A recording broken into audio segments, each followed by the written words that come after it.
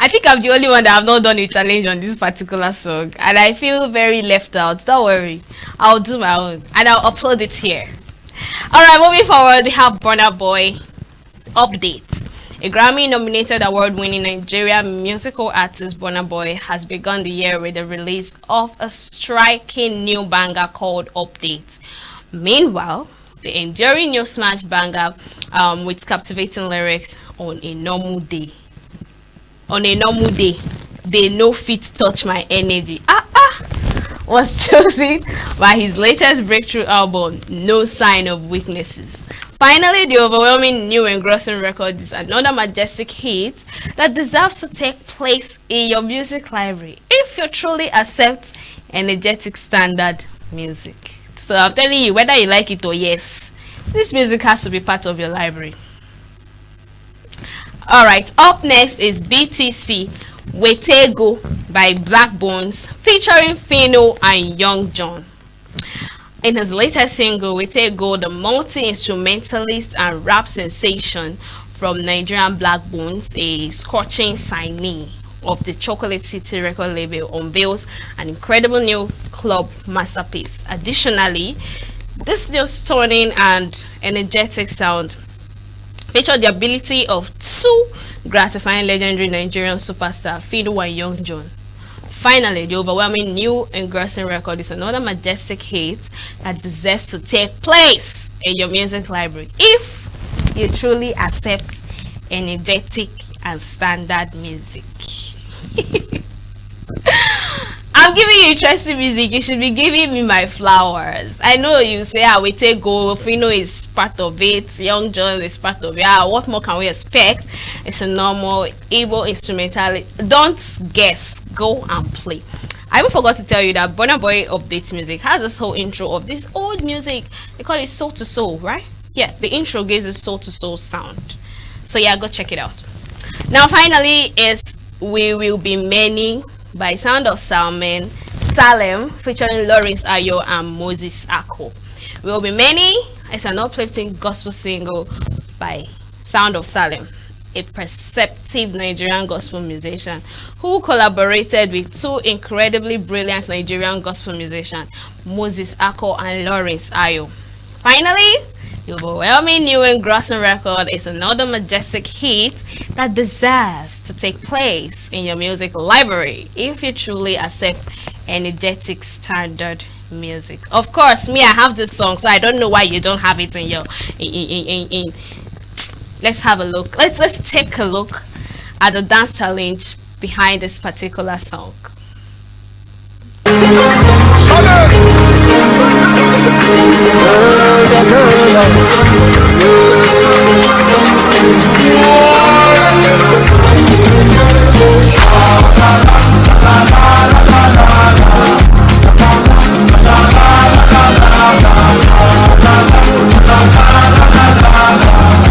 I will make it up now.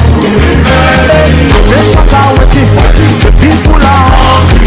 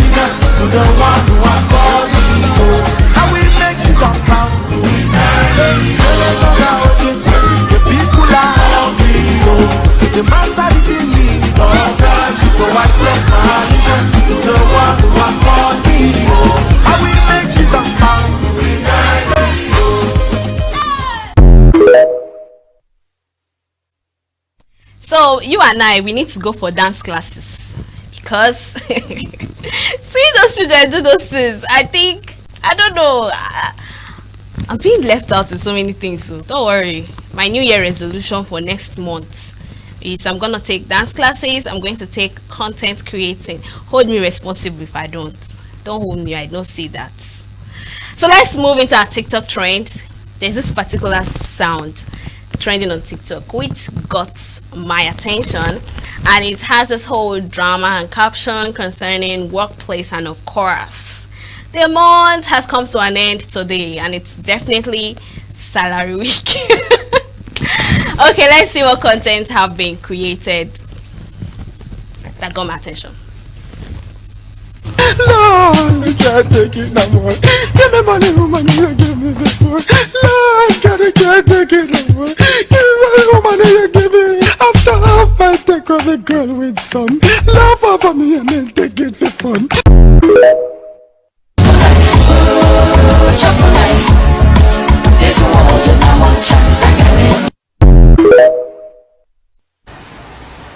Good morning, ma. Good morning, sir.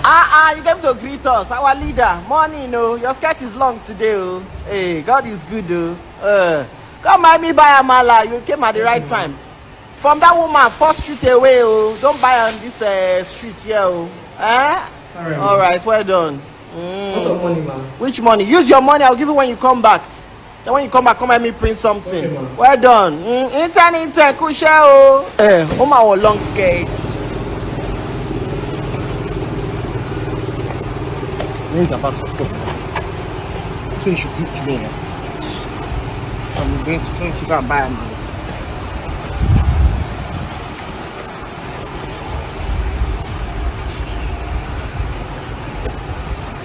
All this Gen Z. See this one. Hey! Good morning, ma. You don't have work you are doing, Abi? No, I'm going back inside now. Let me give you work. Come and me do my go in my office. Come here to I will give you work to do. After that, maybe you are Gen Z. Ma.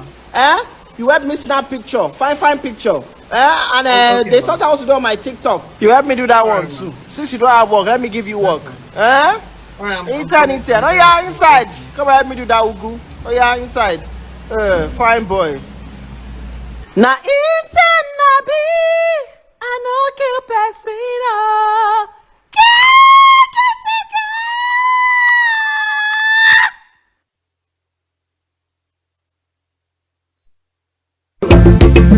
Agreement is agreement, yo.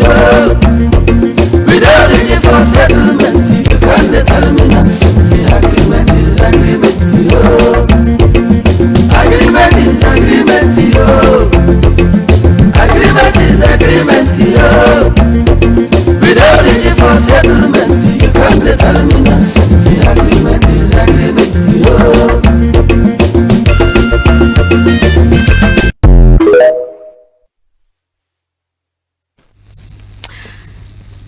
You know, Jay is a handful. Jay is actually a handful. I don't know. They don't do that to interns here. I don't know where you are getting all this whole content from. Which one is go and buy me food? Use your money.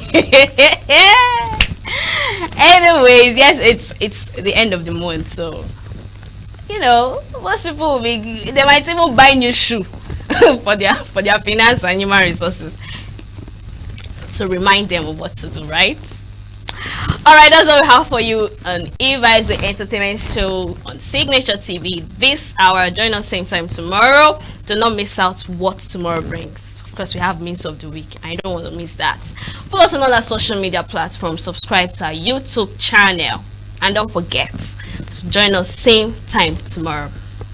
I remain your baby girl, Queen Wokunta. Enjoy the rest of your day and your weekend. Bye.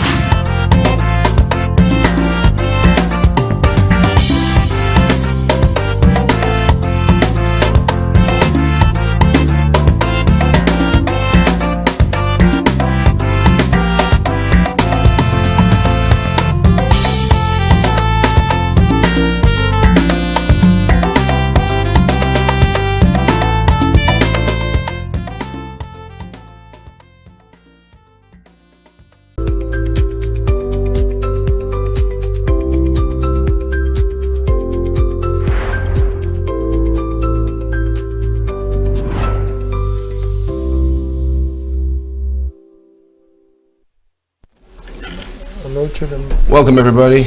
Great day to be alive. It's the last day in the month of February 2025, right? The 28th of February, the shortest month in the year 2025. Hope you're good out there. Charles is my name. I'm not alone in the show today, of course.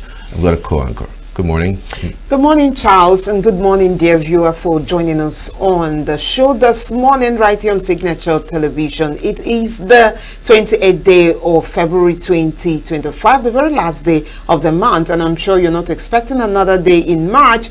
This year's February, another day in February, this year's February will end today, and the next day will be in March. Thank you for joining us. My name is Ngozika Mba.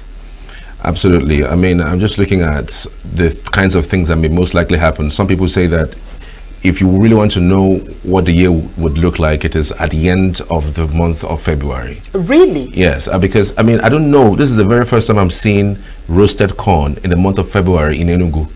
Oh. I mean, I've lived in ENUGU for at least almost 10 years. And trust me, I've never ever seen roasted corn in the month of February. So it's quite early, right? It's quite early. And there's something that occurred to me. This February is quite long. Is like it? longer than the usual, the regular January. Okay? It's Are you quite serious? long. I don't know why I feel it's long. I think money finishes too quickly these days. And that's the reason why you think that It's long. it's long.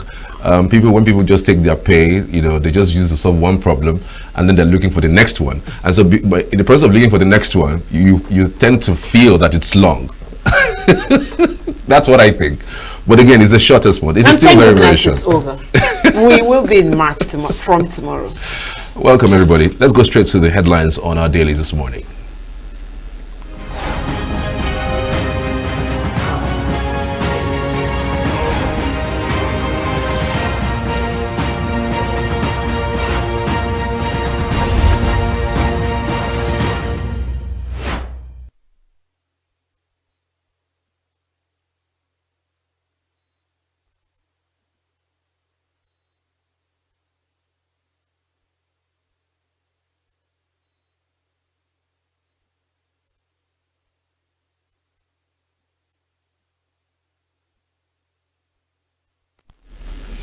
We begin on the Guardian newspaper this morning. Right on the Guardian, Obasanjo, 7 ex-leaders seek debt relief for African countries.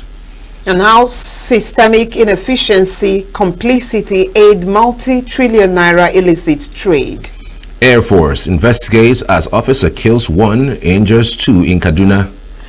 And there's something that looks like a tabulation here, new petrol price reduction and what it looks like. Absolutely, absolutely. I mean, it's a good thing that petrol is reduced, but again, we're always almost the southeast region, the last states or the last region to adjust to the new pump price. It's almost seems as if we're in a totally different country. We're not in this same country where they announce a pump price and then you still have that same price for 1, 2, or even 3 weeks before you start seeing adjustment. I remember the adjustment that was done earlier. Why NNPC still sold at 999. I mean, it was just recently, I mean, off the cuff of the previous reduction that they reduced their price to 965. So one would wonder. Usually is this argument about them having old stock, having to deal with the stock they had already before getting new ones. That's the usual agreement, and you can't fault them. Okay. They're business people. Absolutely. Anyway, still on the Guardian, statutory revenue rises by 622.1 billion as federal government, states, local government share 1.70 trillion naira. And the big story on the Guardian newspaper this morning, war against fake drugs. Indeed, chaos, confusion, trail claims to Lagos Assembly speakership. Federal government to review electricity tariffs for band B, C. Customers as subsidy hits 4 trillion naira. Okay, so I wasn't going to ask you what band you belong to. Almost everyone in Enugu belongs to band A. I don't even know what band I am, because again, this is just for me a dissent. Well, I think we're going to go to the review. The Nation newspaper this morning: telecom tariff hike necessary to save jobs, sustain economy. Federal government to clear pension backlog in 3 months. Natasha seeks transparent investigation by Senate panel. Obasa, I remain Lagos Speaker. So a particular network is slashing call rates to all networks and is retaining bonuses. And guess what that network is? It's an indigenous network. Find that out on The Nation. Disco's failure to invest drawback to electricity supply, says Minister. All right, over now to the Daily Times newspaper. On the Daily Times, controversy trails Obasa's dramatic return as Lagos Assembly Speaker, with the writer majority lawmakers back Miranda. Food security, federal government to establish soil testing laboratories in 774 local government areas. Chief of Army Staff increases troops feeding allowance from 1,500 to 3,000 naira. That's coming from FCT. IRS generates 25.2 billion naira in 2024 and records over 43 billion naira in January. This is quite scary. In the previous paper, you were saying that the federal government is looking to review electricity tariff for band B, C, D, but this time around, I'm seeing a totally different thing on the Daily Times. Federal government to review electricity tariff for band A, B, C customers. So A inclusive this time. So I'm just saying. So maybe the people who will not be affected by this is going to be like D, E, F. So maybe, and the thing is, you're not to decide what band you would be on. They just decide to fix you there and then leave you there. So if I say, please, I want to be on band E, it's not possible. Because of your location, really. I think there's some sort of argument around this. If you bring in someone who is in that sector to have this review, you will find out why it is so, why anyone in a particular area should belong to a particular band. We've had them come here. We've had the EEDC PRO come here severally, and the explanation doesn't come down well, because they just say, you know what, this particular feeder, you are all on band A. Nothing more, nothing less. Whether you like it or not, you are on that band, and it's just crazy. On the Punch newspaper this morning, NLC shelves protest as subscribers welcomes 35% tariff hike.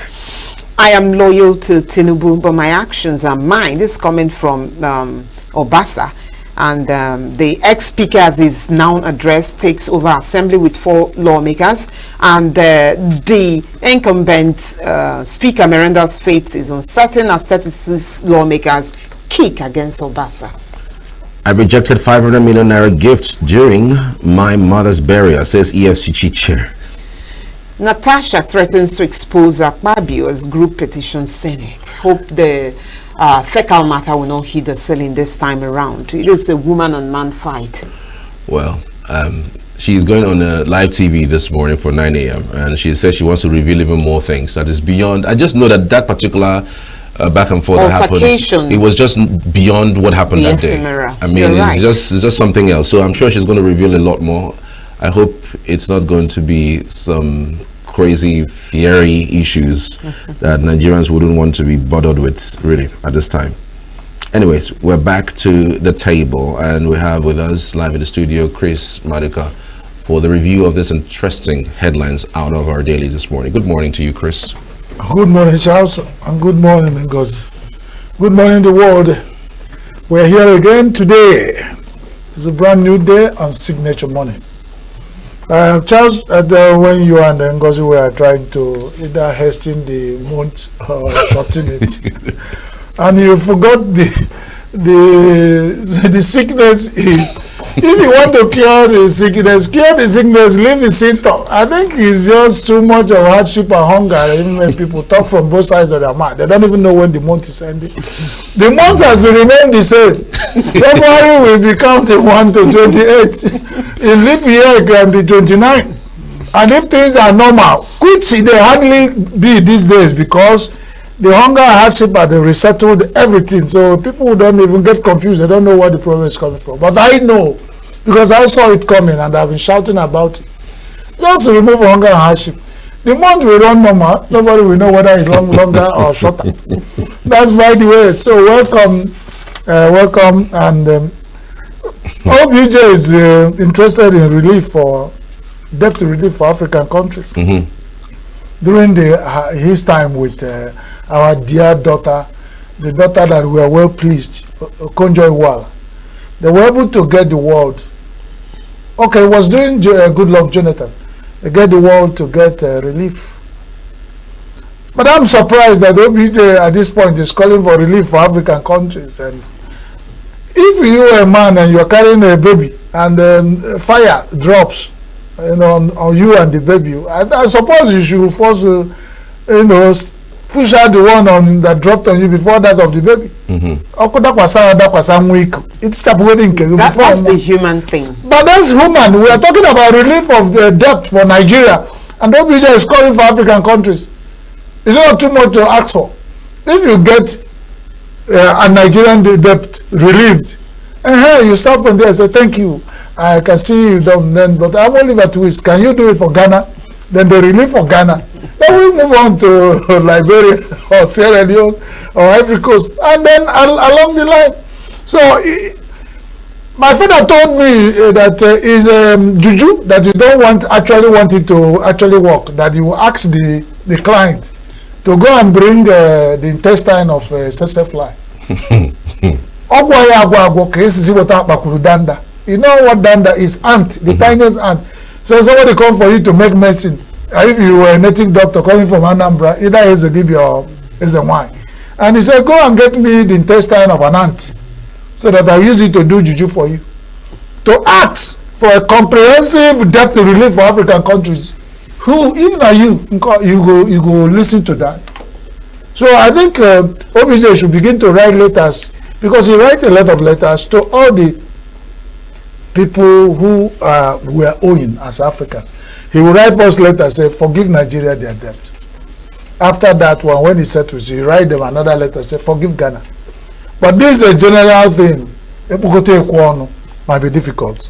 PMS and new pump price and the Southeast. We talked about it yesterday or 2 days ago when you read out the prices. I think in Southeast, Dangote is saying, and I said, is this the same country?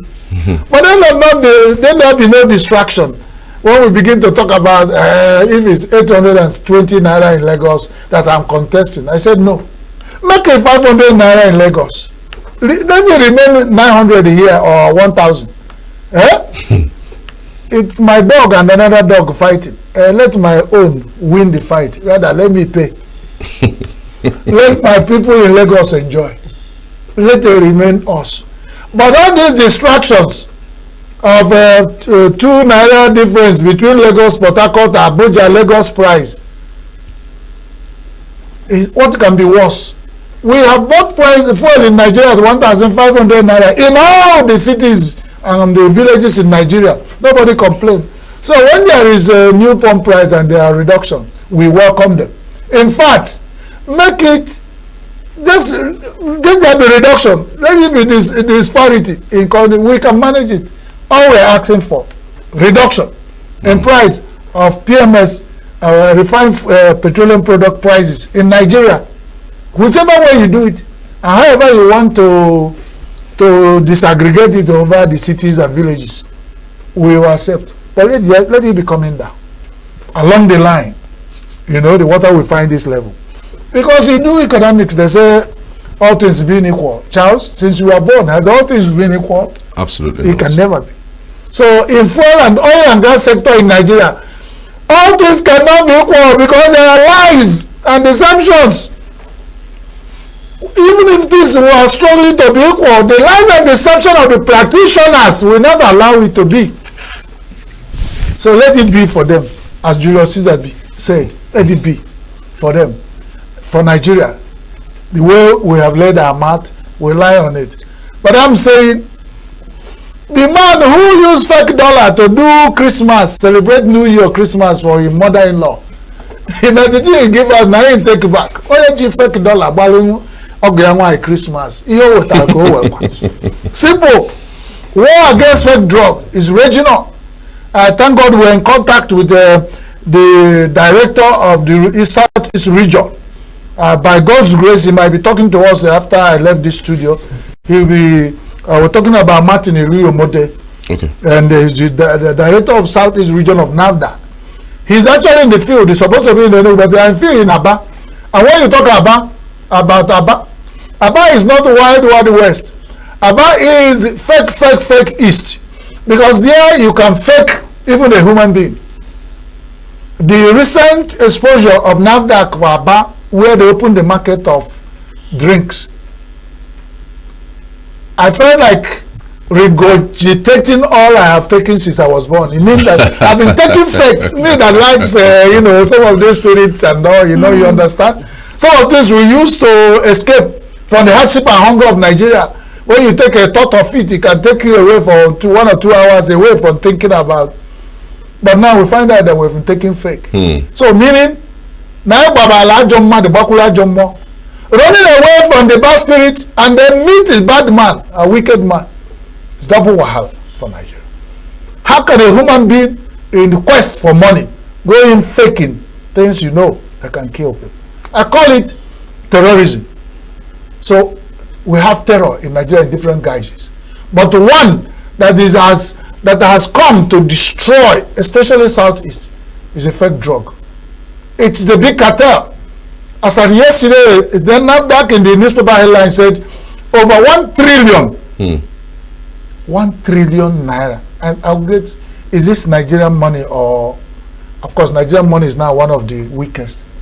But then, even at that, 1 trillion, meaning that's what they think they have. They can imagine the ones they have not been able to. In their custody of fake drugs and the food products that they have captured. And it means we've been sitting on a keg of gunpowder. So we have hardship and hunger, we have a hike in prices. Original drug marketers have left Nigeria borders, so the Aba, our brothers and sisters in Aba and Lagos, Onitsha, have taken over. Because nature abhors vacuum. So they are filling all the money, and we've been buying and consuming. No wonder people are dying. There are certain places in the cities you go where they are allowed to paste posters for. You will see how posters of human beings dying. That's people who can afford it. In some states, you pay to paste posters of dead people. So even in death, and in some states, even when you keep corpses in mortuary, you have to pay tax. So recently, a teaching hospital near where I'm staying released a report that they buried over 5,000 unclaimed corpses. So in Nigeria, some people that have gotten used to burying people in a big way, when people die, they go and deposit the corpse in the mortuaries. Over time, they could not pay for the cost of mortuaries, they abandon the corpse there. That's what is happening. So we need to review a lot of things. The review of electricity tariff. For Band A, B, one newspaper has skipped Band A because Band A is overburdened and released. So they are silent on it. But the one other newspaper was quick to say Band A is also involved. Charles, this review, is it upward or downward? If it is upward, if it's upward, my brother, sister, Ngozi, then you wait to see how it goes. Power of gravity does not work with us here in Nigeria. Whatever goes up comes down. For us, it doesn't come down ever. I even wonder what has ever worked in Nigeria. Nigeria is a special country where we have to really go on our different galaxy, because we are drawing the other countries of the world back. We need to stop this boss of the world. Nigeria should jump out and find their own location, because we don't belong here. And that's about it. Hike. They've just settled. After several days of negotiation, the labor were able to pull the tariff in telecom down to 35%, and they shelved strike. The energy one that they've been talking muchi now crops up this morning. That the review evidently upward will come in Band A, Band C, Band Z, up to Z. They stop counting because it's Agukata about one. We don't even know how many bands exist. It's what band they tell you that they exist, and the review is what you hear. Nigeria is Chibwa and also. Every day, one day, one trouble. It's not it doesn't reach a week. If it gets to a week, we can manage. So hike in telecom to save jobs. Which jobs are you saving? You rob Peter to pay Paul. So you hike the price of telecom, we lose our own jobs. You send yours in telecom industry. Is it not wickedness? So why not let's balance it to save all the jobs? You save one job on one sector, and the other ones in other sector should sack and then go to hell. Who made the telecom industry the only industry in Nigeria, only sector? It is an absolute wickedness for them to say you hike price of tariff in telecom industry to save jobs. How many percent of Nigerians are working? Why other people who depend on telecom? I'm sure a lot of online businesses in Nigeria depend on data and telecom services. And how are they going to survive? Signature TV, for instance, I'm sure is online TV, and 24 hours is burning data and cost. And he has employees. Charles, you're an employee. So telecom industries, I don't want to mention their name to give them impetus because they are wicked. 240 million Nigerians cannot pay for whatever they want to go. They still insist on 35%, but they're not, instead of keeping quiet, they're not telling us you're saving job. You save your job, I lose mine. That's wickedness. We should be able to work together, save all the jobs. Absolutely. Obasa, dramatic return as the Speaker of Lagos State legendary House of Assembly. You know, it's always good for air to blow so that the people will see the nyash of a chicken. If what happened did not happen, now the people that have kowtowed quickly because the Oga for a long time traveled and then Miranda came, or is it Miranda that came, they drank it, and now Obasa, who carries the coke, has come back. They now talking from both sides of their mouth. They got confused. There is this kind fatting, fat as a wine tapper on top of a pan. The flies will get confused. That's what the State House of Assembly in Lagos are majority, because they never expected that it was like Ebu Obasa Esobiyoko. They dealt with Obasa, and then suddenly, dramatically, Obasa returned. So he looked them in the face. It was like, even you? So is it what you would have done if I'm dead? That's how you would have celebrated me. So it's good. Some of this drama to happen so that you know who supports you. Yesterday I was saying about politics and sabotage in Nigeria. If you want to look at a country where sabotage is part of politics, look at Nigeria. If you are doing research, try Nigeria. I gave instances. It was when we were reviewing APC NEC, praising, led by Ganduje, praising Tinubu. And I told you, what could they have said? They are saying what they should say. But that Tinubu, our dear president, should watch. It's not all a praise and worship that comes from NEC. It's not everybody there that loves him. If they love him, let them come in the open. I'm recommending that we start using, I'm not an Oezedibia, but if you want to swear, there is this potent way of swearing. It's almost like option F4 in a village. If I suspect Charles that you are not a good person, I say, okay, raise a 9-man committee who can stand behind you in a public space to say you are. If you can't raise up to then you are what the committee say you are. If you in every community that still does it, they will say there is this suspicion that you are a thief. He said, I'm not a thief, but okay, you are not a thief. Raise 9 men from this community that will stand behind you to say you are not. 9 men. It might sound easy, but when you try to raise 9 men that will stand by you to say you are not a thief, somebody will say, Charles, I would have stood by you, but I don't know recently, so I'll go. They will disappear like that. So, if all the people, what Obasa will do now, go to Lagos State House Assembly and said, 9 men who stand behind me, come out. Of course, you know what they will do. They will quickly jump back. And then the Miranda they've drank, they've kept the bottle. This article called out the president, who is the Jagaban, who is a big man in Lagos politics, and said that he's been keeping quiet over this matter, and it's not, he doesn't think it's right. Do you think he has been keeping quiet? Why did the Obasa dramatically return? Who gave the orders? And who is pulling the strings? Don't go into bedroom things to settle fight between husband and wife. Just take it the way you see it, because you can make insinuations. We are insinuating, and Atiku is also insinuating. If he has recognized that Jagaban is still the strong man of Lagos politics, it means all that happened in Lagos politics is still directly or indirectly referred to him. NLC chef strike settles for 35% hike. EFCC chair rejects 500 million naira gift during the mother's. The gift of 500. Why is it somebody come in condolences in where I come from? When somebody come with envelope, he say condolence. You didn't reject. He was here seeing what you are not seeing. Absolutely, because I was going to ask, like, how did he know the amount? How much?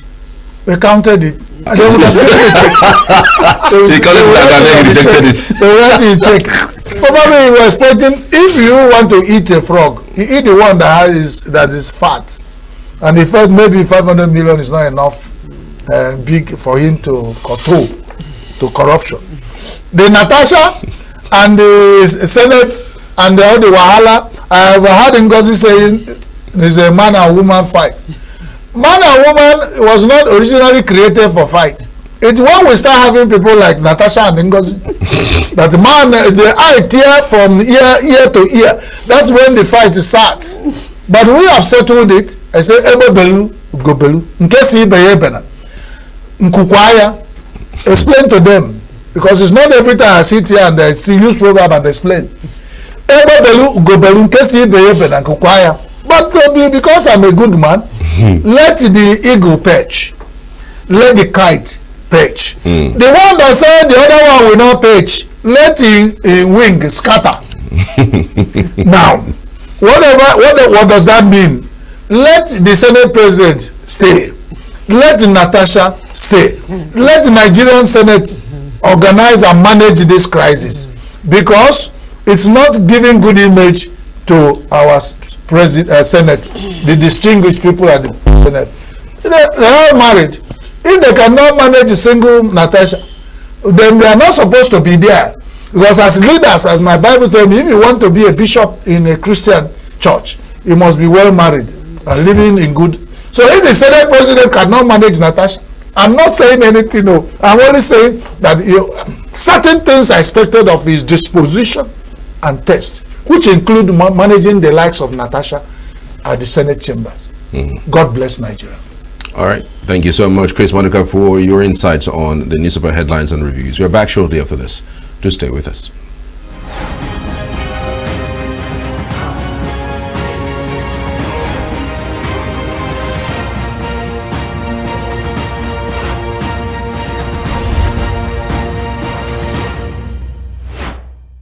Every second, every minute, every day, news is breaking, events occur, and there are new developments. At Signature TV, we follow these stories objectively, bringing all sides without bias, explaining the complex issues, breaking down the numbers, and investigating the issues behind the news.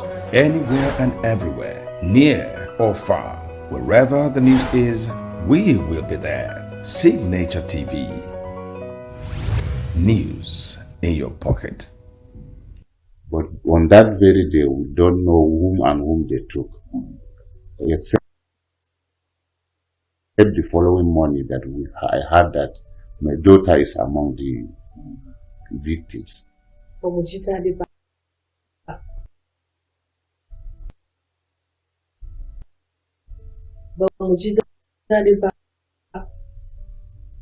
Mun ji kamar duniya ma ya ishe mu a ranar. Domin rashin wannan yarinya. Na yi ta kuka, na fa'i na tuma. An ɗauke ni an kai ni asibiti, ban san ina nake ba. Sabar bakin ciki. A cikin yaran 110 aka ce yarinya da ɗaya ba ta dawo ba.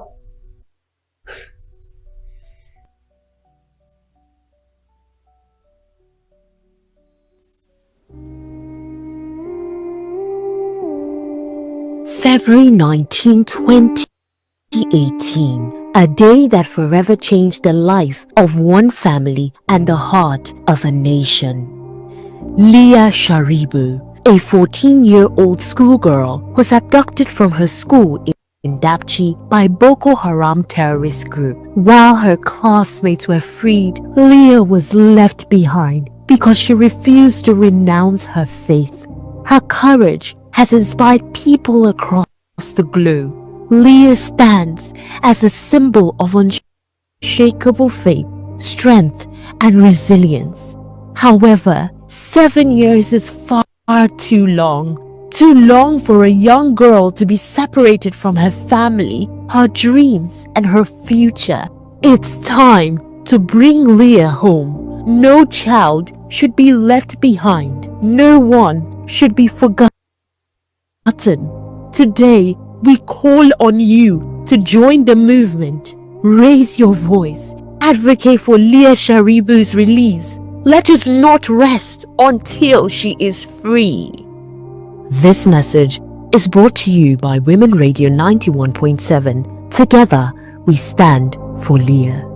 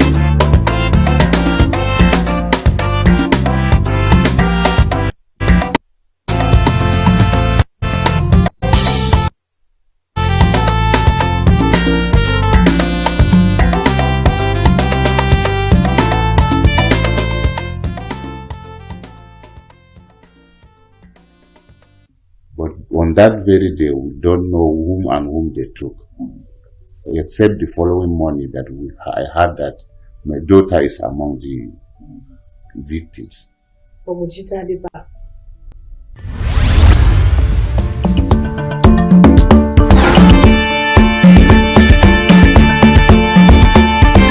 They know that these drugs are fake, but they still embark on it because they want to maximize profit. That's why I say it is as a result of the person has lost conscience. So, do you understand? They want to make money by all means. People are interested in making money because the society has also contributed to that. Society is not interested in how did you make your money. Society is interested in who has made it and they want to identify with who has made it. And to that effect, people are doing every manner of bad things to make money. Because even apart from drugs, there are a lot of illicit businesses people do here and there. I know when Derek was there as a NAFDAC director, she tried all her possible means to see how she can stop that.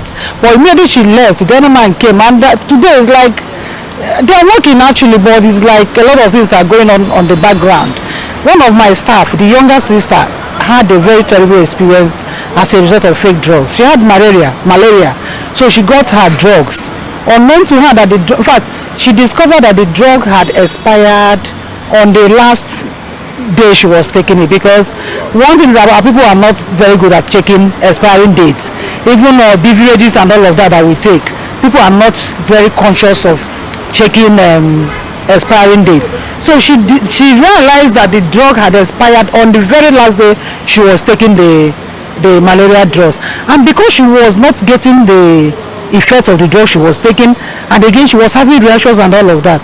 Just to cut the long story short, that lady was supposed to serve for her 1 year mandatory youth service, but that the fake drug she took resulted to, in fact, she was paralyzed. She also lost one of her eyes. A lot of complications. Today she cannot see because in the process of trying to correct the other eye, the other one got affected. Today she's blind and she couldn't even walk. It's not something anybody wants to actually have to encounter with, because it will kill actually, and then it has actually rendered some people impotent, and then it has actually made some people even increase their ailment, because what the person is actually paying so much for drugs, thinking that he or she is actually ingesting appropriate medication, he or she wouldn't know that they're actually taking something that is not actually adding value to their health, and then it's sort of by then some people could die, which we have had, and some people could actually develop some more further complications.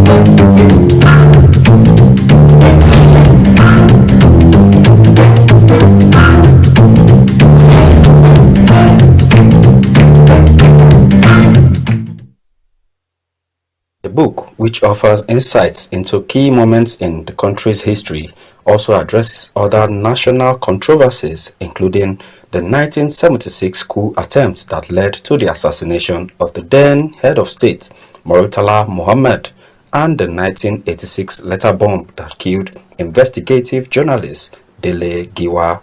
The 1993 election, which was part of General Ibrahim Babangida's transition program, aimed at returning Nigeria to civilian rule, had two main candidates, Moshood Abiola of the Social Democratic Party and Bashiru Tofa of the National Republican Convention.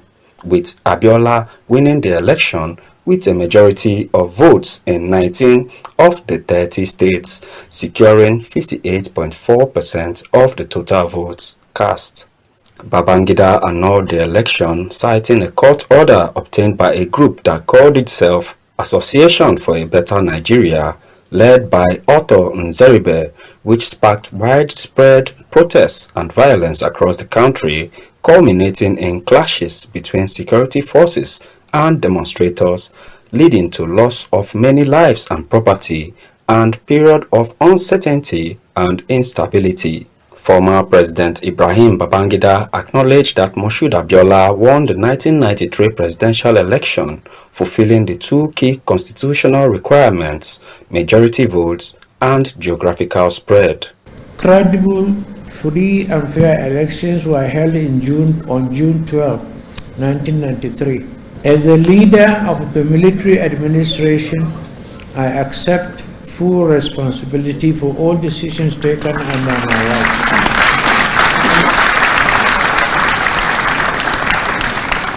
And June 12 happened under my watch.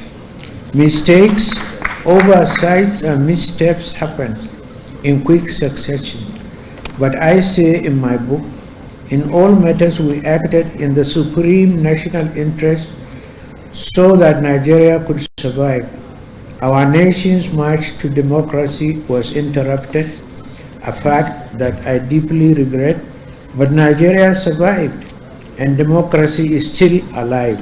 According to Babangida, Abiola secured 8,128,720 votes, surpassing Bashir Tofa's 5,848,247 votes, and obtained the mandatory one-third of votes in 28 states, including Abuja. The June 12 presidential election, conducted by the Professor Humphrey Nwosu-led National Electoral Commission of Nigeria, is still reputed as Nigeria's freest and fairest election.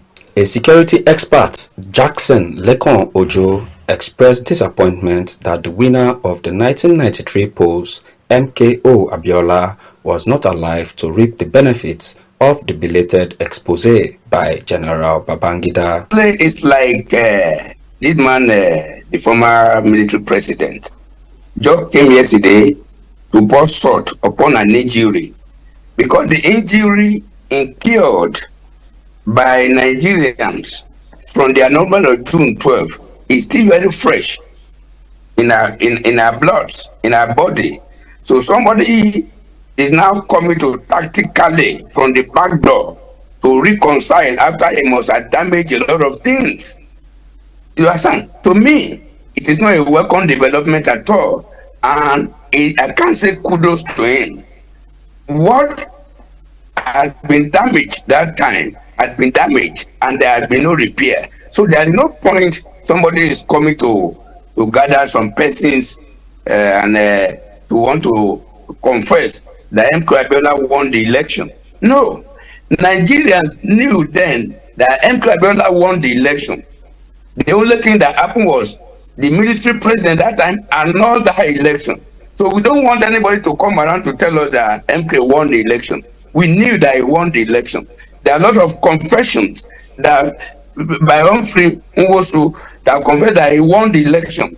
Professor Omorui came out that time and confessed that he won the election. So we don't want anybody to come and tell us that he won the election. He won the election, and we don't want to hear it from any other person. A journalist and public affairs analyst, Olaleko Ige, also bared his mind on the recent revelations by IBB. What is new is that he's not telling Nigerians that he was not aware that that election was annulled. He's not telling Nigerians that it was the second in command, late Augustus Aikomu, was the one who annulled that election, and it was not to his knowledge. I think that's the only new thing Nigeria are now hearing, because for those of us that were quite active then in 1993, and for a lot of Nigerians who knew Babangida then, Babangida told all of us that he was not only in power, he was in government. So I'm shocked, I'm surprised that Babangida is not telling us that there were a lot of powerful people in his administration that he couldn't control. He's just mentioned one of them, Augustus Ikomo. He's just mentioned even probably the most significant of them all, Sani Abacha. Babangida has now admitted to us now that he couldn't control Sani Abacha, or he was rather afraid of Sani Abacha, and that is new because if you watch the events that dovetailed into the annulment of June 12 and the aftermath of setting up an interim national government, then you begin to wonder, is Babangida really telling Nigerians all of the truth? The events surrounding the 1993 national presidential elections in Nigeria offer several lessons for Nigerian leaders, including the fact that the annulment of the election results was a clear disregard for the will of the Nigerian people. It also brought to the fore the fact that the use of court orders and other tactics to annul the election results undermined the legitimacy of the government. The election and its aftermath had no doubt highlighted the deep-seated divisions within the Nigerian society, emphasizing the need for leaders to promote unity and inclusivity while ensuring that justice, equity, fairness, and good conscience prevail at all times. I am Raymond Ken Mbata, reporting for Signature TV.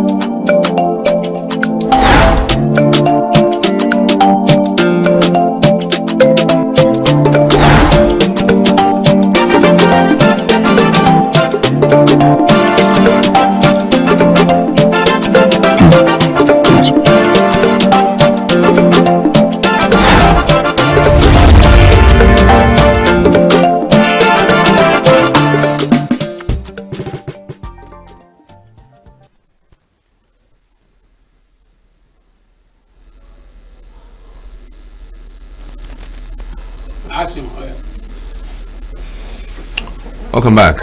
This is Signature Morning, and this is Signature TV. And recently we had the NAFDAC do a lot of cleanup. They were in Anambra States at the Niger Head Bridge, where they closed down that particular drug market. They were also in Abia State and, in fact, Lagos. A whole lot of persons have started complaining regarding these closures. But NAFDAC is justifying their disclosures because they were horrendously manufactured fake drugs that people are using. I mean, I can't imagine. I mean, we've heard of food, you know, eating food that are not really nutritious. But when you talk about drugs, I mean, you are sick, you are down, and you're going to heal through drugs. Then Counterfeited drugs are not new.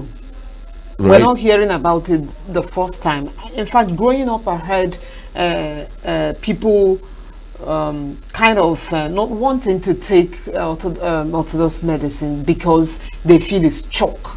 And we've heard about them opening up capsules and pouring in powder and fixing it back and selling it to the public. So it's not a new thing, but how we keep allowing these things to happen, how we keep allowing the manufacturers to make these drugs, and how we keep allowing them to import these drugs and get to the point where you shut down the whole market. It's something that you know, speaks of how the system works here.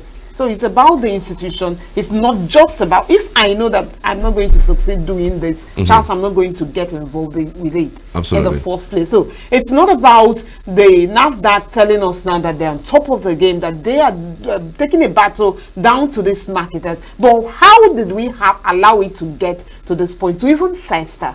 All right, we have a director of the Southeast Zone of NAFDAC, Martin Aluyomade, via Zoom this morning to talk more a little about this development.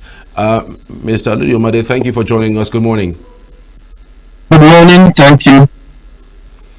Can you give us an update on what's going on? I mean, it's commendable that these things have happened. Over 1 trillion naira worth of drugs seized. They are counterfeit drugs. Can you give us an update as regards these, you know, fake drugs and how you guys burst into, you know, this ring, and what is the development so far? Okay, thank you so much. As a matter of fact, I'm speaking to you right from the field. I'm speaking to you right now from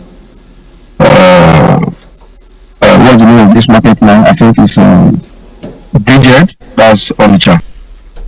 That's, they call it a global market. I'm speaking to you from there right away.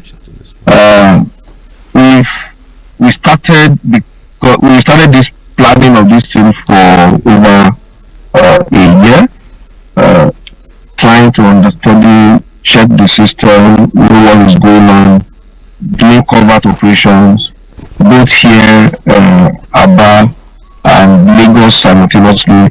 So it is a huge work, and it's because the DG, Professor Medicina Adeyeye, had said in part of our commitment and legacy that she wants to lead the country of fake substandard medicines, so that we can be among the League of Nations in the world, that we can say we can work and buy medicines safely without taking their substandard or anything. So it's huge. We started about 3 weeks ago. This is the 3rd week, and what we have seen has been some of them I can't even say on air, because the volume of what we have seen is something that's enough to throw the nation off balance.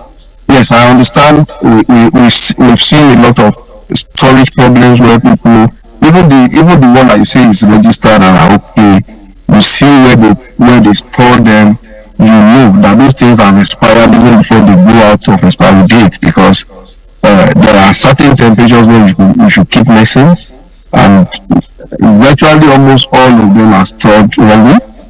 Virtually all are stored wrongly. So if you are seeing expiry date of 2026 or 2028 of a product, you will be shocked that by 2026 that product has lost its potency, because they are stored under conditions, storage conditions that is not palatable for that medicine. I can give an example of one of the ones I saw yesterday. Oxytocin, that is used for childbirth for women, and no wonder we have a lot of maternal mortality rate that is very high. Ours in Nigeria, one of the highest in the world, is not acceptable.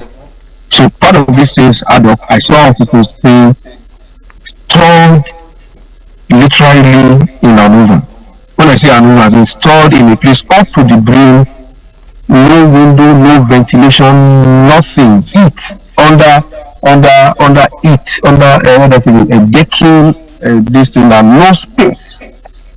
And you look at the storage condition of oxytocin, it's supposed to be stored between 2 degrees C to 8 degrees C. That's supposed to be in a freezer environment. Freezer, not the real fridge.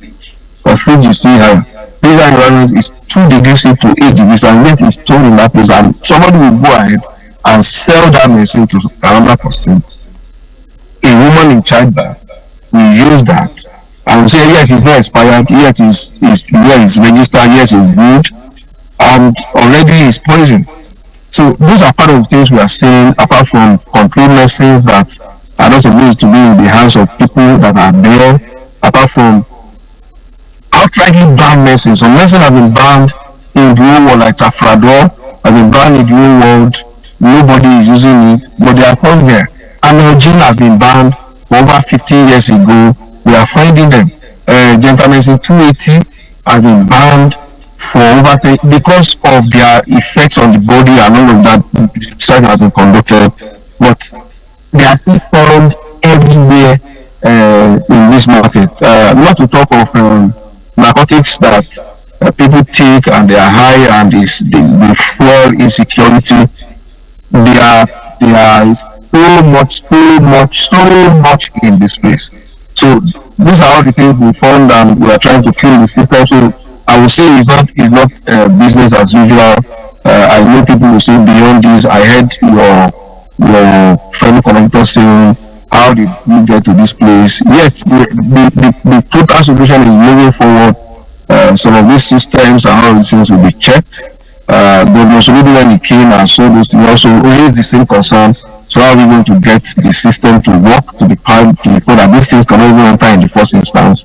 And but that's the next phase we do. But for now, let's clean up our system what we have, and then we'll move forward to blocking the emergence of this kind of level of decadence in pharmaceutical distribution system in the country. Absolutely, the question would have been, how did we get to this point? But really, knowing that these things happen with these marketers, is it better to allow it to get to the point where your operational staff will have to get to the market and take operations to the market, close down shops, close down the entire market, or seize goods? How is it that your organization, your agency, allow it to get to this point, sir? Okay, thank you very much. It's not just our agency. In the whole chain, in the whole ecosystem, we have so many people that are responsible. One, our agency is not responsible for licensing of premises, that's PCM. Two, our agency is not solely responsible for drugs that come in at the borders, that's customs. Three, we have other sister agencies too who have roles to perform before these things come in. And so the ecosystem has to be rejigged. I know that how did we get here? We got here because most times everybody in the ecosystem, they are not working together. That's the truth. But recently, Professor Adeyemi, our BG Director General of NAFDAC, has worked. Before we got here, I told you we've been planning this for over a year, and all the people in the ecosystem, we have signed an MOU with them so that we can work together and we can be on the same page. And that's why I said, going forward, it cannot be the same thing. Because the other time when you are blocking something, you are saying, okay, this thing should not come in. Another agency is not seeing any reason why that thing should not come in, and they say we are facilitating trade and all of that. So all of these areas, all of us have to come together and be on the same page and understand that the issue of medicine is a national security issue. We have to understand that the issue of medicine is not an issue that can be politicized, or we say we are facilitating trade, because Boko Haram or anything can kill a set of people at a time, but a batch of a medicine can wipe out a whole nation if we are not careful. So that's why countries like China, they don't joke with this. They find it a fake or some sort of product, food or medicine is the same thing. They don't joke with it because they know that what you are doing, you can kill mass people at the same time softly. So how did we get here? The agencies were not working together before me. But we signed MOU with almost everybody that has something to do within the ecosystem to make sure that we are all on board, and the agency through DG is doing a lot in that. I'm aware, and we have been signed with almost everybody in the ecosystem just before this week. Now, it appears that heated operations, sting operations are ongoing in certain locations, such as Aba, Onitsha, and even Lagos. Is there a reason that your concentration is on these locations? Yes, thank you very much. There is a reason. The reason is because those locations, based on our analysis, they are the hub. Almost everybody in Nigeria gets their supplies from these three locations. The other one that will have been added to it is Kano. But Kano has been handled last year. Kano was dealt with last year. That's why you're not hearing anything about Kano right now. So, but in Nigeria, the major drug hub, we have Kano, we have Aviaria, we have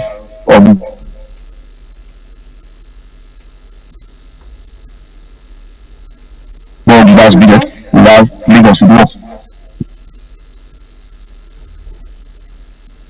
Pastor Oluwalede. Yes, no, I'm here. Can you hear me? Yes, go ahead, sir. So I was saying that those places have been, we have studied those places, and they are the major hub of distribution of medicine in Nigeria. That's why we selected those places. Every other place get their feed and their stock from these places, from these three places. Okay, your message to Nigerians to be on the lookout, on the watch out for counterfeited drugs and even food, as we conclude, sir. Yes, thank you very much. Our message right now is that it's not going to be business as usual, number one.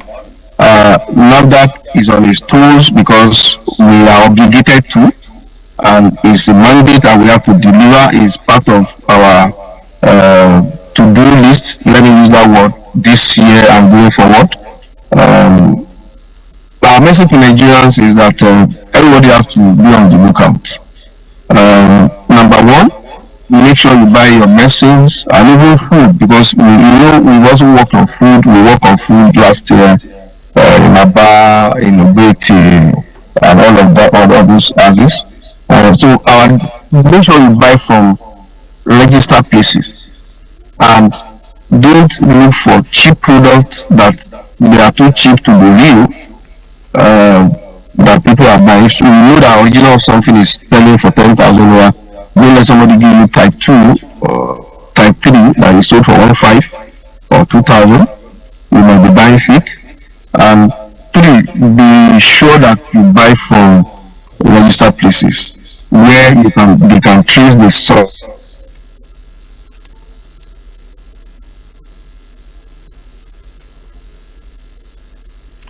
Hello, Of their product. Not. Can you hear me? Okay, go ahead. I think we lost you a little bit. Just okay. So I was saying that people should be mindful of where they get their products. Be mindful of where they purchase. Be sure that there are places that at least you believe they have integrity. Even though this might not eradicate totally, but you can eradicate this by 80%. And that's our message to Nigerians, that everybody has to be watchful of what they buy and where they buy the medicines and the food that they consume. How are you reacting to the threats by some persons on the lives of the DG herself? We've seen something reminiscent of what happened during Akunyele's period. How is the organization, that's NAFDAC now, reacting to these threats? Because I'm sure that these threats would not just be on the DG herself, will probably be across you who are zonal directors. How are you reacting, and what is the NAFDAC going to do about it? Well, it's part of the operational hazard, job hazard, and when we are destroying the livelihood of a few people who want to kill a lot of us, and we are saying no. We know those kind of reactions will come, but we are working on those threats as we come one by one. those of us on the field and even those, Madam DG, we are working on it, but ultimately, security is in God's hands. All right then. Thank you so much, Pastor Oluyumade, for your time, and of course for your insights on the activities of NAFDAC in this last few weeks. Thank you so much. We appreciate you. All right, we're back after the short break. Do stay with us.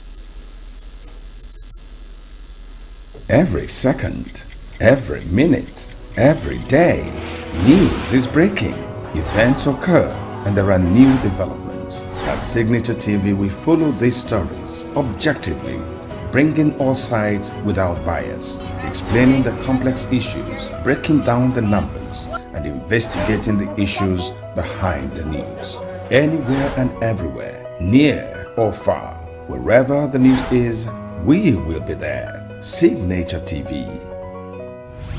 News in your pocket.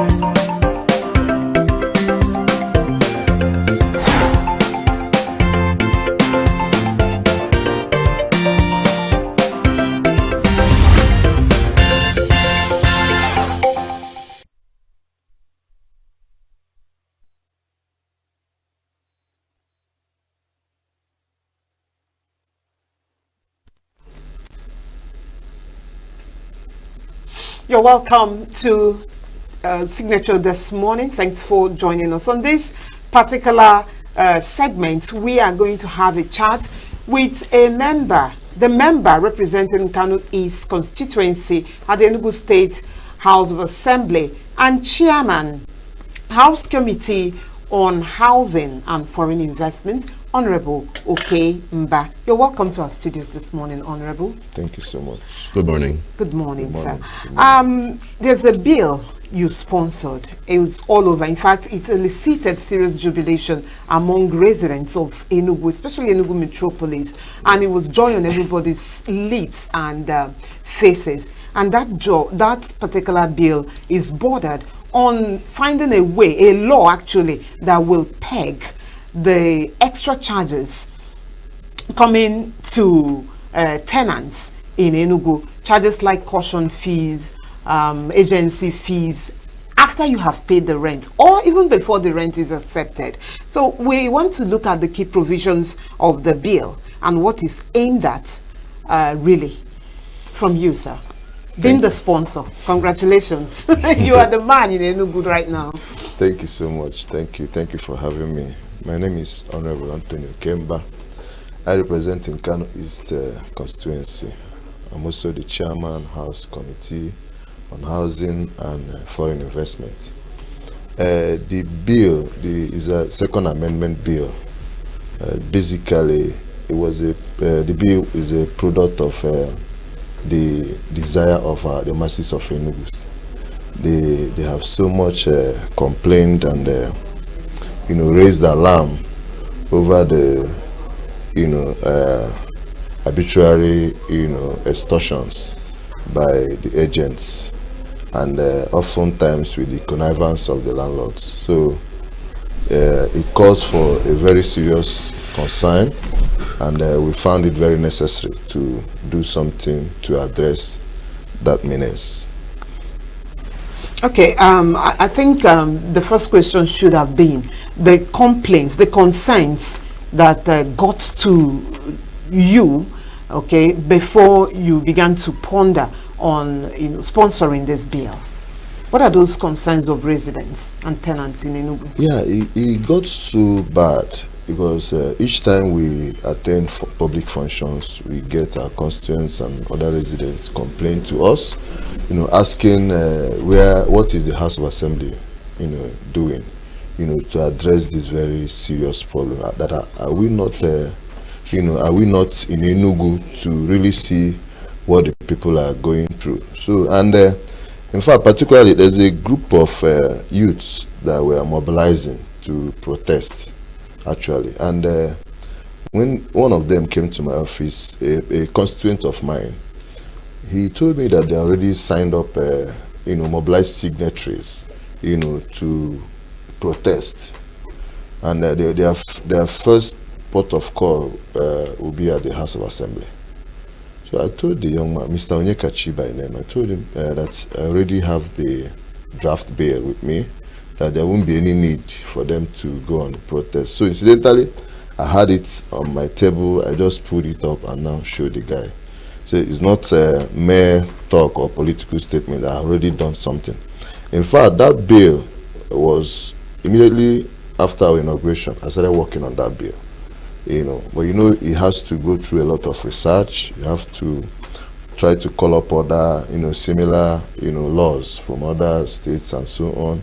Look at the existing laws we have already, identify where the, clauses and the particular sections where such amendment could happen, and then come up with that draft bill. So we, out of, that I will call it agitations, even though it hasn't gotten that, viral, but people are already grumbling and, complaining of what they are passing through. So I just found the need to quickly do something to address it. Is it going to be a mere rhetoric, or are we expecting that it will pass through all the readings and maybe enacted as a law? I tagged it People's Amendment Bill. So from my perspective, I don't see that bill, being a rhetoric. It's going to go through all the processes, and I can tell you that members of the House of Assembly, all members of the House of Assembly will support this amendment, because few of them already nursing the same idea of doing this. Just that I was working ahead of time, and I started much earlier. So we are expecting to have massive support to get the bill passed through all the stages. This is just the first reading. Now, Honorable, okay, people are in business. There are people who this particular bill, if it becomes a law, are going to be hugely impacted. I don't know how to, really coin this question. How do you think it's going to impact them? What do you think? Are they also reaching out to you? Are they going to be out of business? Let's understand the regulation, really, you have in mind. Well, I don't see that bill putting anybody out of business. What has happened is that, like, the agency business has become a free market. You know, there are professionals. We have estate surveyors. You know, we have registered, you know, qualified agents. But what has happened is that I don't know if I'll use the word touts, right, have taken over the agency. It has become an all-comers affair. Exactly. So what that bill intends to do is also to put regulations, all right? So because we want to, you know, assign authority to MDAs, you know, to take charge of regulating the activities of who becomes an agent. So there's going to be certification. You understand? So the certification will have to get you to, you know, register who is the owner, you know, what qualifications do they have, you know, where is their offices, and what do they do, and who are members of your staff. So that certification will have all of that data, and it helps, you know, government to plan and also see how they begin to regulate the activities of these agents. It seems the bill only talks about the agencies and then all of those things that comes with extra costs, the legal fee, and then the caution fee, because it didn't really address the high cost of rent already in ENUGU. So because I don't know, I mean, you are in ENUGU, we're all in ENUGU. For just one room in ENUGU, for a civil service state, you are going to be coughing at something around the neighborhood of 500, 600,000. I mean, for you know, a state that still pays 70,000 naira or 80,000 naira minimum wage. I mean, how is that even possible?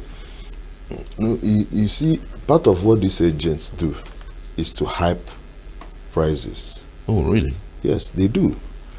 They meet these landlords and they will tell them, Mr. Landlord, you want to rent your house at 250, right? Don't worry, we'll get someone that will rent this house at 500. Oh, wow. Yes, that's what they do. And some of them, it goes as far as, you know, staking an advance payment to the landlord, and then go out there and begin to hype and get people to pay at a high rate. That is what is happening. Wow. So the racketeering has gone so bad. Okay, how do you explain someone that has a house maybe at Owane or Co-Camp or Ababa, for instance, and you know some of those buildings are buildings, you know, of 1975, 1970, 1960 something, and they are charging at a rate, you know, with someone that built houses maybe at New Haven or Independence Layout or GRA even.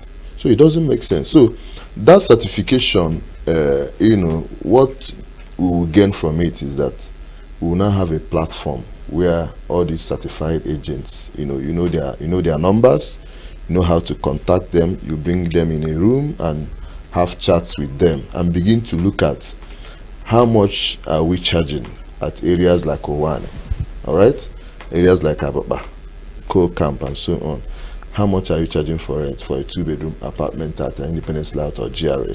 So they'll begin to discuss, you know, and begin to come up with segmented rent, you know, payment pattern. Do you understand me? So that it doesn't, you know, it doesn't become an all-commerce affair where you just charge whatever you want to charge and get people to pay whatever amount you want people to pay.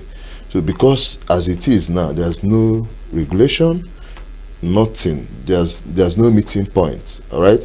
So what that law does now is to now allow maybe ENUGU State Housing Corporation, as we propose, to now do the certification of all these agents and now have a platform where they engage them to begin to talk to them. Yeah, we understand the fact that the cost of materials are so high now, you know, which has necessitated the high cost of rent.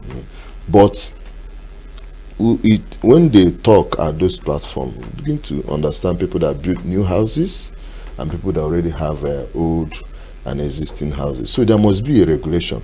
If government don't intervene in cases like this, you know, the society becomes chaotic and anything can happen.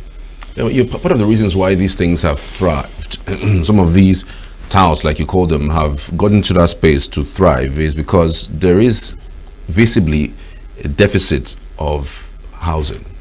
Yes. For Enugu State at least. I mean, you before you even get accommodation within the Enugu metropolis, you have to actually meet more than 3 persons before you get a standard, something that you're looking out for. So how is the House of Assembly addressing this deficit?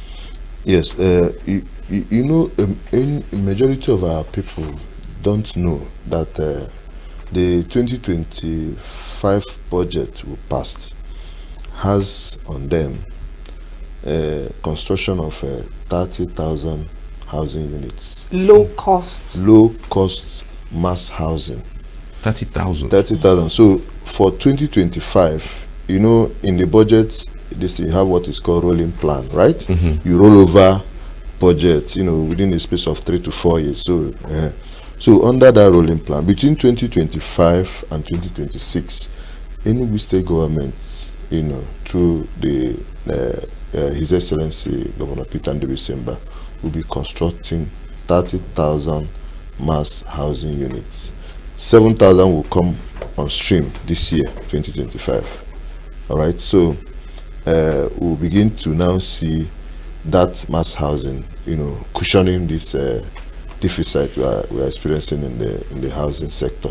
You know, I keep saying is a product of demand and supply. True. So the demand for house rents much high. You know, during the advent of the Boko Haram, a lot of our people, you know, wanted to come down east, and the Enugu was the preferred destination. So we had a lot of influx of our citizens coming to Enugu.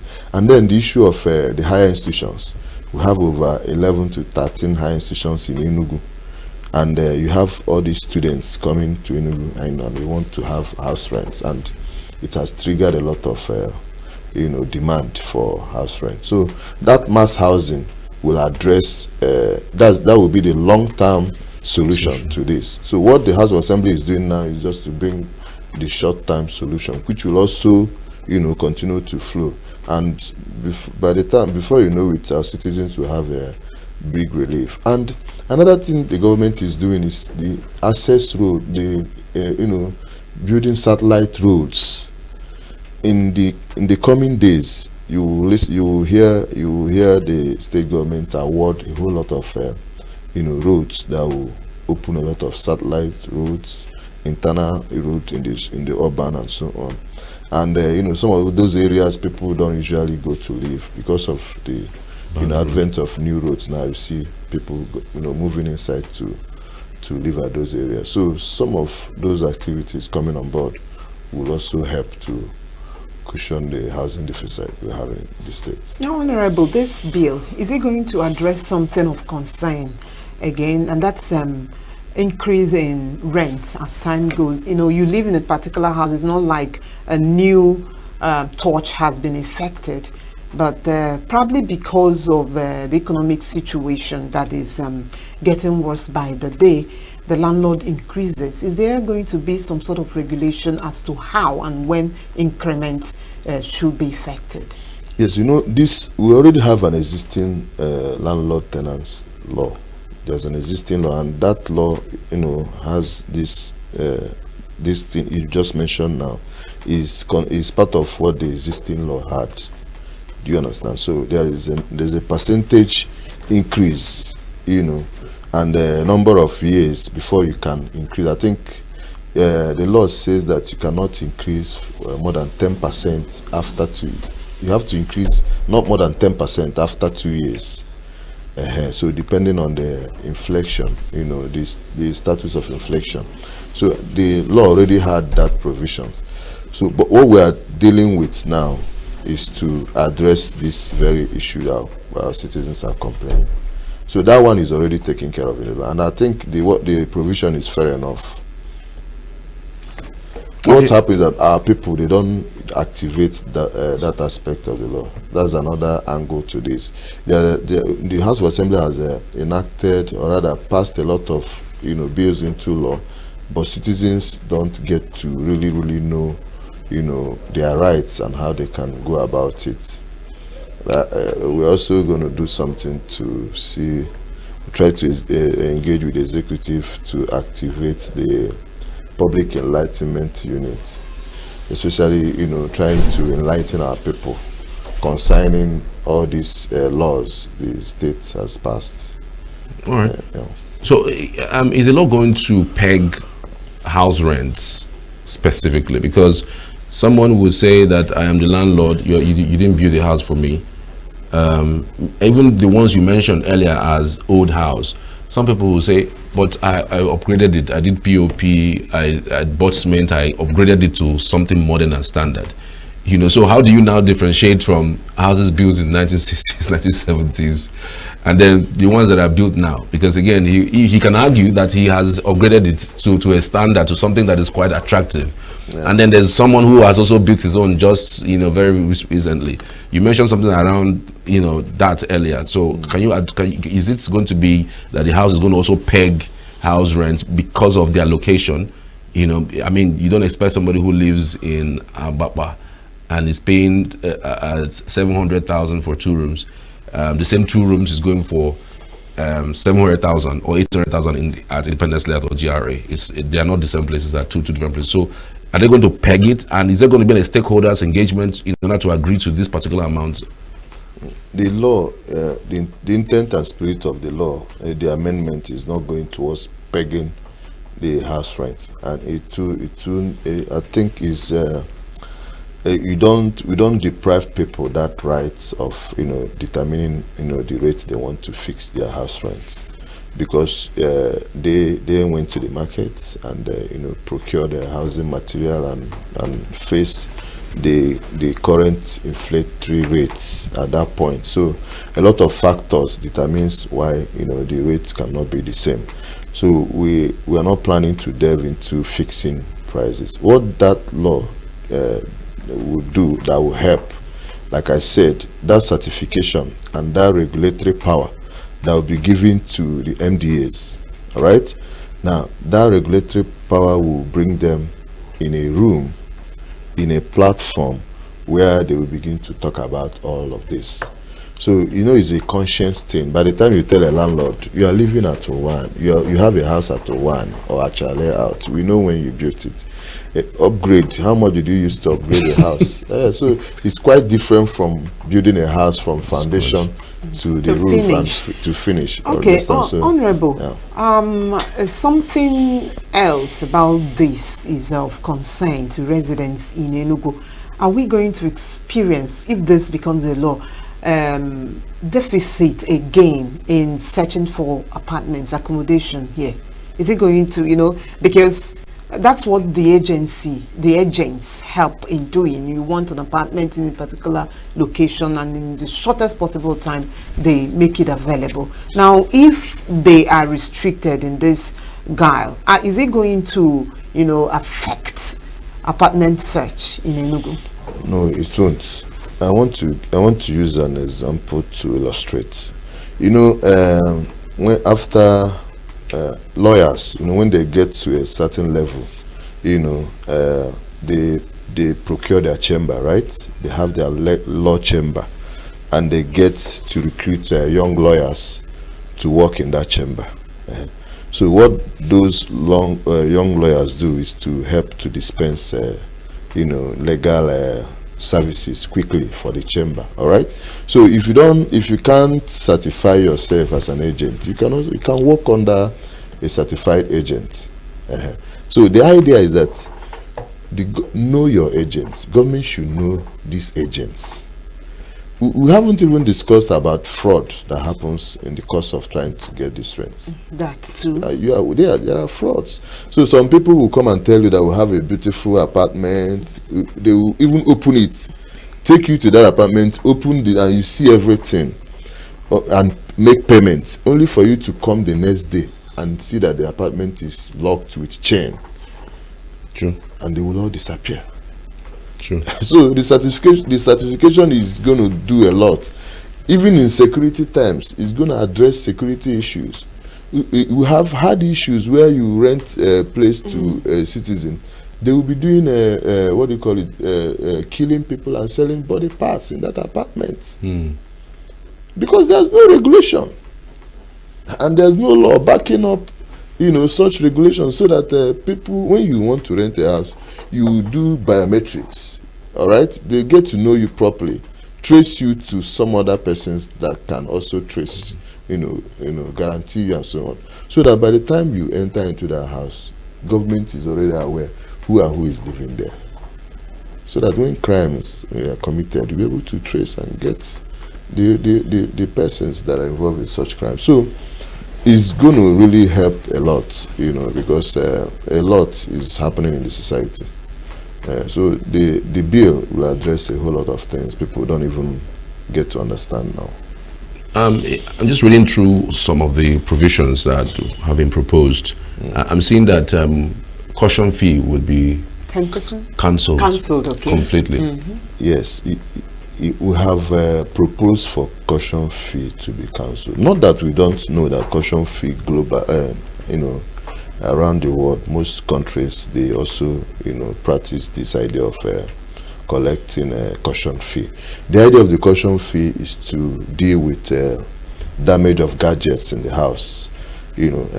Some landlords also, called my attention and even sent me pictures and videos of their encounter with a tenant, who after in a house that was very brand new, a newly constructed house. Tenant will go in, and after the tenant leaves, you find out that the sockets, the gadgets, some of the tiles broken, a lot of things. So, and some of them had complained that they spend a lot of money to fix, those gadgets, damaged gadgets. So, we're also looking at that. The idea of that caution, is supposed to be a refundable amount. But usually it's not.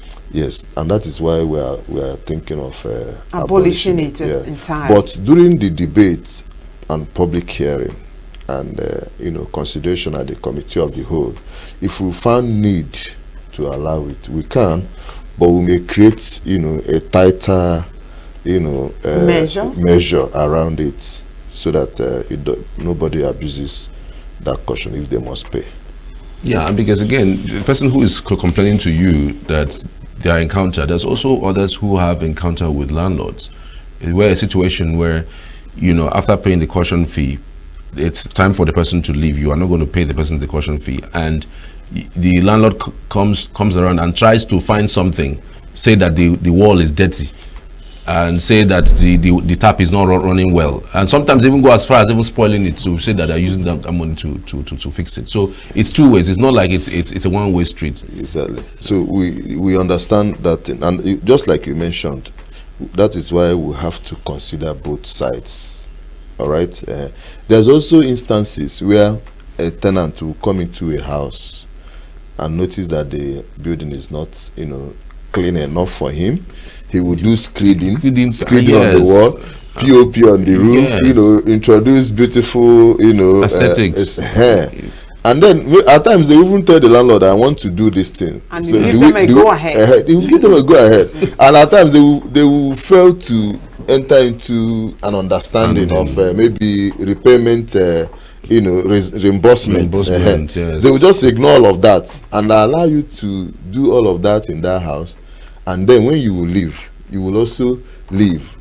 You must have also paid that caution fee. Absolutely. You understand me? Yes. So how do you now how were you able to settle that person that did all of that, put all those ecstasy and all those beautiful things in the house? So these are issues that will come up. So by the time we start looking at them clause by clause, we now know how to protect everybody. Okay, what's the time lag? Because again, so many persons have also talked about the fear of riling up people, getting them happy. At the end of the day, it doesn't see the light of day. I mean, it ends at first reading, and maybe at most second reading. And even when it goes to governor, of course, governors will have so many things to sign, to assent.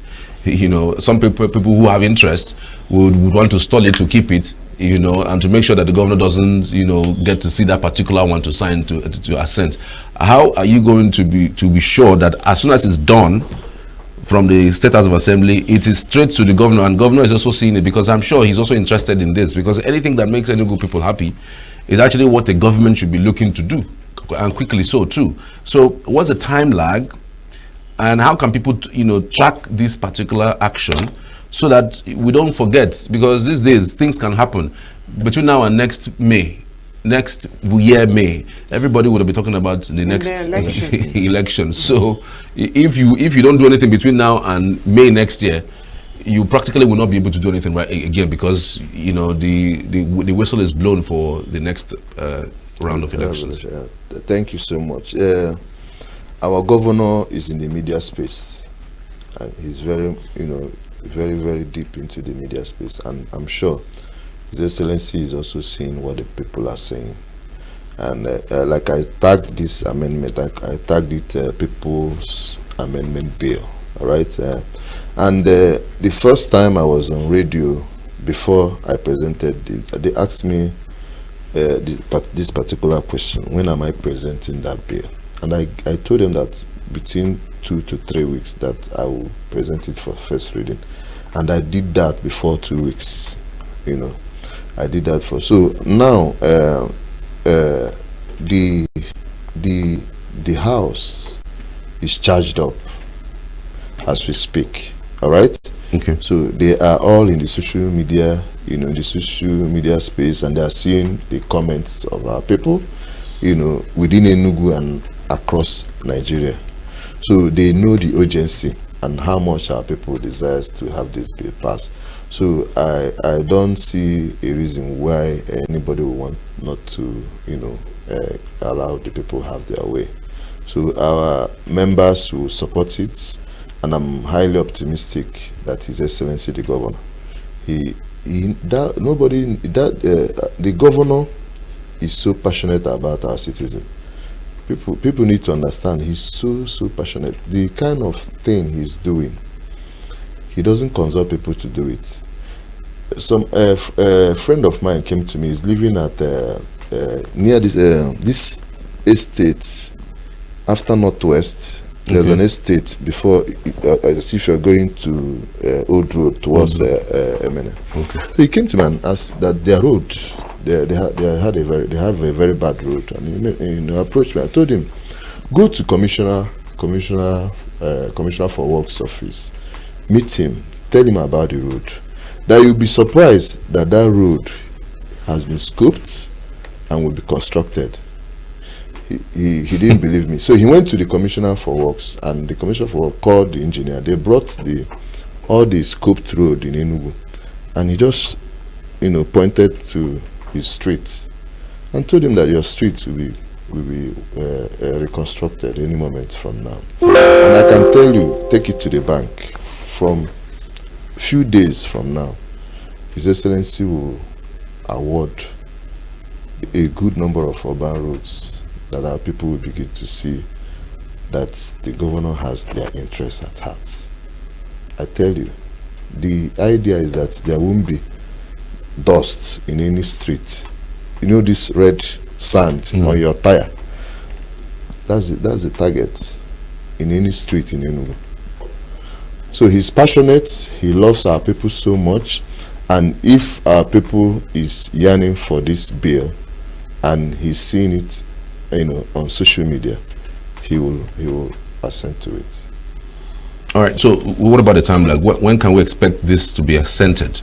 How do we track it? People are interested in this thing. So is there a time lag? Do you have a time lag that to say, okay, between now and this time, this thing would have passed second reading? Between this time and this time, we would have deliberated on it. Like, what's like the tentative month? Okay, our next adjourned sitting on 5th of March. So I'm going to now fully introduce the bill. I will present it, introduce it, present the merits of the bill, enlighten, all members, why they should support the bill. I try to bring up, all the feedback I've gotten. I've visited a lot of radio and TV stations, and I've made, presented the idea, towards this bill. And after that presentation, they will be allowed to now make their comments and suggestions in support or against. So after that, it will be passed for second reading and be subjected to a committee. That committee will now organize a public hearing. Then invite all critical stakeholders, the public, estate surveyors, the MDAs that will do this, and other civil society organizations, youth platforms, students, and so on. So they will all come with their memos, and some will also come physically to make their opinions known. So that public hearing will collect all these suggestions, opinions, and comments, and then articulate it in form of reports. They will now report back to the House. So the House will read out the committee will read out the reports to the House. Then the House will now, digress into committee of the whole. So where the Speaker will now be the chairman. So we'll now start taking that report clause by clause, and approving it clause by clause. So after that clause by clause approvals, then it will be read the third term. Third term now. Okay. After announcing the reading for the third term, it will be passed. So the only long thing about it will just be the public hearing. So I'm sure if all things works out well, by 5th of March, we'll be able to pull through the second reading, and then we'll now go for public hearing, where we invite the public and critical stakeholders to participate. All right. Another issue that people are asking about is the fact that land in Enugu is also very expensive. So if I build a house on a land that I bought 500 million, you don't expect me to, to rent it for less or something. I don't know that particular what I have seen, the draft I have seen, doesn't address the prices of land within Enugu, because that's also one of the costs that the landlord also looks at, when he's trying to put rent. Yes, you see, like I said, it was a product of the desires of our citizens. The issue of high cost of land and so on. People that buy land at higher cost, they can afford to buy them. They have the money. And people that will also live in those highbrow area, they also have the money. They can afford them. But the vulnerable,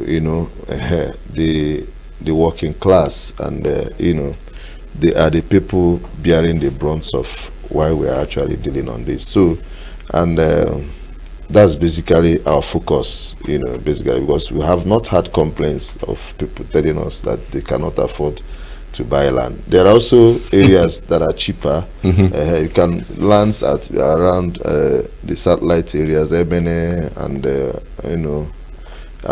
Nike areas. They are cheaper, so it's a matter of choice of where you want to live. In one of the things that you said earlier, you said that the bill doesn't seek to meddle into the amount of monies that landlords peg their houses, because you don't want to meddle into that. You're talking about just the agencies and the likes. But aren't you going to open that to fraud too? Because you also mentioned that there are fraud in that space.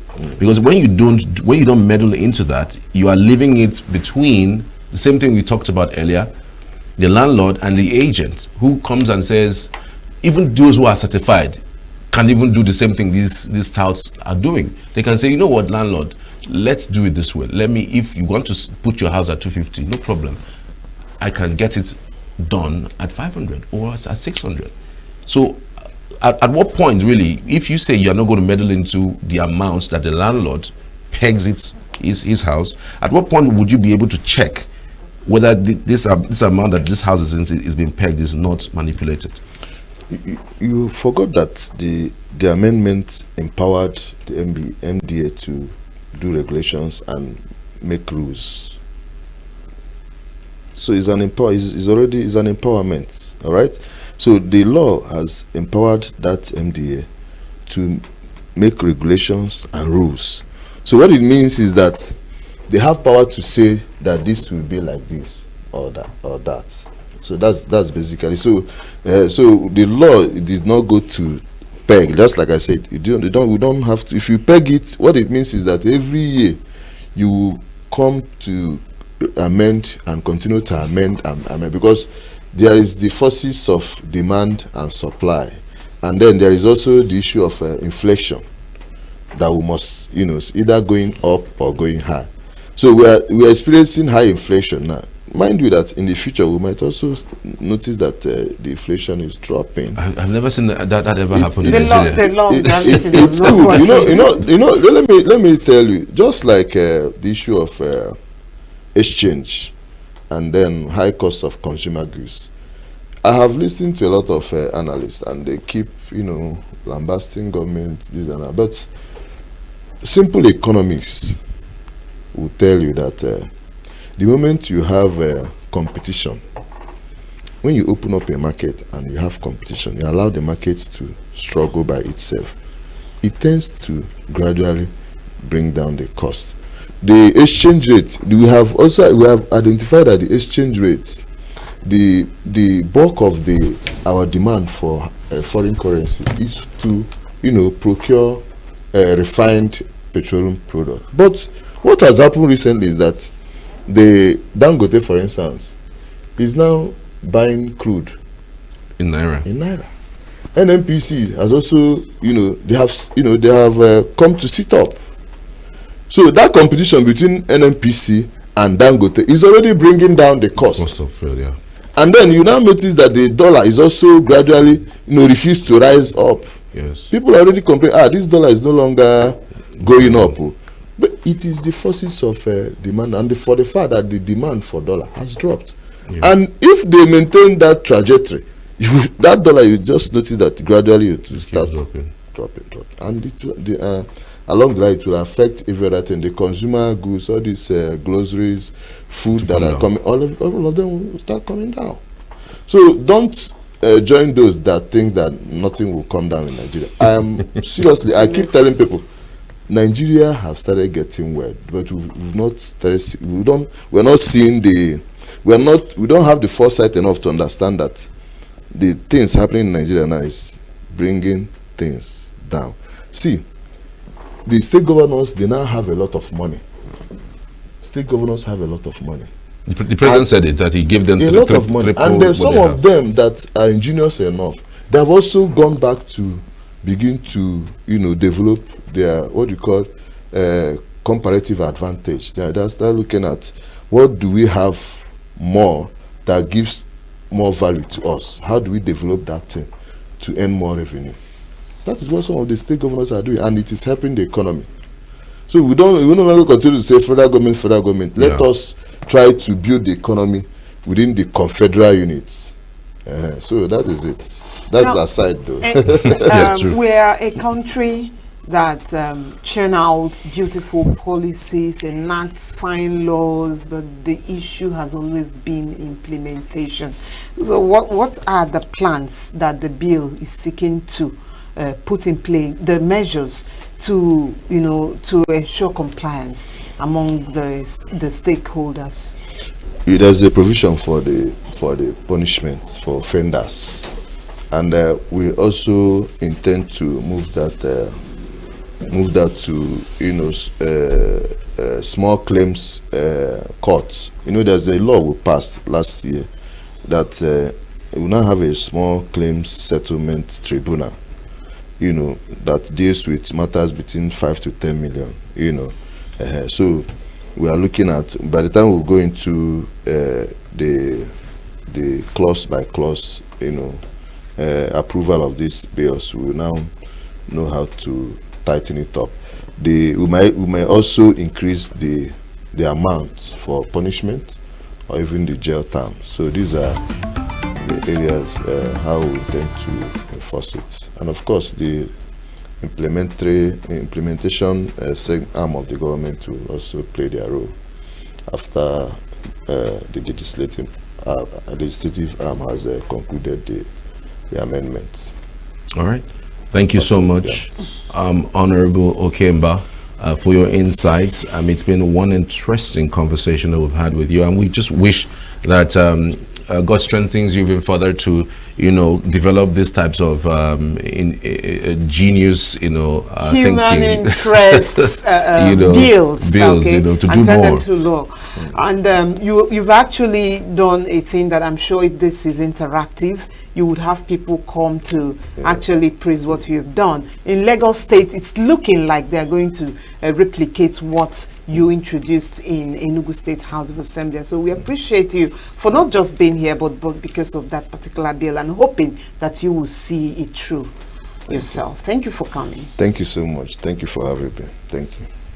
All right, we have come to the end of the broadcast for the Abuja studio. We're connecting for the Enugu studio. We're connecting to Abuja, where colleagues are waiting for an interesting discourse regarding the polity. My name is Charles Pius. And I am Ngozeka Mba. We're still around.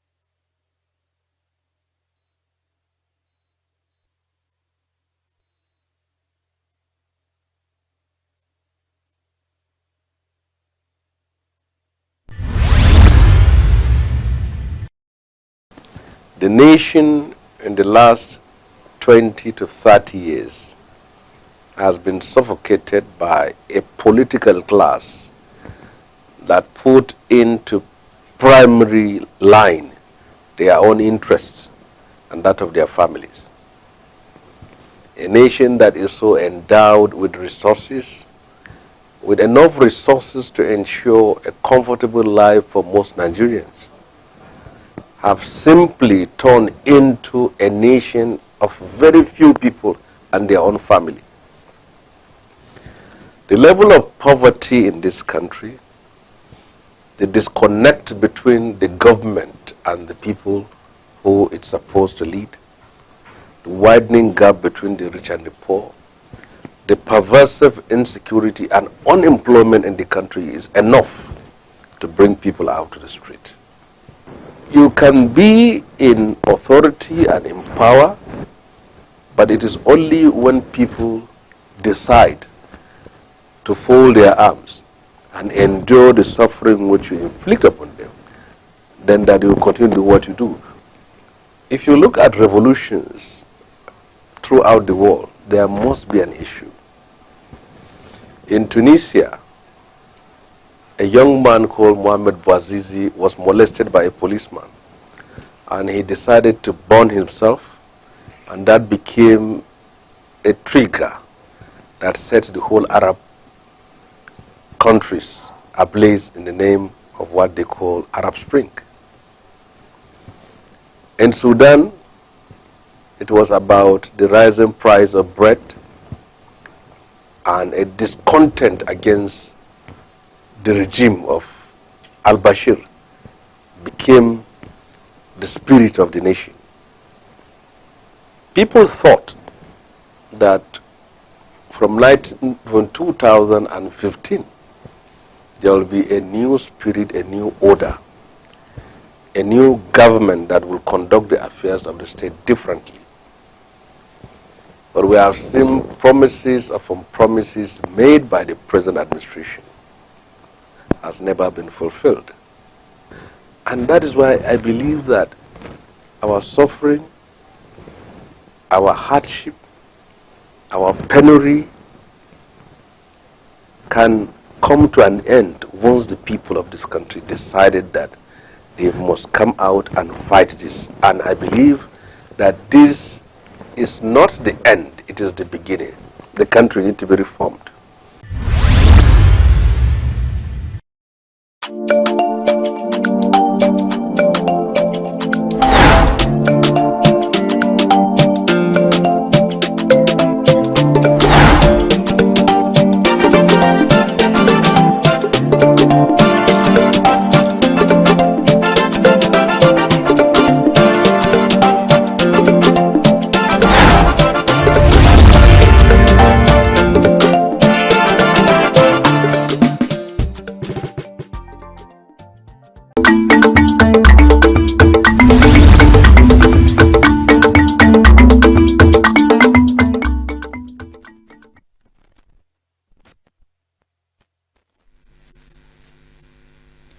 Welcome to Southeast News on Signature TV.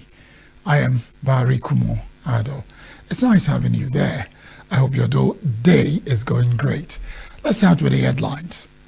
Police killed armed robbery suspects in ENUGU. An early morning accident kills 2 in Oka. We'll be right back. Stay with us. Every second, every minute, every day, news is breaking. Events occur and there are new developments. At Signature TV, we follow these stories objectively, bringing all sides without bias, explaining the complex issues, breaking down the numbers, and investigating the issues behind the news. Anywhere and everywhere, near or far, wherever the news is, we will be there. Signature TV. News in your pocket. A suspected member of a robbery gang whose identity is yet to be confirmed was killed during a shootout with operatives of the ENUGU State Police Command. The incident occurred on Monday when operatives from the 9th Mile Police Division foiled a robbery attack along our road. Spokesperson for the command, Daniel ENUGU, confirmed the incident, stating that the suspect was neutralized in a gun duel. ENUGU said that the police operatives thwarted the robbery during one of their multiple raid operations on Monday. According to him, other suspects fled the scene with varying degrees of injuries sustained during the gun duel, and that a cut-to-size double-barrel gun with 3 live cartridges, weeds suspected to be Indian hemp, and other exhibits were recovered from the deceased suspect. Operatives of the Imo State Police Command have arrested 2 suspects in connection with 2 separate child trafficking cases, even as they rejected ₦1 million bribe offer. Spokesperson for the Imo State Police Command, Henry Okoye, made a disclosure in a press statement. Okoye said operatives of the State Criminal Investigation Department had on February 4, 2025 arrested a 32-year-old woman, Confidence Odo, of Umanyo, Eziobodo, Were West local government area, for allegedly abducting our ex-neighbor's 3-year-old son, Nzobechi Udodiri.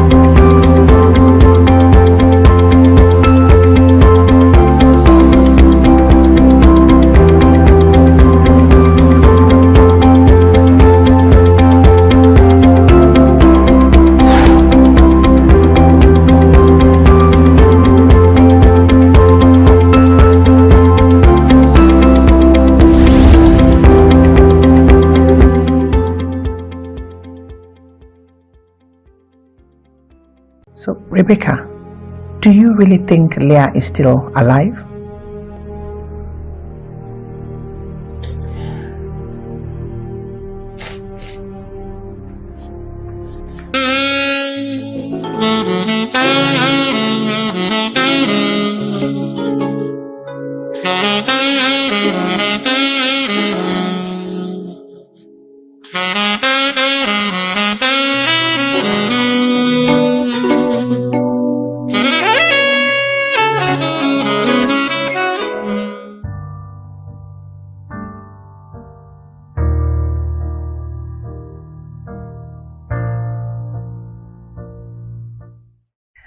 Thank you for talking to me, Rebecca and Nathan. So 3 years ago, on the 19th of February 2018, your daughter, Leah Sharibu, was kidnapped by Boko Haram terrorist group in Dapchi, Yobe State. So it's been 3 painful years for you as mom and dad, but also 3 hopeful years as you continue to keep her memory alive. So, Rebecca, do you really think Leah is still alive? If you believe that Leah is still alive, let's say she's watching now and listening to us, what is your message to your daughter? Idan Leah tana jina, yanzu abinda zan gaya mata zan yi mata godiya domin yanda ta tsaya bata musunci Yesu ba kuma ina nan ina mata addu'a duniya dukkan suna mata addu'a in Allah ya yarda wata rana za ta dawo. Nathan, what do you have to say to the kidnappers of your daughter? I'm pleading for them to release my daughter the way they release other girls. Please. Grandma Olayinka said to ask you, why do you think it has taken the government of President Muhammadu Buhari this long to bring your daughter home? 3 years ago, he promised that he would do everything to bring Leah back home. 3 years after, you're still waiting. What would you like to say to President Muhammadu Buhari? Ina da sako ma President Muhammadu Buhari. Domin yayi ta mana alkawali har yanzu alkawali bai cika ba. To ni ban sani ba ga 'yan matan da su aka ɗauke su kwata-kwata wata ɗaya a yi releasing nasu. Amma yarinya ɗaya har yanzu bata dawo ba. Yanzu da kamar yarinyansa ne wanda ya haifa a cikin shi. Yau shekara 3 muna fama da shi ne yaya zai yi da ransa. Ga samarin da aka ɗiba a makaranta a wajen Zamfara nan ya yi kokari ya fitar da su. Me yasa yarinya na kwaya ɗaya ba zai iya cire mini ba har yau ta cika shekara 3 a captivity ba mu galiya ba. Ina alkawalin da ya ɗauka kyawun alkawali cikawa. Ina alkawali me yasa ba zai iya cire min yarinya na guda ɗaya ba.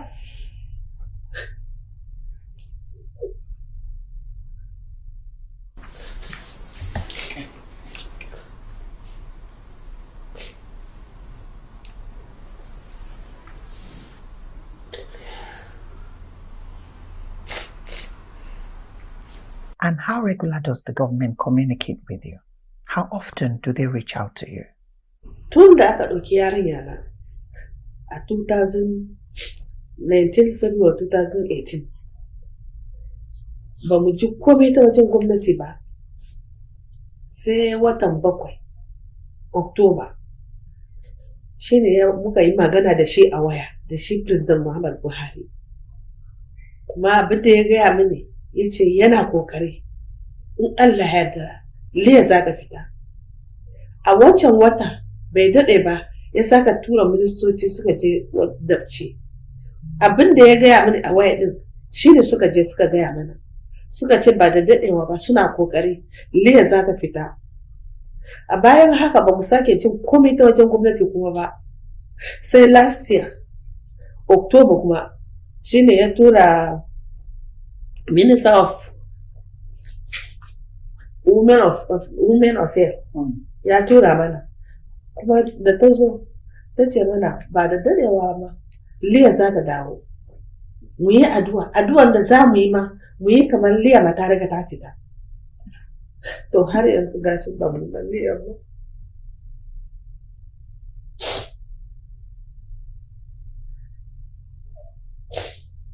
Regina Chris Obodo is a Nigerian journalist, and she said to ask you, do you regret raising Leah as a Christian? Tutu Oyeteju is also a mother of 2. And she said, do you still have faith in God? Do you still believe? So I'm asking you, do you still believe there is Jesus? Do you still have faith in God? I believe in God. I believe in Jesus 100%. And I'm not regretting to have Leah as my daughter. The Leah Sharibu Foundation and the parents of Leah Sharibu continue to push for the safe return of Leah. But how long can they push for? How long can they sustain the push?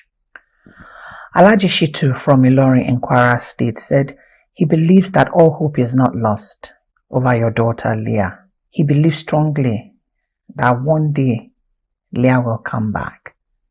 And he said to tell you that may Allah continue to strengthen you.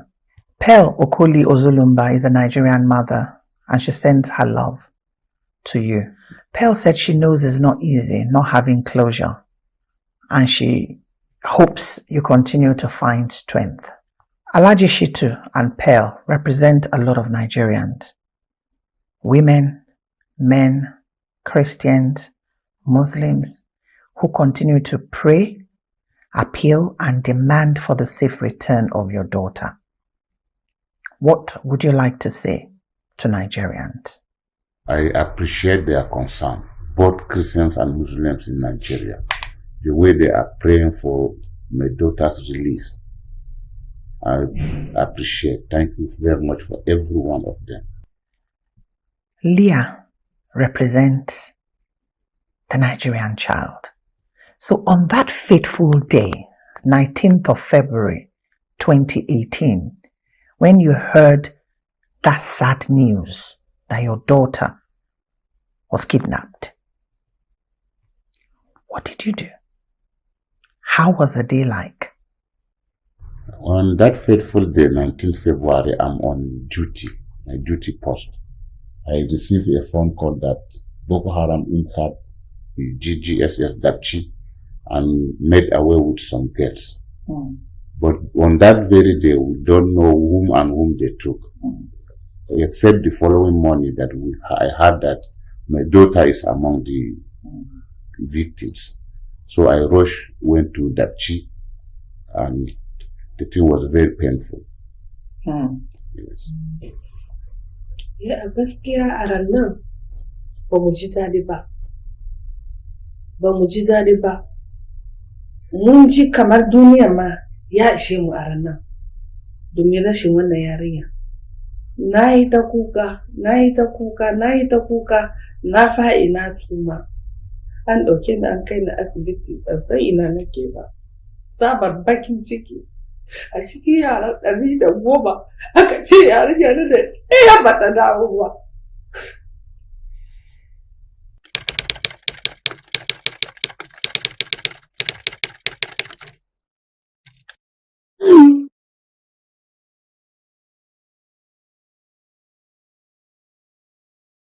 Dr. Puldu, it's 3 years today that Leah Sharibu was kidnapped by Boko Haram terrorist group in Dapchi, Yobe State. So what is Leah Foundation doing today? What is the significance of today for Leah Foundation? What have you been doing in the last 3 years? And what are you looking to do in securing Leah back home?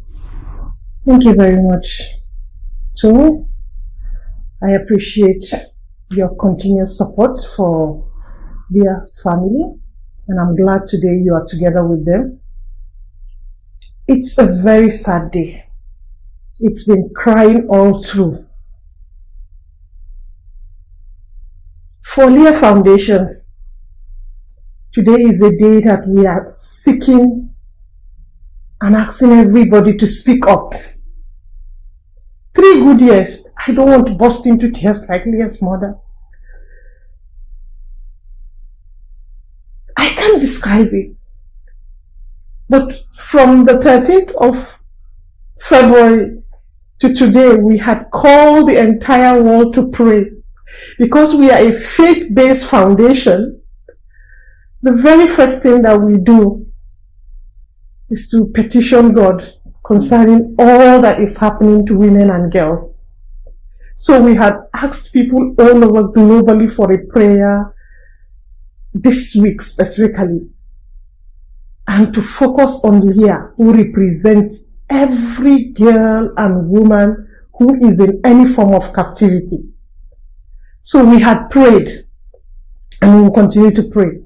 The second thing we have asked this week, and especially today, is for everyone to speak up. Please do not remain silent.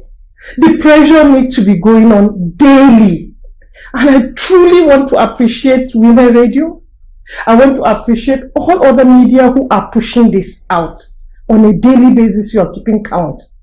Thank you very much. Thirdly, we want to plead with everyone. Please, can you pressure your governments all over the world to support Nigeria, because it seems Nigerian government is unable to solve the security problem of this country. It started in 2009 with Boko Haram in Northeast. It got to Middle Belt, now to the southern part of Nigeria. Nigeria is entirely engulfed in this problem. Who are the ones paying the greatest price? Girls and women and children. They are the ones paying the greatest price.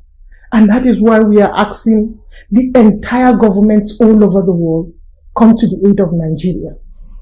So, we want everyone today to specifically pray for Nathan, Rebecca, and Leah, since today Leah is 3 years. Please uphold them in prayers, because today they want to spend it quietly in the presence of the Lord. So after the interviews, we are just going to be in prayers. So I ask that everyone should join them and just pray. Thank you. Together, we can bring Leah Sharibu back home if we all continue to remind the government of its obligations to the citizens of Nigeria to protect every Nigerian. A daily countdown will set as a constant reminder to the federal government of Nigeria to bring back Leah Sharibu, the only Dapchi girl remaining in the custody of Boko Haram. It is hoped that these daily reminders will put the government on their toes to do everything to bring Leah back, the Chibok girls, and the rest who are still in captivity, denied of their freedom in their motherland. My name is Tom Okiwali Shunaya. God bless Nigeria.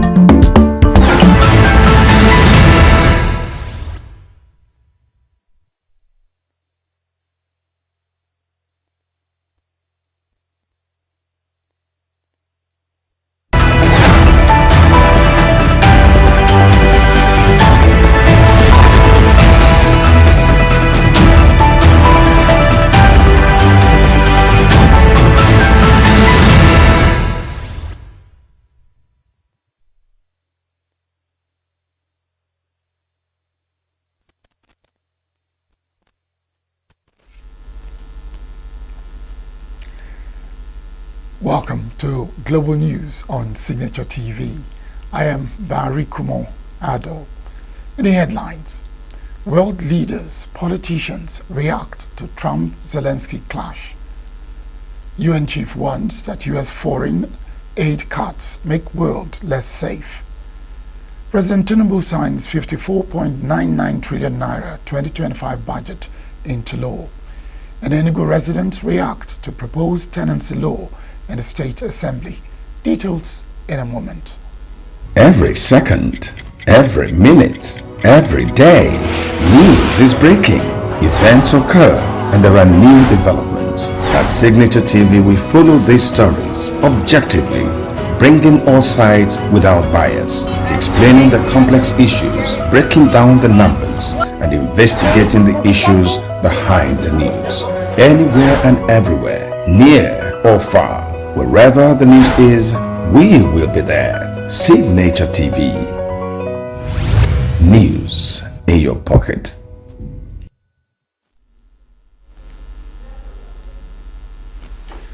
Leaders and politicians across the world reacted to a fiery exchange between Ukrainian President Volodymyr Zelensky and US President Donald Trump in the Oval Office on Friday.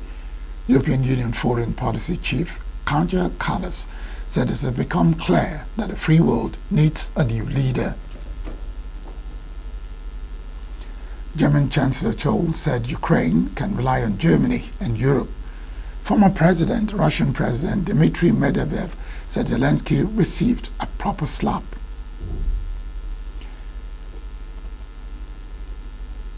Meanwhile, a dozen supporters of Ukrainian President Volodymyr Zelensky gathered outside Hay Adams Hotel in Washington, D.C. following his heated White House meeting with U.S. President Trump. Meeting between Zelensky and Trump descended into chaos as the two leaders engaged in a highly publicized shouting match over the war with Russia.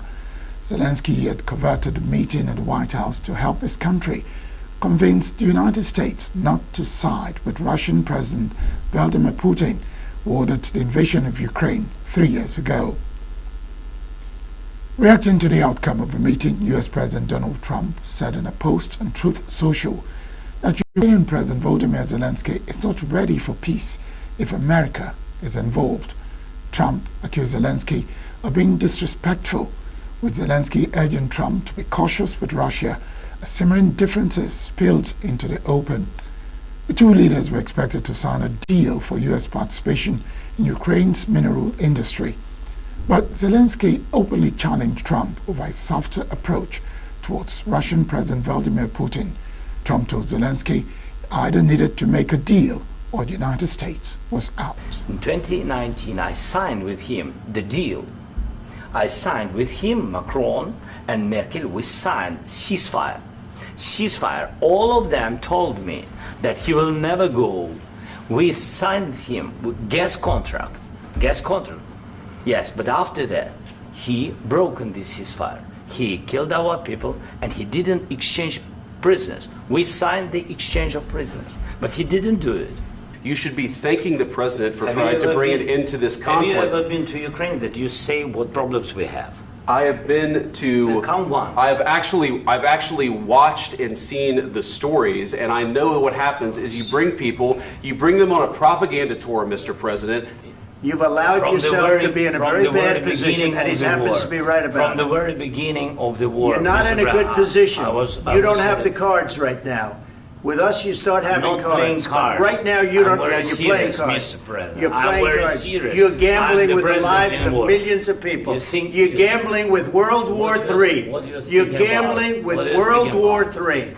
And what you're doing is very disrespectful to the country, this country.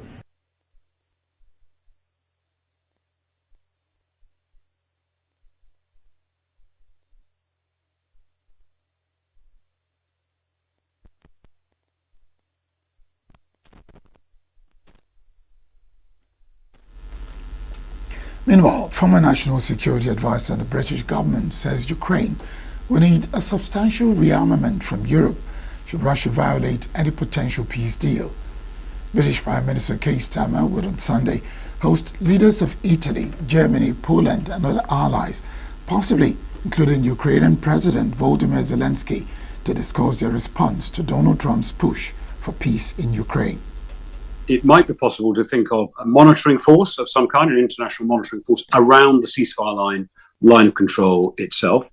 I would expect that that would not probably be primarily NATO nations. I can't see how that would be acceptable to the Russians, but there could be an international force of some kind, maybe under UN auspices, maybe blue helmets, maybe something bespoke. And then for Ukraine, that's where having British, French, other NATO, European NATO troops on the ground in Ukraine, essentially behind the ceasefire line with the Ukrainians, probably not right up at the ceasefire line, but behind it with the Ukrainians, helping them rearm, helping them build up their capability, but also providing a clear kind of tripwire. That's the kind of outcome that one might expect. But there are other possibilities as well, and so much depends.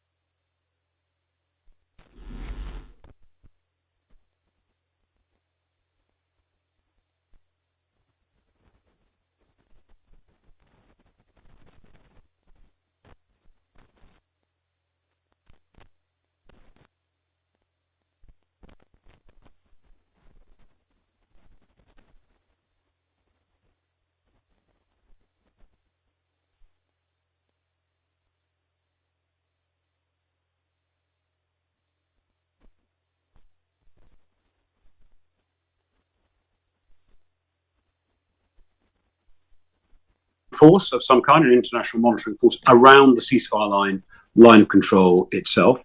I would expect that that would not probably be primarily NATO nations. I can't see how that would be acceptable to the Russians, but there could be an international force of some kind, maybe under UN auspices, maybe blue helmets, maybe something bespoke.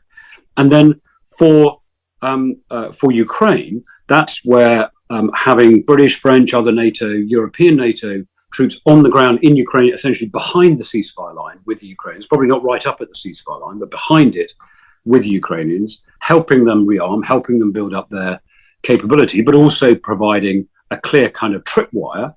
That's the kind of outcome that one might expect. But there are other possibilities as well, and so much depends.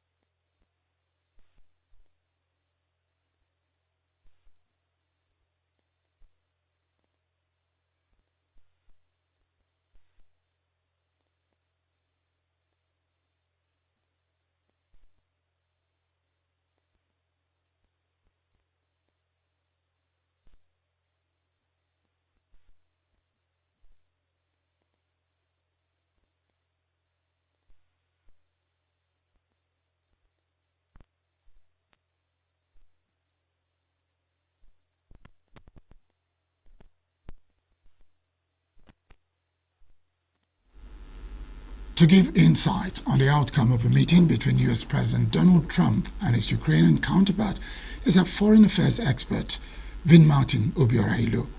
Good morning, Vin Martin. Good morning, Barry. How are you today? I'm good, thank you. All right, what do you make of the meeting between Zelensky and President Trump? Do you think the primary objectives of that meeting were ever achieved? No, it was not achieved. If there's any objective that was achieved, or any agenda that was achieved with that meeting, it was achieved for Russia to say that, look, the West is not united, America is not ready to lead, and that they can get away with anything they want to do. What we saw at the White House was diplomacy put upside down, working on its head. Because, for instance, diplomatic conversations are not held on in TV. The glare Yes. of the press. Diplomatic conversations are not held with the press in attendance. Trump is this showman who just turns everything into showmanship. You can't bring a president of another country. And for instance, I said this like 3 or more days ago, that when there's a formal visit of a president, I saw it first when the Prime Minister of Britain was Starmer was in Washington a couple of days ago. The Vice President does not say a word in that kind of formal conversation. That one is just for the press. It's called a photo op, where the press just comes, takes pictures, and they say hello, and then the leaders recess and go and have a conversation. So I don't know what the Trump White House is trying to achieve, but they are causing trouble all over the world, and that's my impression, and that I'm entitled to it, and that's my opinion.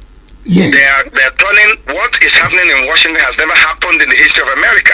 America is the leader of the free world. America, pays a cost to be the leader of the free world. And you can't bring a president and berate the president, and your vice president, who is not a head of state, is interjecting. And people are asking him about what he's wearing and disrespecting you, and you're having fun. I think that was diplomacy turned upside down. Now, looking at the sound outcome of this meeting, what is the implication for both countries, and especially the region? Well, it's really chaos. It is really chaos. And why I say it's going to be chaos is because without the safety guarantee of the United States, Russia can do anything it wants. I'm not saying that Russia is wrong, completely wrong, in saying that, look, things have to be done in this particular way. But diplomacy and international relations is about teams, it's about collaborations, it's about multilateral approaches to issues. America can't just wake up and turn everything that the West has done upside down. For instance, why would you on TV in front of the press and be telling a head of state that you can't do it on your own? You need America to do it. Can you defeat Russia? That was the same thing he said to Starmer, jokingly, in the White House. And because Starmer and the British are very diplomatic, the man just laughed over it. But I'm sure he's going to get some knocks when he goes back home. So the implication is that this war will not end. It would go on, more people would die, because Trump keeps saying, oh, more people are dying. Yes, people are dying, but a war should be ended. Not, I want peace, and you don't like the process that takes you to the peace. You're asking Ukraine to sign in when you have said openly, before even the negotiation starts, that they can't lay claim to their territories that we are taking, which was one of the issues to be discussed. And you say they can't become NATO members, which was one of the issues on the table. These were things that were going to happen. And how do you do peace for a country and the country is not at the table? So for me, what Trump and his team are doing, they're very inexperienced. They know nothing about diplomacy. They know nothing about foreign affairs. What they are doing is chaos for everybody, for America, for Europe, for the entire world. Now, part of the reactions to the Trump-Zelensky issue was they need a new leader in the free world. Can countries such as Germany or Britain step into those shoes? Is it possible? Well, yes, that demand is out there because people are disappointed, leaders are frustrated, so they are looking for a new leader. And this is how a nation goes into dissension, if there's a word like that. Because you know that there was a time the Great Britain was the power. There was a time the Empire of Rome was in charge. There was nations come and go, and I think that the kind of leaders that lead a nation decide whether they go down or they go up. So then there's a need for a new leader for the West, but more importantly for the world. And the funny thing is that China is going to step into those shoes, because what is it? If China provides what America has not provided, then they may not be the leader of the West, but they will be the leader of the world, in quotes. They are going to make demands. If you provide, for instance, you've stopped aid for Nigeria, you've stopped aid for everybody in the world, a lot of countries, hospitals have closed. A lot of refugee camps, people are starving because America has shut down foreign aid. And somebody provides it. The only reason America is the leader of the world is because America spends money to make sure that the world is at peace and that the world is in good health and that the world is doing well. So if you stop doing that, Trump will keep thinking in his head that America is leader, only to find out that America is no leader. Because whoever, you know the old saying, if you have the purse, people follow you. Sure. You know, if you have how about, that saying about the piper. Yeah, it calls a tune. So, yes. But the challenge is that can the Europeans provide this leadership on their own?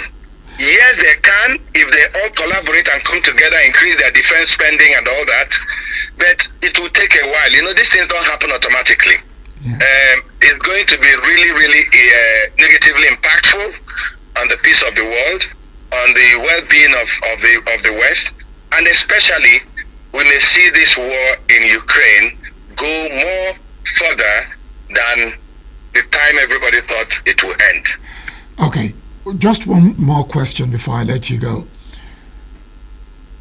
Given the present situation, how can the US and Ukraine walk back on the real part of diplomacy to get it right so that they can raise their bilateral relationship and cooperation? First of all, the Americans should stop discussing diplomacy in pages of newspapers and in front of cameras. Let me tell you, because of the desperation of Ukraine and how badly they need this help, assuming this meeting held in an enclosed place, probably Zelensky wouldn't have talked back at the American president. You understand what I mean? Everybody comes with an ego. Every country comes with an ego. Some people say, oh, Zelensky is stupid. Why would he do a thing like that? He should have swallowed. We're talking about a sovereign nation besides another sovereign nation. So I think that the first step is, if there are people who understand how these things are done, they should advise Trump.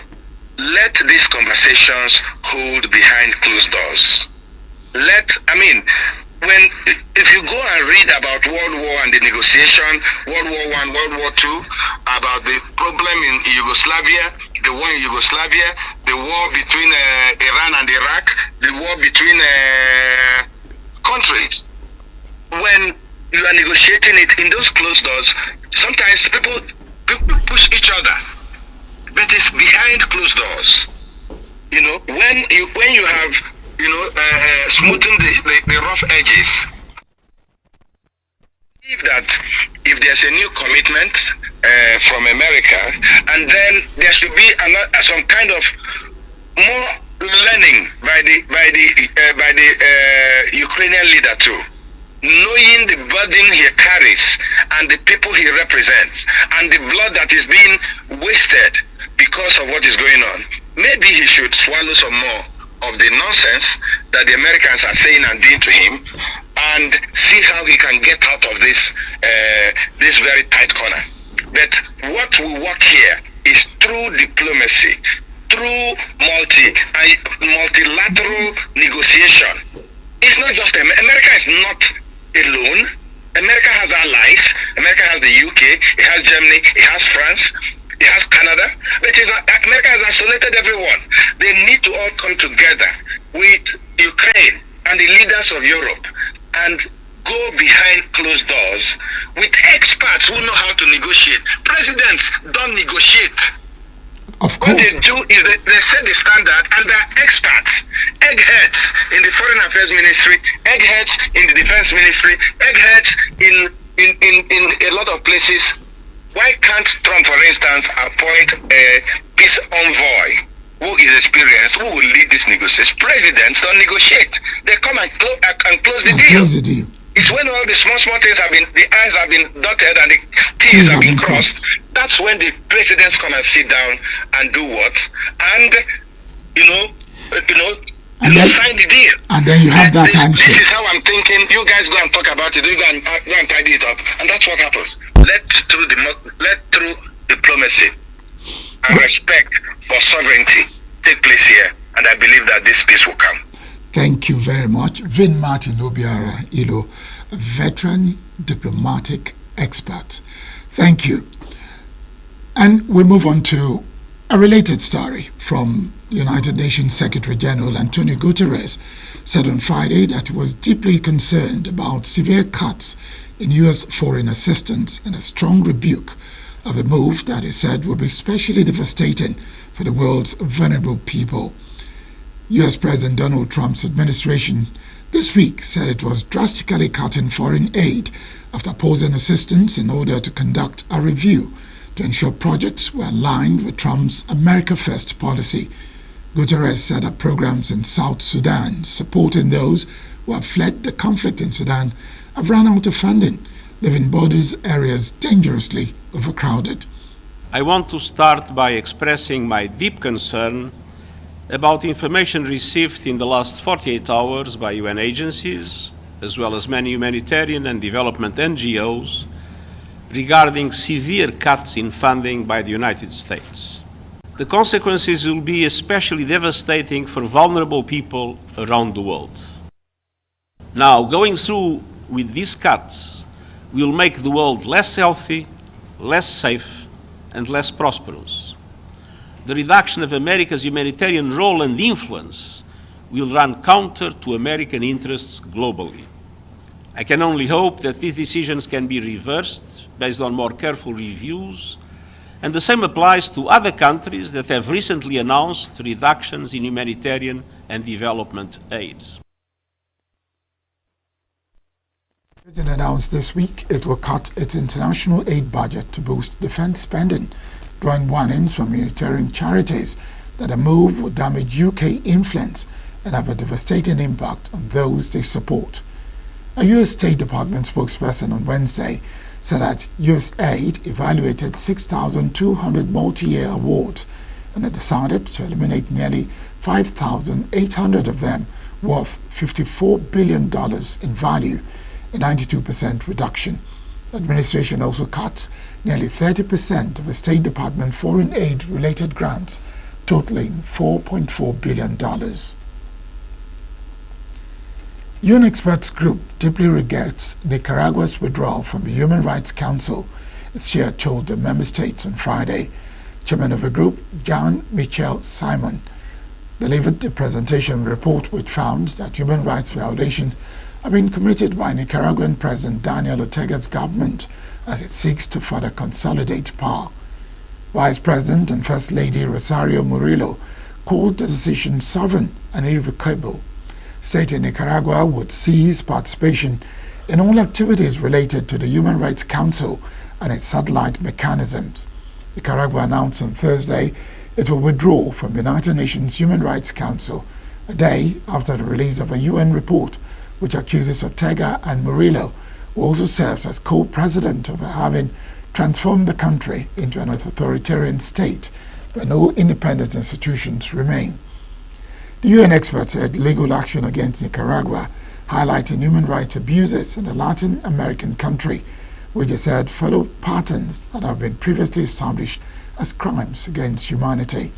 During the presentation of the report at the Human Rights Council on Friday, a number of countries expressed regrets at Nicaragua's decision to disengage.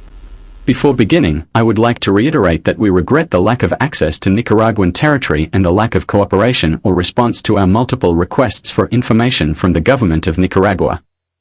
We would also like to point out that we deeply regret Nicaragua's sovereign decision to withdraw from the Human Rights Council. As announced yesterday, however, this decision does not change the situation in the country or the findings of the group over the past 3 years. Serious human rights violations have been and continue to be committed in Nicaragua, requiring urgent global action. Excellencies, since April 2018, President Daniel Ortega and Vice President Rosario Murillo have implemented a repressive strategy to ensure absolute control of the state.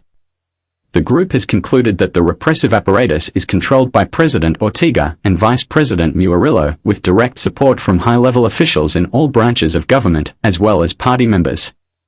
The chains of command have been designed and are managed in a tentacle-like fashion, with the intention of ensuring direct control of various links at different levels in the execution of centralized strategies.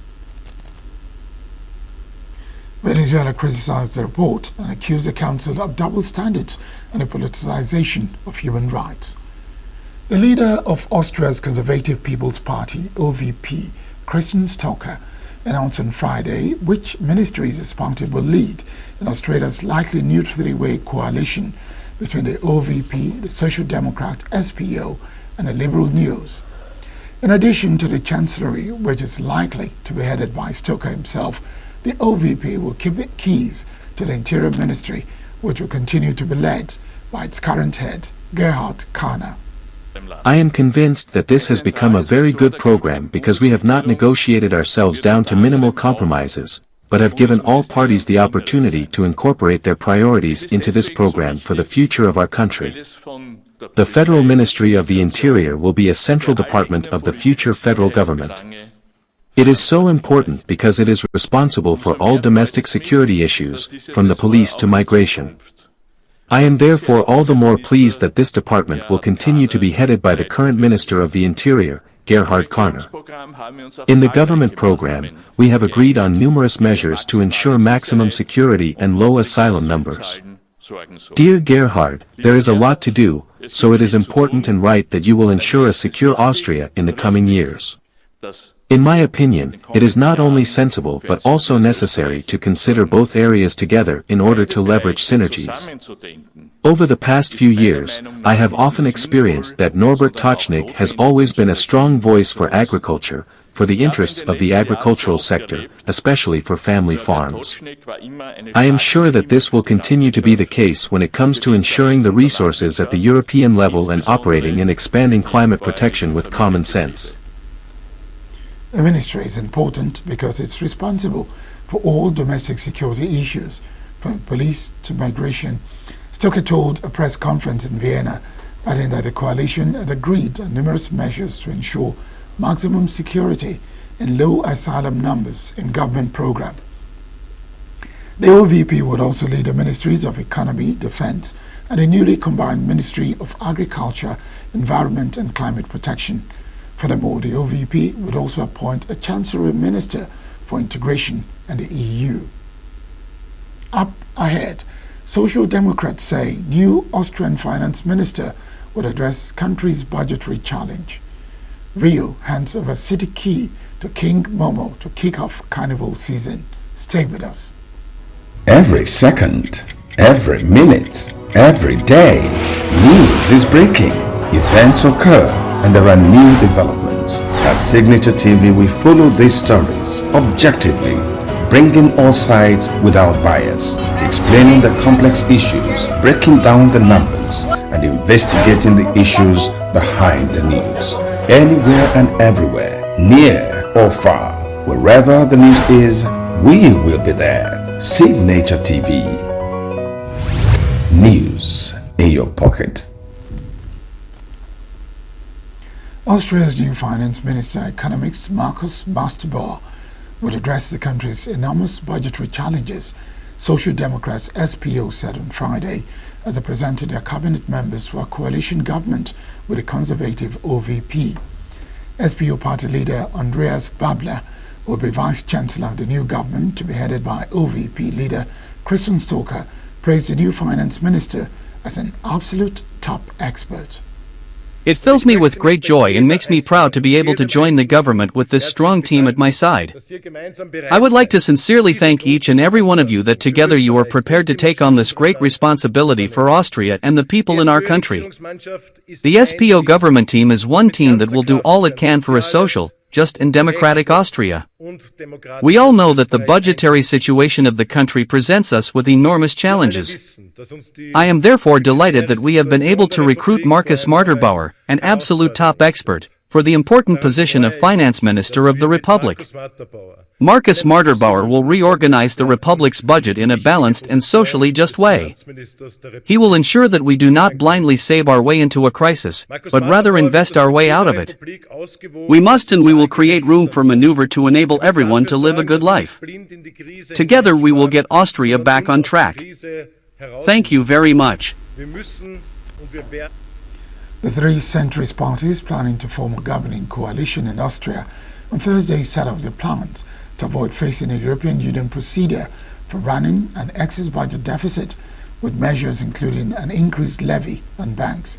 Coalition program presented by the parties envisage increasing an existing banking levy so that it brings in $524 million annually in 2025 and 2026, and extending a windfall tax on power firms to bring in 200 million euros a year.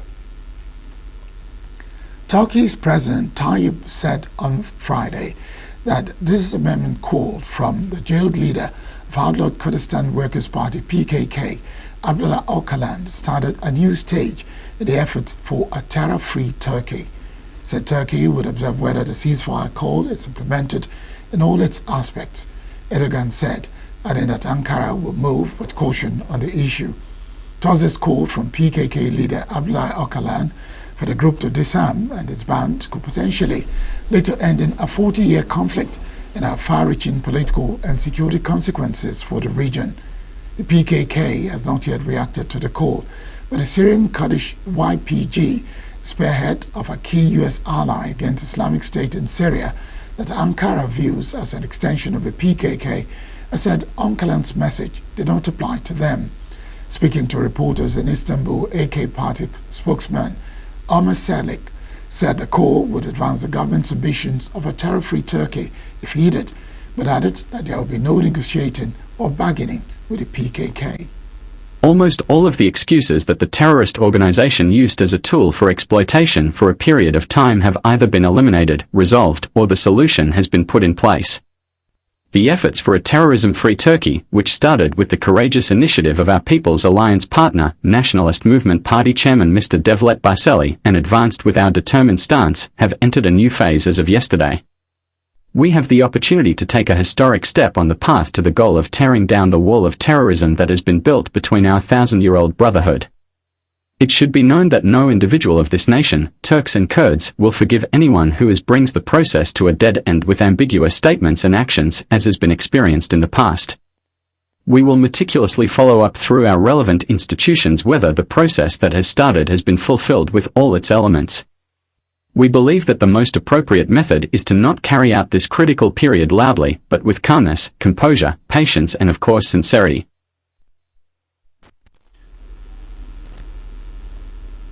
Romania's defense spending could reach 3% of GDP in stages in 1 to 2 years, Interim President Ile Boloyan said on Friday, signaling a further rise in its targets as US President Donald Trump presses NATO states to increase contributions. European Union, a NATO member which shares the longest land border with Ukraine, currently says its plans to raise defense spending to as much as 2.5% of economic output this year, from a little over 2.2% in 2024. Boloyan said a formula must be found so additional increases do not impact the budget deficit. Romania is the biggest in the European Union. I think Romania already has an increased defense budget. I think it could increase gradually, in a year or two, to reach 3%, if no other increases are imposed under pressure. To ensure this increase, it is important that a formula is found for this additional defense spending to be removed from the deficit calculation, in such a way that we do not have this pressure. Allies will discuss whether they should raise their overall 2% target at a summit in Hague this summer, after Trump suggested they should aim as high as 5%, a target no NATO member meets. Skype would ring for the last time on May 5 as owner Microsoft retires the 2-decade-old internet calling service that redefined how people connect across borders. Shutting down Skype would help Microsoft focus on its homegrown Teams service by simplifying its communication offerings, the software giant said on Friday. Founded in 2003, Skype's audio and video calls quickly disrupted the landline industry in the early 2000s and made the company a household name, boasting hundreds of millions of users at its peak. But the platform has struggled to keep up with easier-to-use and more reliable rivals such as Zoom and Salesforce Slack in recent years. To ease the transition from the platform, its users will be able to log into Teams for free on any supported device using the existence credentials, with chats and contacts migrating automatically. Without Skype will become the latest in a series of high-flying bets that Microsoft has mishandled, such as the Internet Explorer, web browser, and its Windows Phone. Other big tech firms have also struggled with online communication tools, with Google making several attempts through apps including Hangouts and Duo. Microsoft declined to share the latest user figures for Skype and said there will be no job cuts due to the move. It added that Teams has about 320 million monthly active users. China's space station will welcome its first foreign astronaut in the next few years, state news agency Xinhua reported, after China and Pakistan on Friday signed a cooperation agreement on the selection and training of astronauts. The agreement to train Pakistani astronauts for missions on the space station points to the growing pool of China's space diplomacy, buttressed by the advances of its space program. In a ceremony in Islamabad, Pakistani and Chinese officials exchanged documents, and Pakistani Prime Minister Shehbaz Sharif thanked Chinese President, saying this is yet another wonderful gesture from Chinese government. As a country with historically close ties to China, Pakistan has in recent years sought to improve its own space capabilities by participating in Chinese initiatives.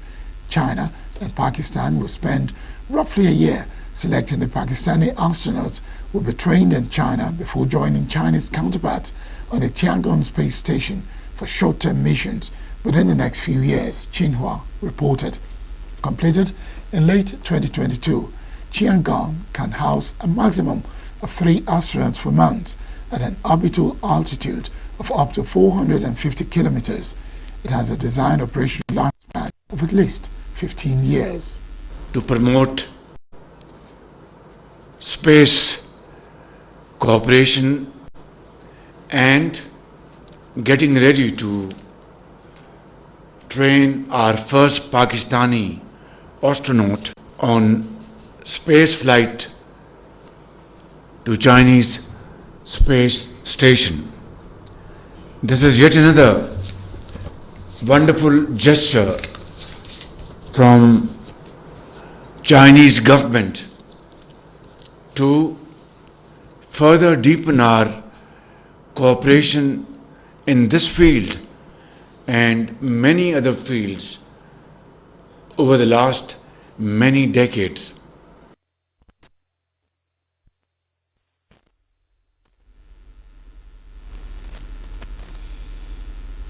Still to come, Panda urges Supreme Court to review judgment on rivers allocation. 6 killed, 3 injured in trailer accident along ENUGU Express Road. These and more after the break. We don't know whom and whom they took, except the following morning that I heard that my daughter is among the victims.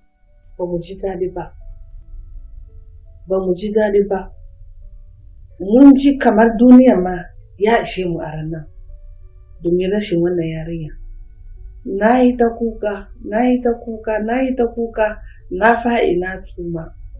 an ɗauke ni an kai ni asibiti ban san ina nake ba. Sabar bakin ciki.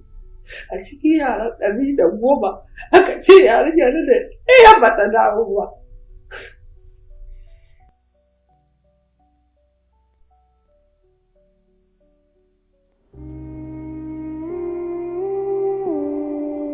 February 19, 2018, a day that forever changed the life of one family and the heart of a nation.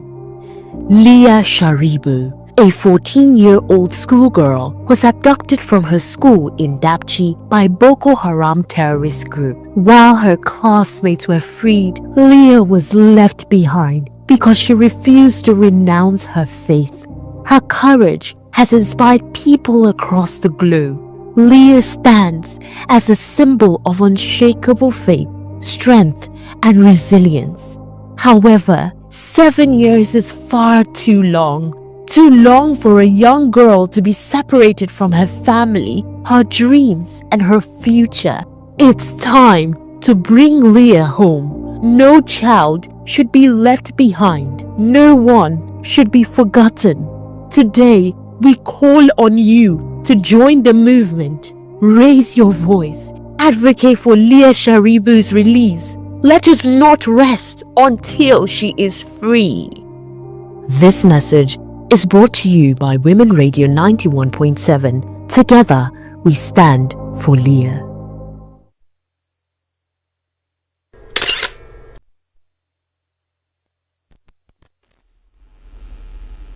President Bola Tinubu has signed into law the 54.99 trillion 2025 appropriation bill. Tinubu signed the budget in the presence of principal officers of the National Assembly and other top government officials in a small ceremony in his office at the State House, Abuja, on Friday. The bill was passed by the two chambers of the National Assembly on Thursday, February 13, after Tinubu asked for an increase from the proposed 49.7 trillion naira. The National Assembly approved a 54.99 trillion naira budget for the fiscal year, surpassing President Bola Tinubu's initial proposal of 54.2 trillion naira. This increase reflects additional anticipated revenues from agencies such as the Federal Inland Revenue Service and the Nigeria Customs Service. The budget aims to address key areas including security, infrastructure, education, and health, with an allocation of $200 million to mitigate the impact of recent U.S. health aid reductions. The ENUGU State House of Assembly has taken a significant step towards protecting tenants' rights by introducing a bill to regulate agency and legal fees for tenancy agreements.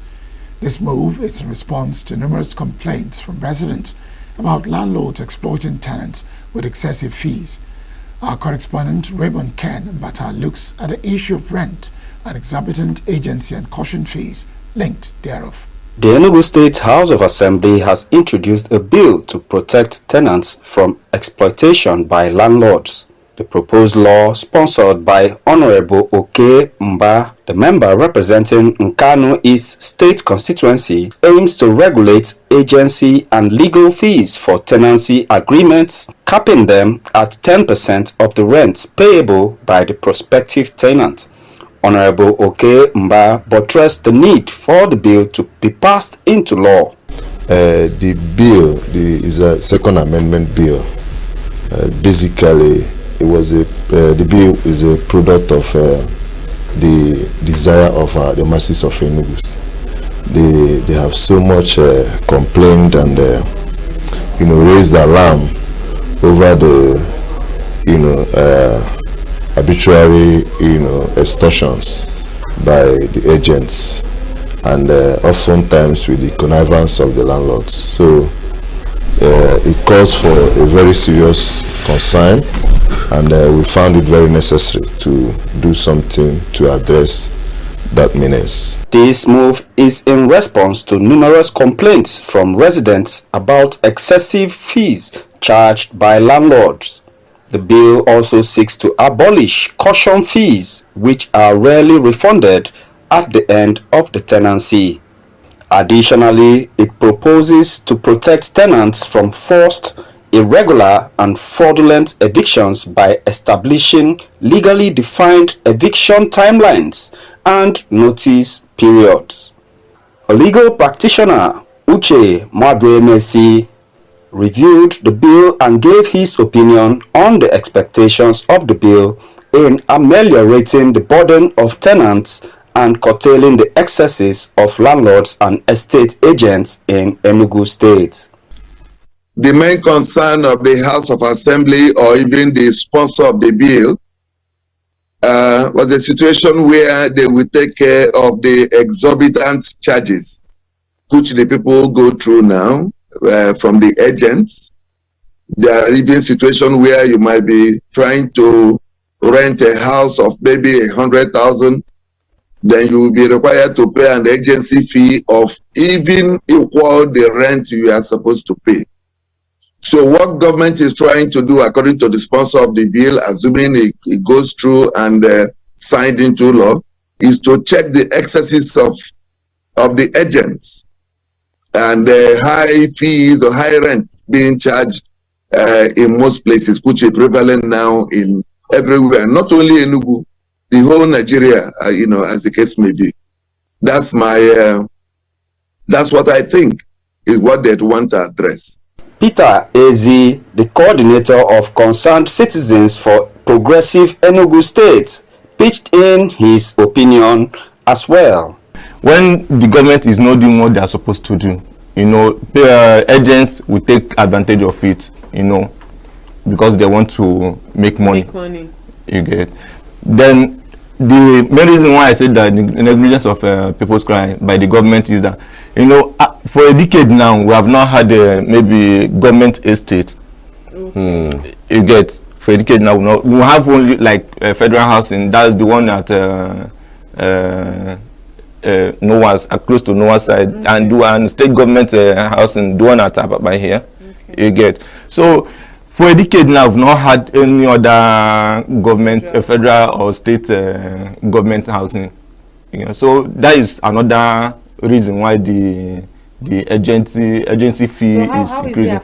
It's affecting the people. It's affecting the, because if had it been that they initially regulated the agency fee and the lawyer fee, all this rent fee you get is going to help a lot, and it would have not gotten to this extent. Residents of Enugu State support the passage of the bill as soon as possible.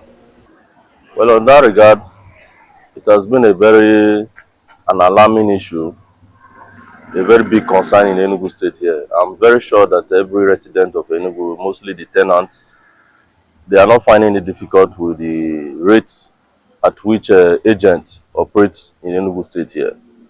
Even the agent are not even helping the right owners of those houses and some of their properties. As a result of their increments, they will suddenly pump in the money far above what the owner told them. So by so doing now, the residents of Enugu State are no longer comfortable with it. They are not happy, and it's so disheartening. If there's a way Enugu State government can come into play and try to curb it and see how they can ameliorate those things, I think it will go a long way helping the tenants and the residents in Enugu State. Actually, I can attest to the fact that most of those landlords are not even the problem. The agent on their own, greed, they are the one causing all those high rate of inflations of house rentage and all of that. I think Enugu State now is even it should be among the highest house rentage now in the whole of Southeast, even in Port. The amount they are collecting in house rentage in Port now in River State is not up to Enugu State anymore as a result of the level the agent operates in Enugu State. They have to look into it critically. It requires an urgent attention on that note. By regulating these fees, the bill seeks to prevent exploitation and promote fairness in tenancy agreements.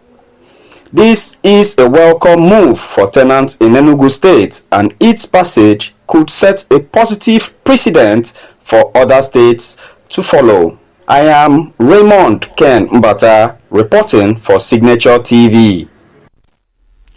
The River State government has urged its citizens to remain calm and law-abiding as it seeks clarity from the legal team on the Supreme Court judgment. Rivers Commissioner for Information and Communications, Joe Johnson, made a remark in a statement issued in Port Harcourt on Friday, said that the state government was yet to get details of the judgment from its legal team, urging the people to go about their legitimate businesses.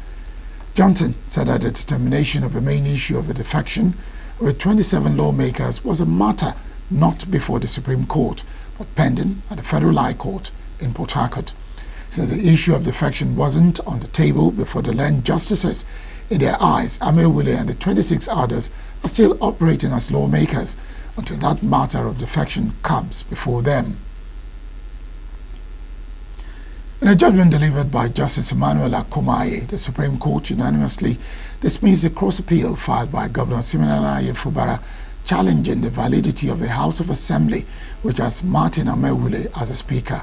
Court held that it is an aberration for Governor Fubara to have presented an appropriation bill before a four-man House of Assembly, thereby denying 28 constituencies of effective representation in violation of a court order mandating him to re-present the 2024 appropriation bill before a validly constituted assembly led by Amewule. The Apex Court further held that the actions of Governor Fubara over the alleged defection of 28 members of Rivers Assembly is an act of brigandage and dictatorship aimed at preventing the House from performing its legitimate functions under the speakership of Amewule. The court also held. That's the news this hour. Thank you very much for joining. I am Barry Kumo Ado.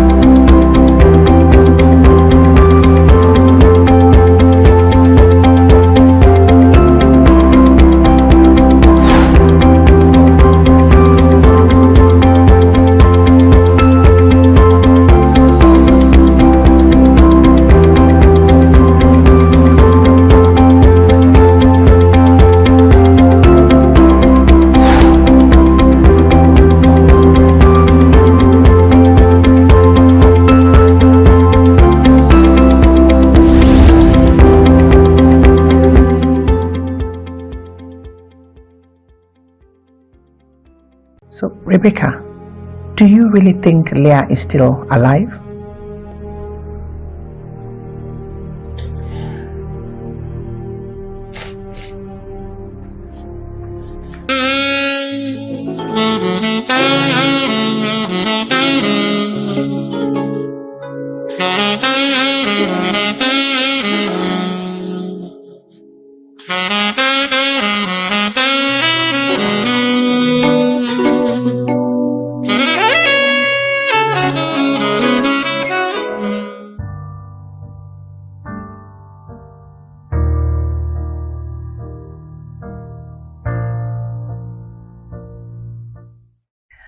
Thank you for talking to me, Rebecca and Nathan.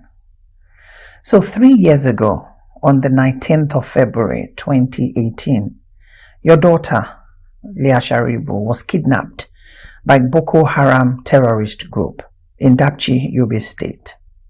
So it's been 3 painful years for you as mom and dad, but also 3 hopeful years as you continue to keep her memory alive.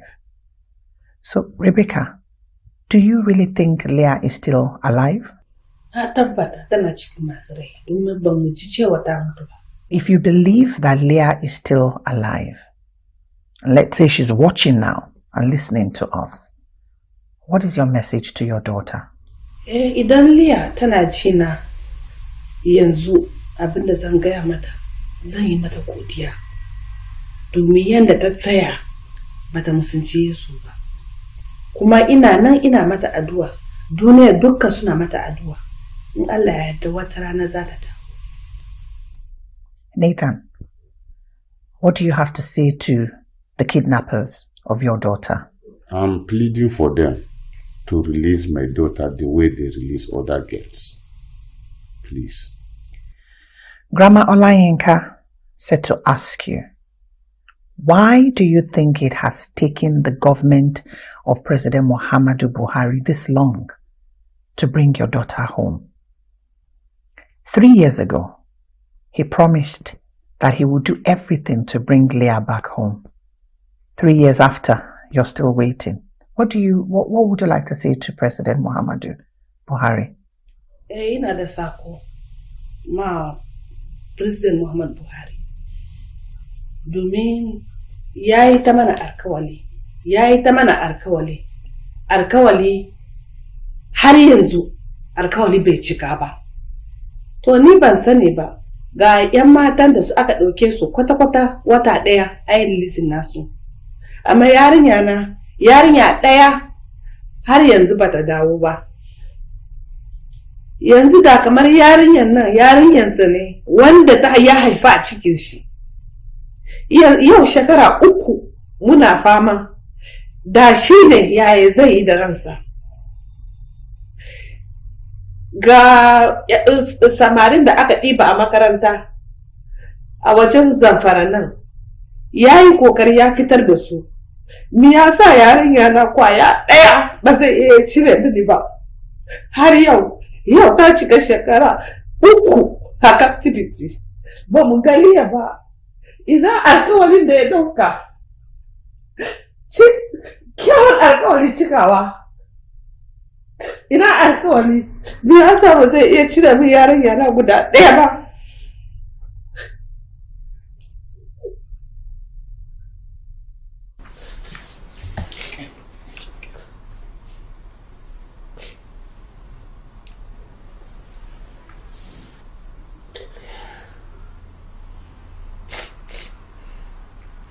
And how regular does the government communicate with you? How often do they reach out to you? Tun da aka ɗauki yarinya na a 19 February 2018, ba mu ji komai ta wajen gwamnati ba. Sai watan 7 Oktoba, shi ne muka yi magana da shi a waya, da shi President Muhammadu Buhari. Kuma abin da ya gaya mini, ya ce yana kokari in Allah ya yarda Leah za ta fita. A wancan wata bai daɗe ba ya saka tura ministoci suka je Dapchi. Abin da ya gaya mini a waya din shine suka je suka gaya mana. suka ce ba da daɗewa ba suna kokari Liya za ta fita. A bayan haka ba mu sake jin komai ta wajen gwamnati kuma ba. Sai last year, October kuma, shine ya tura Minister of Women Affairs ya tura mana. Kuma da ta zo, ta ce mana ba da daɗewa ba, Liya za ta dawo. Mu yi addu'an da za mu yi ma, mu yi kamar Liya ma ta riga ta fita. To har yanzu ga shi ba mu da Liya ba.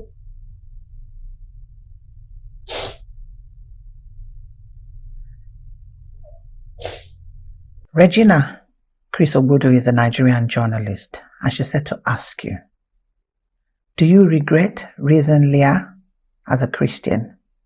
Tutu Oyeteju is also a mother of two. And she said, do you still have faith in God? Do you still believe? So I'm asking you, do you still believe there is Jesus? Do you still have faith in God? I believe in God. I believe in Jesus 100%. And I'm not regretting to have Leah as my daughter. The Leah Sharibu Foundation and the parents of Leah Sharibu continue to push for the safe return of Leah. But how long can they push for? How long can they sustain the push?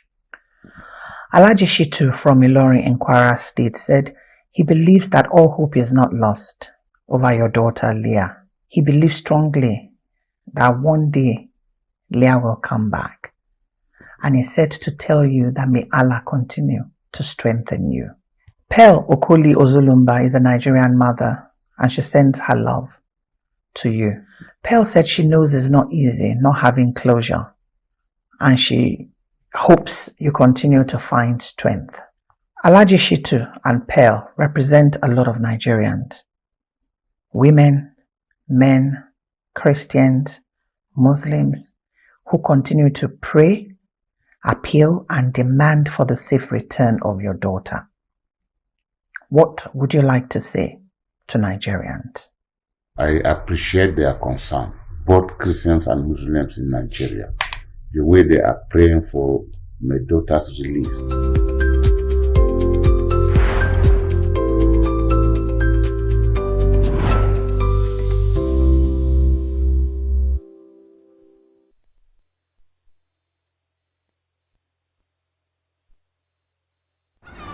I appreciate. Thank you very much for every one of them. Leah represents the Nigerian child. So on that fateful day, 19th of February 2018, when you heard that sad news that your daughter was kidnapped, what did you do? How was the day like? On that fateful day, 19th February, I'm on duty, my duty post. I received a phone call that Boko Haram entered the GGSS Dapchi and made away with some girls. But on that very day, we don't know whom and whom they took. Except the following morning that I heard that my daughter is among the victims. So I went to Dapchi, and the thing was very painful. Yes. Ya gaskiya a ranar ba mu ji daɗi ba. Ba mu ji daɗi ba. Mun ji kamar duniya ma ya ishe mu a ranar domin rashin wannan yarinya. Na yi ta kuka, na yi ta kuka, na yi ta kuka, na fa'i na tuma. An ɗauke ni an kai ni asibiti, ban san ina nake ba. Sabar bakin ciki. A cikin yaran 110 aka ce yarinya da ɗaya ba ta dawo ba.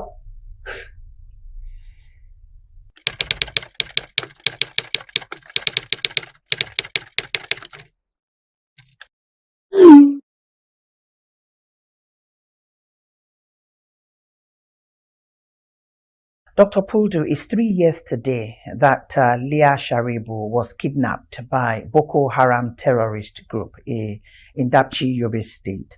So what is Leah Foundation doing today? What is the significance of today for Leah Foundation? what have you been doing in the last 3 years, and what are you looking to do in securing Leah back home? Thank you very much, Joe. I appreciate your continuous support for Leah's family, and I'm glad today you are together with them. It's a very sad day. It's been crying all through.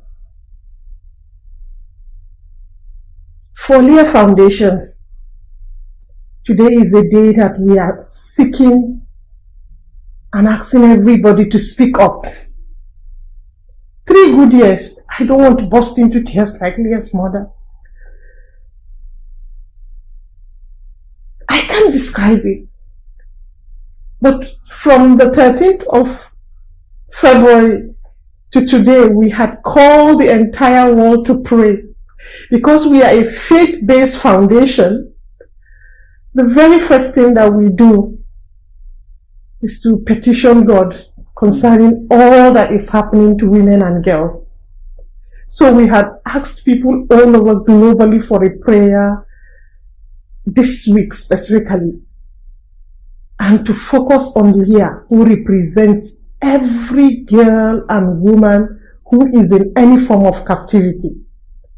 So we had prayed, and we will continue to pray. The second thing we have asked this week, and especially today, is for everyone to speak up. Please do not remain silent. The pressure needs to be going on daily. And I truly want to appreciate Women Radio. I want to appreciate all other media who are pushing this out. On a daily basis, you are keeping count. Thank you very much. Thirdly, we want to plead with everyone. Please, can you pressure your governments all over the world to support Nigeria, because it seems Nigerian government is unable to solve the security problem of this country. It started in 2009 with Boko Haram in Northeast. It got to Middle Belt, now to the southern part of Nigeria. Nigeria is entirely engulfed in this problem. Who are the ones paying the greatest price? Girls and women and children. They are the ones paying the greatest price. And that is why we are asking the entire governments all over the world come to the aid of Nigeria. So, we want everyone today to specifically pray for Nathan, Rebecca, and Leah. Since today Leah is 3 years. Please uphold them in prayers. Because today they want to spend it quietly in the presence of the Lord. So after the interviews, we are just going to be in prayers. So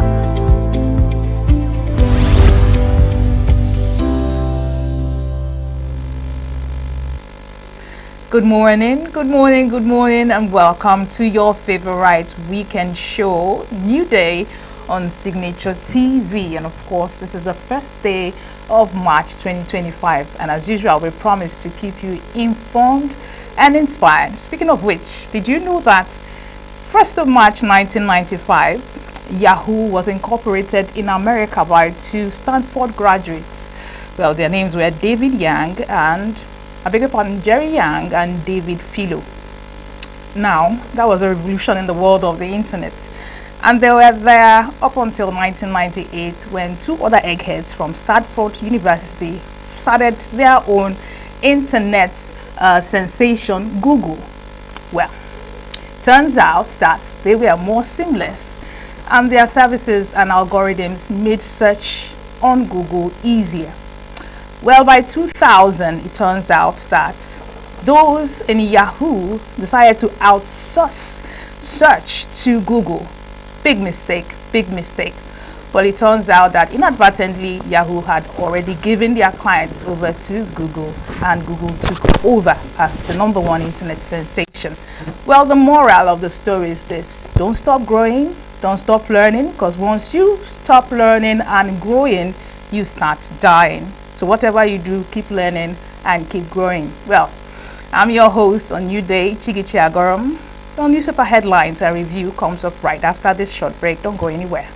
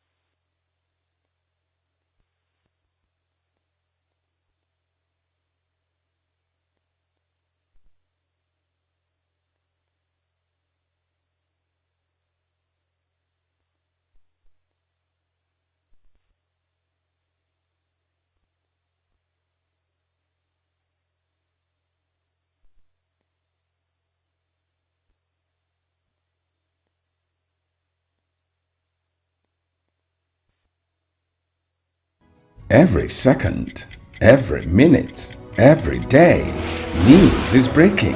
Events occur and there are new developments. At Signature TV, we follow these stories objectively, bringing all sides without bias, explaining the complex issues, breaking down the numbers, and investigating the issues behind the news.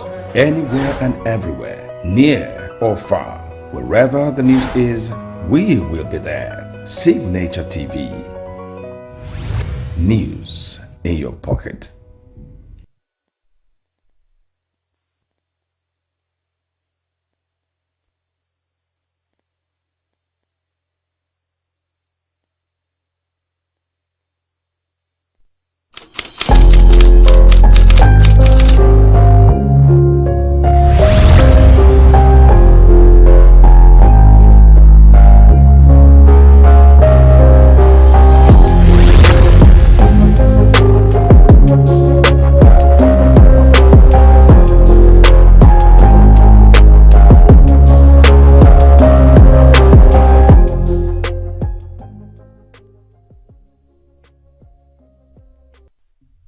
On that very day, we don't know whom and whom they took, except the following morning that I heard that my daughter is among the victims. Ba mu ji daɗi ba. Mun ji kamar duniya ma ya ishe mu a ranar domin rashin wannan yarinya. Na yi ta kuka, na fa'i na tuma. An ɗauke ni an kai ni asibiti, ban san ina nake ba. Sabar bakin ciki. A cikin yaran 110 aka ce yarinya da ɗaya ba ta dawo ba.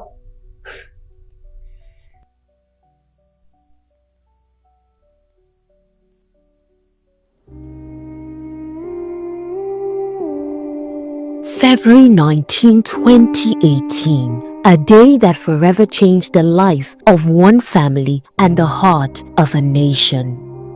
Leah Sharibu, a 14-year-old schoolgirl, was abducted from her school in Dapchi by Boko Haram terrorist group. While her classmates were freed, Leah was left behind because she refused to renounce her faith. Her courage has inspired people across the globe. Leah stands as a symbol of unshakable faith, strength, and resilience. However, 7 years is far too long for a young girl to be separated from her family, her dreams, and her future.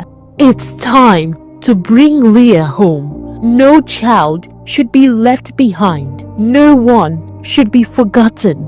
Today, we call on you to join the movement. Raise your voice. Advocate for Leah Sharibu's release. Let us not rest until she is free. This message is brought to you by Women Radio 91.7. Together, we stand for Leah.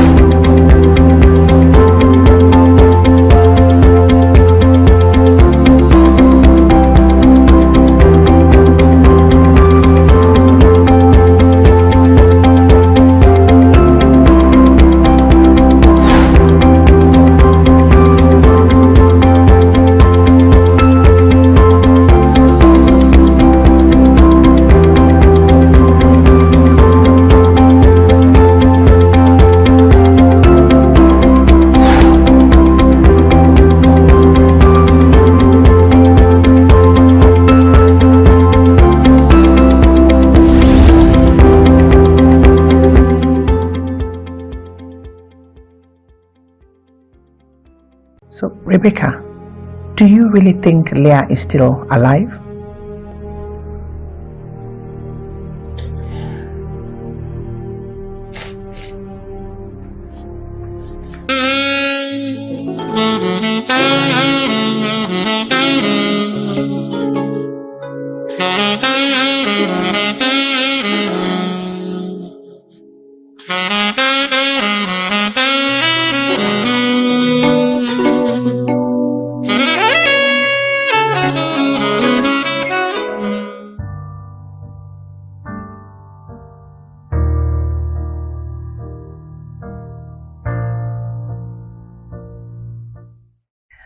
Thank you for talking to me, Rebecca and Nathan. So 3 years ago, on the 19th of February 2018, your daughter, Leah Sharibu, was kidnapped by Boko Haram terrorist group in Dapchi, Yobe State. So it's been 3 painful years for you as mom and dad, but also 3 hopeful years as you continue to keep her memory alive. So, Rebecca, do you really think Leah is still alive? If you believe that Leah is still alive, let's say she's watching now and listening to us, what is your message to your daughter? Idan Leah tana jina yanzu abinda zan gaya mata, zan yi mata godiya. Domin yanda ta tsaya bata musunci Yesu ba. Kuma ina nan ina mata addu'a, duniya dukkan suna mata addu'a. In Allah ya yarda wata rana za ta dawo. Nathan, what do you have to say to the kidnappers of your daughter? I'm pleading for them to release my daughter the way they release other girls. Please. Grandma Olayinka said to ask you, why do you think it has taken the government of President Muhammadu Buhari this long to bring your daughter home? 3 years ago, he promised that he would do everything to bring Leah back home. 3 years after, you're still waiting. What do you want?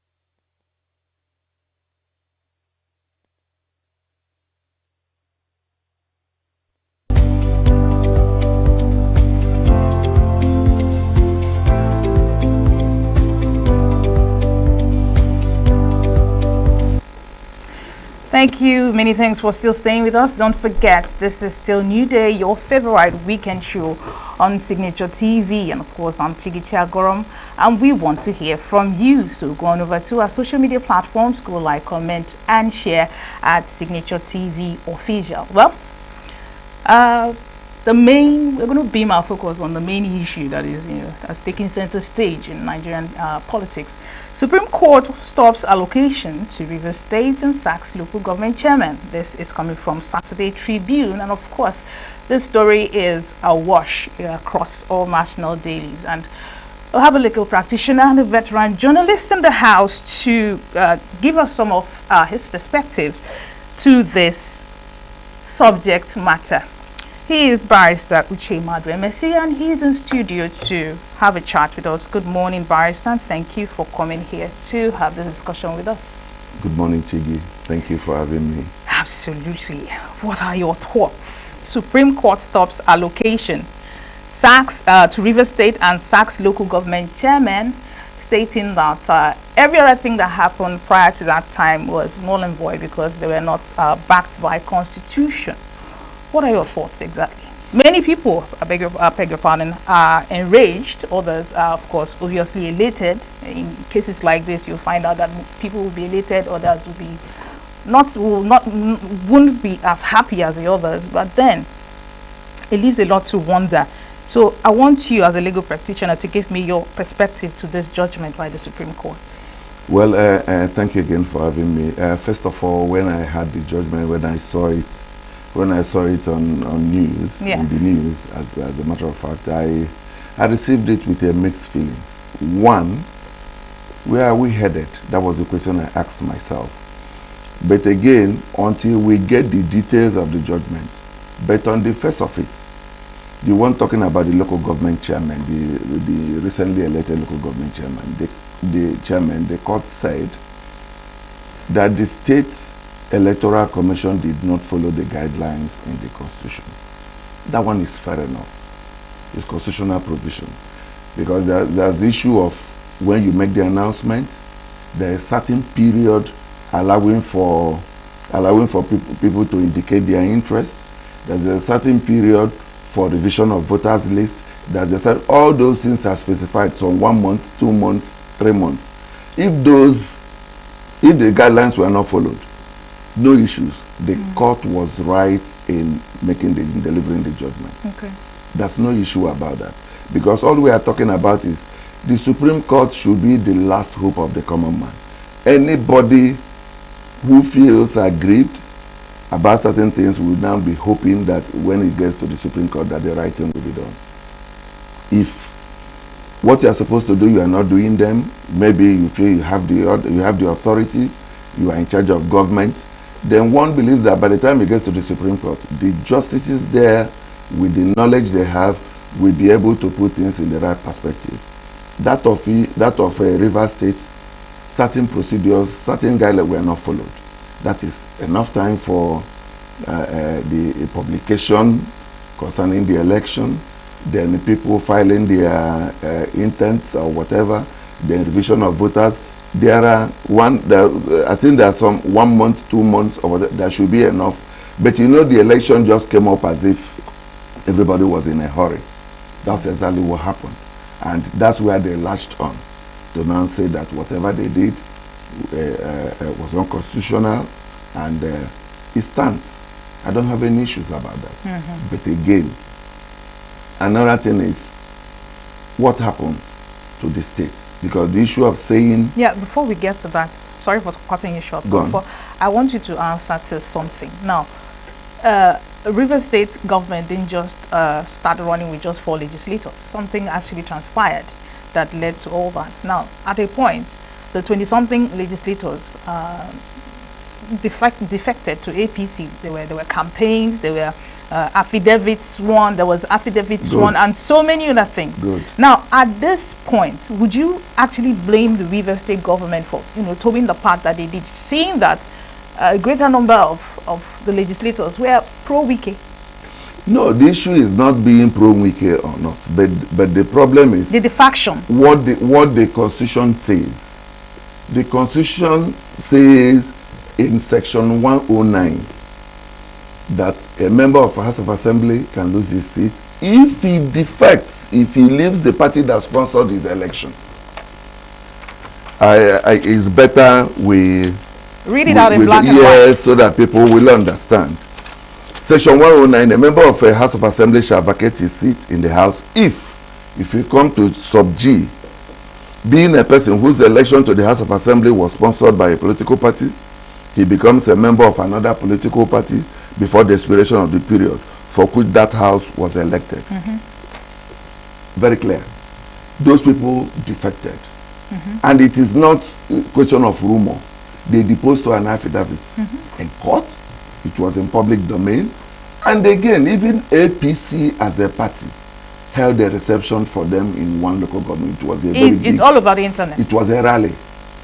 I mean, so they have gone, they have defected. It's there clearly stated. No one is thinking whether they defected or not. So I had thought that the constitutional provision which they have flouted, or which had just shown in Section 9 sub G, should be upheld. So now giving them recognition, some people, a group of people who had already gone, they have left. giving them recognition as still being members of the House of Assembly is wrong. And I remember, I read somewhere where the court was making reference to, alluding to the fact that the House of Assembly was not properly constituted or not. It's wrong. Regardless of the number, a house can work. I need you to say that again. Where they talked about that the house, they can't legislate with just four members. It's wrong. Section 102 of the Constitution says. Could you read it out? A House of Assembly may act, notwithstanding any vacancy in its membership, and the presence or participation of any person not entitled to be present at or to participate in the proceedings of the House shall not invalidate such proceedings. What are we talking about? You can't say that the assembly was not properly constituted. They have a speaker. You understand me? That is the constitutional provision, which is the ground norm for which this country is being run. So anything outside of the constitutional provision is wrong.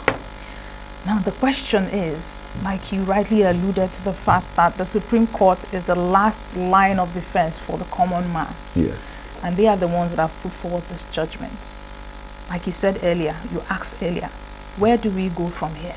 Because you have read out the Constitution in black and white. It's obvious that these people were acting, being backed by the Constitution. So where do we go from here? Do we rest our oars and throw up our hands in the air and say, well, no, we can't, because if we allow things to go the way they are going, one day we will be engulfed in a very violent situation nobody can imagine. Because there's a way you press somebody, if it gets to the wall, the person is bound to react. And that is the situation we are inching towards. You understand me? Yes. Now, I've talked about their being properly constituted. That's the House of Assembly. They have a speaker. So the governor reserves the right, had every authority to deal with them. Then, why should the Supreme Court now give credence to people who are acting out of the law? Do you think that the counsel to the other party didn't do much of a good job? No, I wouldn't think so. They must have done what they're supposed to do. In any case, they have the Constitution. But what I want to say is this.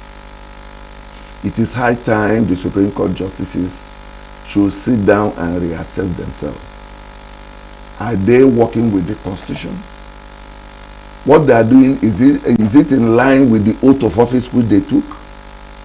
I believe the fundamental oath of office, anybody who is taking any public position or in terms of being a justice of a court, is to uphold justice and say the truth the way it is.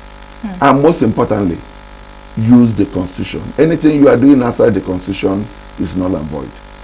And you asked for the fact that they are the last court, because now someone will say what they have delivered is final. We need to rejig our Constitution. That section 205, which gives finality of decisions on the Supreme Court, should be looked into. Because there are situations they have done things or given or have given rulings that are not in tandem with our ground norm. Let me give you instances. This same Supreme Court delivered judgment on the Imo governorship election. A situation where somebody who came forth was now declared the winner. The same Supreme Court, in one of the cases that came before it, declared that the APC had no candidate. As a matter of fact, when Mr. Nwosu, the in-law to Rocha Sokorocha, there was a matter that even came up to the Supreme Court. Because they now said, Mr. Nwosu, how come you are now presenting yourself as the gubernatorial candidate of AA Action Alliance and at the same time that of APC? They threw out the matter and reprimanded him that it was kind of double candidature as the case may be, and declared that the APC had no candidate. Then how come somebody fought from the same party the court declared as no candidate now was declared the winner? Now you now ask yourself, Don't they have a library? I don't think they are over 50 or up to 50. They should be sitting amongst themselves to know the judgments they have delivered. There should be consistency in what they are doing. Because before I made a statement concerning if they are not dealing with the Constitution, the same Supreme Court during the presidential election, and the matters that came before it leading because of the presidential election, where people were contesting the eligibility of Bola Ahmed Tinubu. Tinubu, going by what we have in the Constitution, did not pass through the stipulations of Section 137. That 137 has to do with if you have a case of forged certificates, if you have any case, if you've been convicted by a court, a properly constituted court or tribunal or whatever, either jailed, or even if you have been given a fine, that is, which means you'll be convicted but fined, instead of going to jail. And also, even if you have, and also the issue of dual citizenship.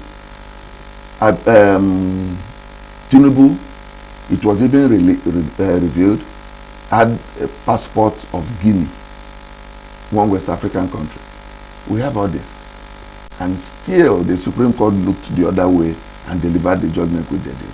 And a lot of people have been asking, from then till now, where are we? Of course, in retrospect, and of course, based on things that have been happening, would it be right to say that a level of independence has been taken from the judiciary? No, they are no longer independent. They have been pocketed by the ruling party. As a matter of fact, it's not only APC. Problem we are having is that, like you said, the judiciary is no longer independent. Any party in power, they tend to kowtow. They are not doing what they are supposed to do. Probably they are afraid of their positions. So who will do the rejigging? You say who will do the rejigging? Rejigging, yeah. Now the National Assembly should rejig the law. They too, are they independent? But that's the problem. Because some of the things to be done, they are the beneficiaries. The other day, Akpabio was making statement and said court declared senators. He himself, was he not declared by the court? Did he win? Was he eligible to contest? He was not. But his name found, was there. And at the end of the day, he was declared winner. What are we doing? The democracy we have in this country, as a matter of fact, we don't have democracy in this country. What we have is civil rule. It's dictatorship. That's what we have. Because nothing. If we are operating a democracy, then we should abide by the tenets of democracy. Government of the people, by the people, and for the people. And again, the judiciary being an arm, you have the judiciary, the legislature, and the executive, legislature, and the judiciary. And each and every one of them is supposed to be independent, to be acting as check and balances for the other. Okay. But unfortunately, the judiciary, they have thrown their own right away. They have. Because situations where you have issues, you go to court, there are even these allegations that, some unwholesome things going on, bribery, whatever, this, that. I mean, why? They are supposed to be independent. So that when they say A is A, whichever, either of the parties, either you are for or against, at least you can go home and say this, that's the right thing. But a situation where you see something that is green, and somebody will not mention that is green, they will now be telling you that is opaque, or something of that nature. It's very painful. Our democracy is in dire straits. Now you've painted a very dire situation. Yes. But then the question is, what's the way forward? Let's take it back to River State. If you, given your experience and expertise, what would be your legal advice to Rivers government? Should they just resign to faith? Because the last line of defense has said this is what it is. Well, as I yesterday, the governor of the state, Fubara, had said that yes, they have had the ruling of the Supreme Court, But again, he pointed out that there is also another matter before a federal high court. And definitely that matter will get to the Supreme Court. That until that one is disposed of, they can now say, well, that they have resigned to fate. They have not. Everybody is still back to the trenches. So let nobody rejoice yet. You understand me? Let nobody rejoice yet. Because it's just that finality of the Supreme Court, that is why some people are now feeling, they can rejoice. But it's a situation where I think the matter that came before them, the one they delivered judgment yesterday, has to do with that of the local government elections. Yes, yes. The other crunchy one is still coming. But for them now to make that pronouncement whereby saying that those 28, recognizing the group of the one Amehule or whatever as the speaker, that the governor should be dealing with that one, they shouldn't have made that pronouncement. They shouldn't. Knowing fully well that the same matter will still come before them. If that matter comes before, that's the one at the Federal High Court, now comes to them, will they now, what would they do? Will they reverse themselves? You know, I think the and again, let me say this. Okay. The Supreme Court can reverse itself if it finds out that the judgment it gave in a matter was wrong.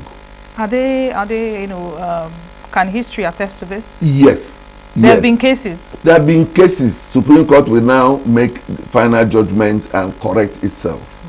It's not cast in stone, but such situations happen where in a situation where people or where the justices, they will now be honest enough to now say, they have realized apparently they were misinformed or whatever.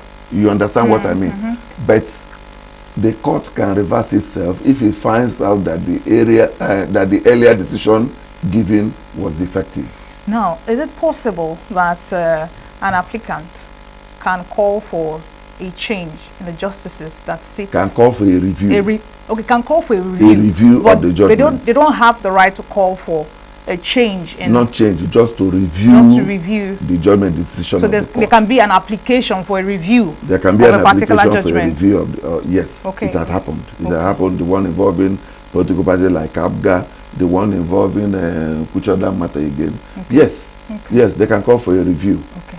So pointing out these are the areas. But there must be fresh evidence. There must be fresh evidence to back the application, right? You are not going to add any other thing fresh. But the most important thing is to point out to them, these are the facts or these are the evidence we had before you, which you failed to look into or address. Just point them out. See this issue, item A, B, C. Apparently you glossed over it, or you did not address it critically. What are you going to do about it? So there's a situation somebody can apply for a review. Yes. Okay. But again, they have to have the balls and the integrity to reverse themselves when they find out that they did the wrong thing at the issue. All right. Now, going back to, there were several pronouncements. You talked about the local government elections that was annulled. You agreed to it because it was done in a bit of a hurry, and then you mentioned the one of the House of Assembly. You didn't quite agree with it because it went against some of the tenets of the Constitution. Now let's talk about allocation, the River State allocation that was halted by the court. What's your take on that? It's wrong. Then what about the people? Wouldn't the government run? Wouldn't they provide services to the people? It's wrong. They are just punishing the people of River State. Because the government must pay salaries. The government must embark on projects which they are doing for the good of the people. If you stop the allocation, what do you want the governor to do? Self-help? Where would they raise the money to offer services or whatever to the people? And pay salaries. And pay salaries. So it's wrong. Because at times, when things happen, like let me even go back again to the Supreme Court justices, one will now ask, are they not members of the society? They are not living in the moon. They know what is happening. So there are certain judgments or certain rulings, they will even read the mood of the society.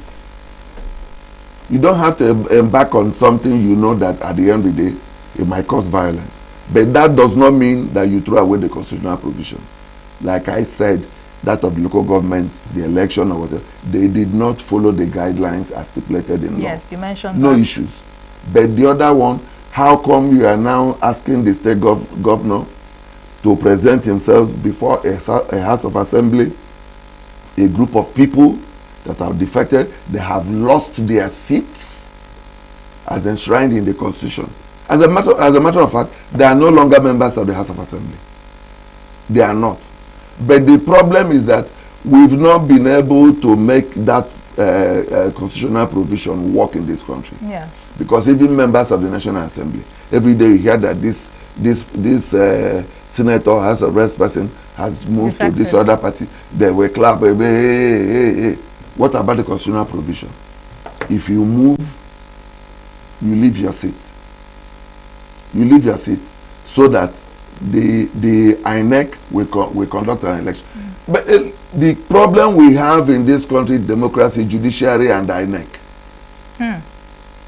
If INEC is doing what they are supposed to do, some of these problems we are having, we won't be having them.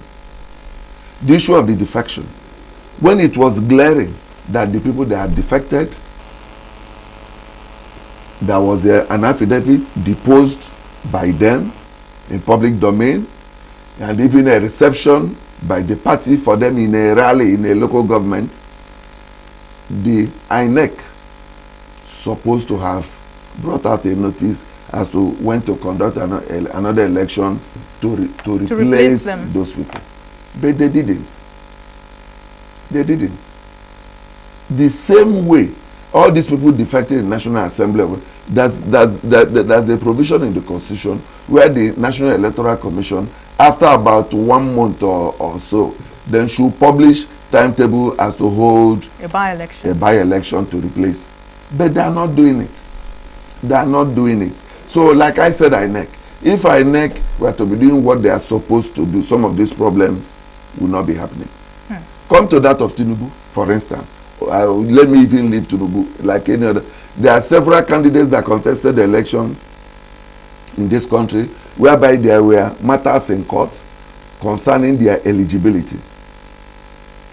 It's left for INEC to now say this person is not eligible. You know, all the while the issue of Tinubu was going on, INEC never said anything. If they had said you are not eligible to contest an election which we are conducting, is also part of their guidelines to vet and screen anybody who is contesting an election which they are supervising or conducting. If they have had the balls to now say, candidate A, from what we have and what is before us, you are not eligible, there won't be anything, there won't be any point going to the court. But the very first gate where they will do the checkmating had now left it ajar, nothing. Then you are waiting for the judiciary. So INEC and judiciary, they are the bane of our democracy. And again, I'll ask, how independent is INEC? It is not. Leave that name. Independent National is not. It's not independent. Because if INEC were to be independent, they will stand their ground and do things the way they're supposed to do. All right, Barrister, as we speak, Saturday Nation says concerning the Supreme Court judgment, jubilant Wike storms Rivers, Fubara calm somber. What are your thoughts? As we speak, Minister of the FCT, Nyesom Wike, is currently in Rivers State. And they say he's jubilant. And he's saying we'll do what's best for Rivers. You know, and his camp is jubilant. What are your thoughts? Do you know the irony of life? There are even clips in the social media where Wike was making public statements referring to people who defected, and he declared that he would never tolerate any defection in Rivers State. If you defect, you follow them. I'm quoting what he said. You follow them. That anybody who has defected has lost his seat and whatever. This is the same person. That thing you preached against, that thing you stood against, you are now fanning that ember of the faction. Yes. Then he's now saying they will do what is best for Rivers State, which means he has left office. I remember even when he said that if he leaves office, he will now go. He won't have anything to do with trying to control whoever comes after him or whatever. Is he doing that thing now? He's not. And he himself hasn't defected from PDP. Oh, you ask me. Maybe on paper he hasn't, but in practice, you understand me? He is the person causing the problem in PDP. Okay? So, problem we are having is that we don't have politicians who are principled. What we have in this country is political banditry. There are bandits as politicians. Political banditry. That is what we have. What? Somebody will move from this political party, go to another party and be causing confusion, or even cause confusion wherever he is, go to another one and be causing confusion. They will accept him or her. Then from there, after some time, he moves again to another. This political banditry. None of them, you will tell me, that has the interest of the people that even voted them into office. None. It's all about their selfish interests. But then one would wonder, what's Wike's annoyance with the PDP? Because at a point in this country, Wike was a strong man of the PDP. He was. So at what point did he fall out, or did PDP fall out of favor with Enunyeson Wike? It just because what he wanted, he was not able to achieve it. What exactly was that? He was trying to put people surrogates in certain positions. He wanted to put the national chairman. It wasn't even about the presidency? No. Before he contested, these were some of the reasons P2B left PDP, because he was one of the people that was taking it. Because of his ambition. You know, they put certain things in place that make P2B not to even want, you know, to continue. Being somebody with integrity, he saw the handwriting on the wall and left. And he eventually, Wike, contested for the presidency. It became clear that was what he wanted. He did, and failed the primaries. And you know, he was the last two. He failed. Then now, after that sojourn, aborted sojourn, now he started by installing the national chairman of the party. That's the problem. So you are asking me the problem he has with PDP is he wants to install people who are in position of authority in the party, so that he will be in his house and make a call, don't allow this, don't allow this, so that they will now be doing his bidding. As a matter of fact, what is his backbone or whatever he has, because he was having the resources of the state government. And we are in a country where nobody asks you how you manage zero accountability. How you manage the public funds. You see somebody, maybe as poor as I am, by the time he finds himself in a certain office, even within the term of office or even shortly after, you will hear that the person is amassing wealth, so many properties here and there, which by the time you check the value of such things, and if you add what is supposed to be the remuneration of the person from the first day in office to the last day, if you put them together, assuming the person did not withdraw a dime from the pool, stash, the person will not be in a position to have those things. But they are here. It's happening in this country, and nobody is asking any questions. Now, between when the court judgment was issued and currently, now the estranged lawmakers, they have actually sat. They have had a meeting. There's a name for them for the when they sit and they deliberate. Now, how legal is that, or was that meeting? Seeing that, like you earlier mentioned, there's another case in the High Court. Yes, their defection had not been taken care of by the court. So the sitting by those lawmakers is illegal. Okay. It's illegal because there's still a matter in court. They have not finished. It's illegal. Even the matter in court is the one challenging their defection. At this point, because no one has actually come out to say, okay, that they are sitting, is illegal. Do you think there's a possibility or a move to try to impeach, similar Fubara? But that has been the objective. So even if you are sleeping now, somebody wakes you up and asks you, do you think of a time that these people will impeach Fubara? Won't you say no? You will know. That's the objective. They want to remove him from office. But again, whatever you want to do it in line with the Constitution.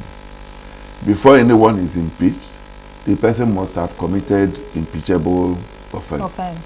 And you go the whole hog of trial, setting a panel, you call the person to defend itself. But you don't just start doing anything with a fixed position. You understand me? So you're asking whether they will impeach Fubara. That's the objective. If it didn't manifest as Adela by now, it must have blossomed and manifested. So any opportunity they have to come together and recognize that, then that's the next thing they will do.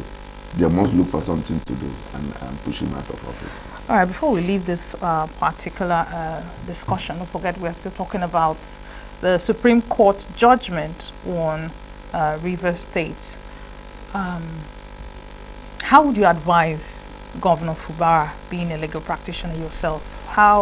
What are the things he needs to do right now to protect himself and, of course, his people? Well, what I want to let him know that he has executive powers. But he should try and exercise that executive power within the ambit of the law. He should not go for self-help. You understand me? Like he said yesterday when he said that he have listened to the court judgment, that they will study it to know the next step to do. That's the best thing to do, and that's the best thing to say, because anything he does or says might worsen the situation, violence in that state, because he has supporters. You understand me? Because somebody who has that executive power, now he has supporters. He must have amassed lots and lots of supporters. So he has to wait. He has to be advised properly, and he has to take legal steps to continue his governance. All right, fair enough. So let's focus beam light on what's happening in ENUGU State House of Assembly. Currently, there's a bill being sponsored on 1 minute. The bill is on the rents. 1 minute. Okay. The bill is to reduce high agency and related charges on rents in ENUGU. I think that's passed its second reading, and it's being sponsored by Honorable Okemba. Now, you're a legal practitioner. What do you think this bill is timely in ENUGU, at this time? And what do you feel are some of the reasons, why this bill was, actually sponsored at this particular time? Well, to me, as a citizen of ENUGU State or as a resident of ENUGU State, the bill is timely because people are passing through lots and lots of situations. Because there are now prevalent cases of high rents. You see somebody may be paying maybe 300,000 per flat. Then before you know it, it's now 700,000. You see situations where people, after constructing a house, there are some flats in this ENUGU that are now up to 1.2, 1.3 million. You now ask yourself, ENUGU State is a civil service or civil servant state. Where do people get their money? And there are some people, when you tell them, they will tell you because of high cost of building materials and all the rest. Yes, I agree. But again, it's excessive. And you have to know this. All these things were triggered by the withdrawal of petroleum, of subsidy on petroleum products, because there was a spiral effect. All sectors of the economy, was affected. And you see somebody will now tell you that this house, I built it. I'm having the hope that from there I'll be getting what I eat. Then whatever, if he goes to the market and cannot, what he used to buy 5 naira, they now tell him it's 30 naira. He will now come back and go to his own market and increase in order to have the resources to get, what he or she uses to feed the family. Like pointedly, is timely, and the need is to see how affordable housing will be provided for the residents of Enugu State. It's okay, it's timely. I am for it. It's okay. Then the other aspect where they talked about agents paying 10% of whatever as agency fee. And lawyers' fee too. Lawyers' fee, even the MBA has already made it. That's the 10% remuneration on MBA. If you are doing any document concerning real estate, land, whatever, it's 10%. Okay. It's by the MBA. It's there. But there's nothing like backed by policy. Yes, there's nothing like agents. There is no association or there is no whatever by the agents. It's not. The problem we are having is you see people now going, maybe after doing business, having failed ventures or whatever, will now be going about that he's an agent. He's into selling of properties or renting. Then what do? If they find out there's a vacant property on this table, and knows that you are looking for a house, just to come and point, this is where it is, and they'll be telling you, you give him certain amount of money. And there are even situations, they even tell the owner of the properties, sell this property or rent this property on so amount that you get your money. Most of these high increase or high cost of it are even caused by agents. 80% of them caused by agents. So it's only rare, you see some landlords or property owners, say landlord will now say, no, yes, this is my property, this flat is 250,000, 300,000. Right. If you are telling me, no, I don't want to rent it, this is how much it is. So, but very few of them. That's right. So, the bill is okay, it's timely, let them do what they're supposed to do, but again, they have to, it should not be the one whereby in the morning, you hear that first reading has gone. By afternoon, second reading. By evening, third reading. This is a bill that affects majority of the people. There should be a public hearing. Absolutely. That's the way bills are done. Absolutely. So that people can now come and contribute. They must have to have inputs from members of the public to let them, to enable them fine tune what they view to the subject matter. Yes. Well, we hope that this bill will streamline rental matters and bring down the cost of renting apartments in Enugu State. Barrister Madre Chesi, thank you. Madre Messi, my apologies. Thank you. Barrister Madre Messi, thank you for your insight. Is a veteran journalist and a legal practitioner. Well, New Day continues right after this timeout. Please stay with us. Thank you. Every second, every minute, every day, news is breaking, events occur, and there are new developments. At Signature TV, we follow these stories objectively, bringing all sides without bias, explaining the complex issues, breaking down the numbers, and investigating the issues behind the news. Anywhere and everywhere, near or far, wherever the news is, we will be there. Signature TV. News in your pocket. But on that very day, we don't know whom and whom they took. Except the following morning that I heard that my daughter is among the victims. Mun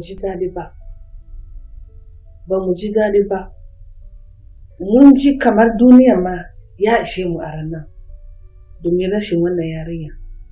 Na yi ta kuka, na fa'i na tuma. An ɗauke ni an kai ni asibiti, ban san ina nake ba. Sabar bakin ciki. A cikin yaran 110 aka ce yarinya da ɗaya ba ta dawo ba.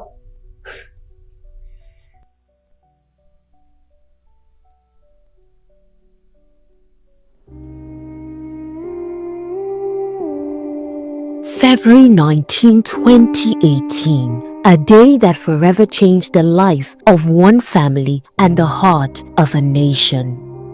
Leah Sharibu, a 14-year-old schoolgirl, was abducted from her school in Dapchi by Boko Haram terrorist group. While her classmates were freed, Leah was left behind because she refused to renounce her faith. Her courage has inspired people across the globe. Leah stands as a symbol of unshakable faith, strength, and resilience. However, 7 years is far too long. Too long for a young girl to be separated from her family, her dreams, and her future. It's time to bring Leah home. No child should be left behind. No one should be forgotten. Today, we call on you to join the movement. Raise your voice. Advocate for Leah Sharibu's release. Let us not rest until she is free. This message is brought to you by Women Radio 91.7. Together, we stand for Leah.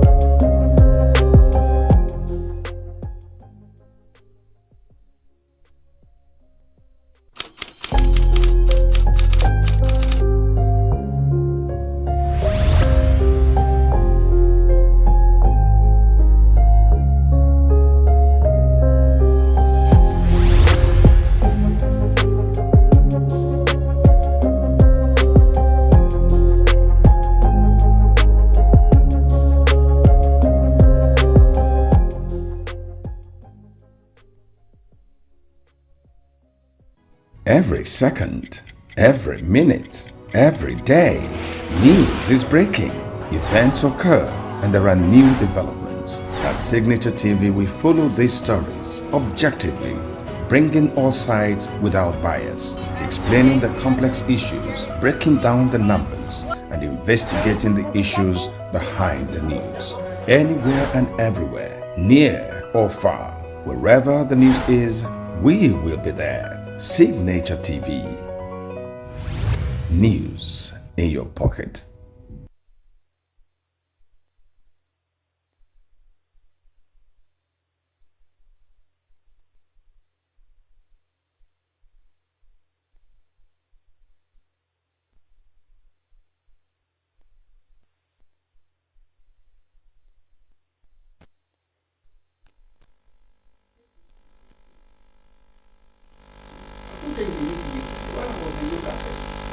All right.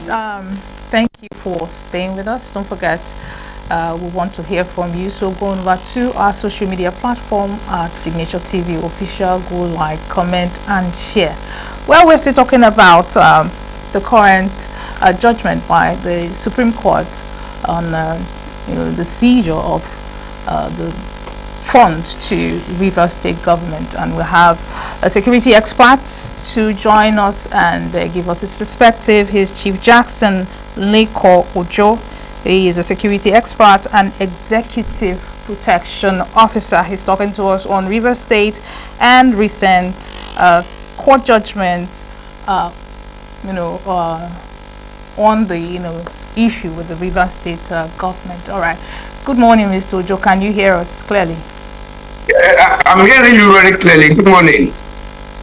All right, Mr. Ojo. On the recent judgment by the Supreme Court, what or how do you see the power balance now between the executive and the legislative arm of Rivers State? What is the implication of this judgment on the power balance between the executive and the legislature in Rivers State? Yeah, we thank God that above 1 year ago now, we have been battling all this political crisis in Rivers State. There have been no unity among the government and the people, and people are brother fight brother, sisters fight assistance because of all these problems. But we thank God that the highest court of the land, the Supreme Court, has applied its supremacy on this, and there is anybody that is not satisfied now can only appeal to God, and God, I think, is for everybody. So to me, the right thing will begin now to move in River State. What do I mean by that? It is an aberration of the law. It is a total bastardization of democracy in a situation whereby the people that have the power of check and balances over the executive, the proxy of the people, 32 people representing 32 state constituencies, have not been talking, mingling privately or officially with the executive, headed by the governor. It is not the best. Look at 2024 budget was presented to assembly of 3 persons. You understand? And the Court of Appeal ruled that budget should be presented back to them. But the governor, because he did not enjoy personal relationship or with the House, he didn't do that. 2025 has been sent to the same 3-man panel. You understand? But we thank God, everything is settled now. The governor now must obey the Supreme Court. Every other person now must obey. So there is no disobedience, and if there is no disobedience, there will be progress in River State. All right, Chief Ojo, you spoke to the fact that the River State government didn't follow Constitution in presenting the budget to the House of Assembly of just 3 persons. But you will recall that the other members of the House of Assembly openly defected to APC, making them actually lose their seats according to the Constitution. They lost their seats because it was out there in the public domain. There was an affidavit to that effect, and there was actually a rally that is, of course, as well in the public domain. Now, how would you respond to that, seeing that they openly defected and this River State government was left with just 3 members of the House? Okay, a lot of Nigerians are always making mistakes when it comes to this issue. We have 3 arms of government: the legislative, the executive, and the judiciary. One is to legislate and enact law. Then the other one is to execute it. Then the other one is to interpret the law. If the law says these people automatically lose their position, immediately they come from the party that gives them the platform. Yes, it is standing as the law, and it is supreme, but something must be done. If you have generator in your house, you fuel the generator, they own the generator, and nobody to go and change over. Will the generator transmit current to the house? No. In this case, somebody must enforce the law. Somebody must interpret the law. The law is made, but somebody must interpret the law, and that is a court of coordinate jurisdiction, a court of competent jurisdiction. Must enforce it, to make sure, to interpret it, and to make sure that yes, these people must go. That is it. So if there is no law that interprets it, if there is no office that interprets it, definitely we are wasting our time. A lot of people depend on that. The law says a criminal is a criminal. But if somebody, that same law says, if somebody comes to your house with gun, you must still arrest the person and take the person to court, and it is only the court that have the power to pronounce the person a criminal. Look at that. So somebody must interpret, a court must interpret. It is not as automatic as people are thinking. No.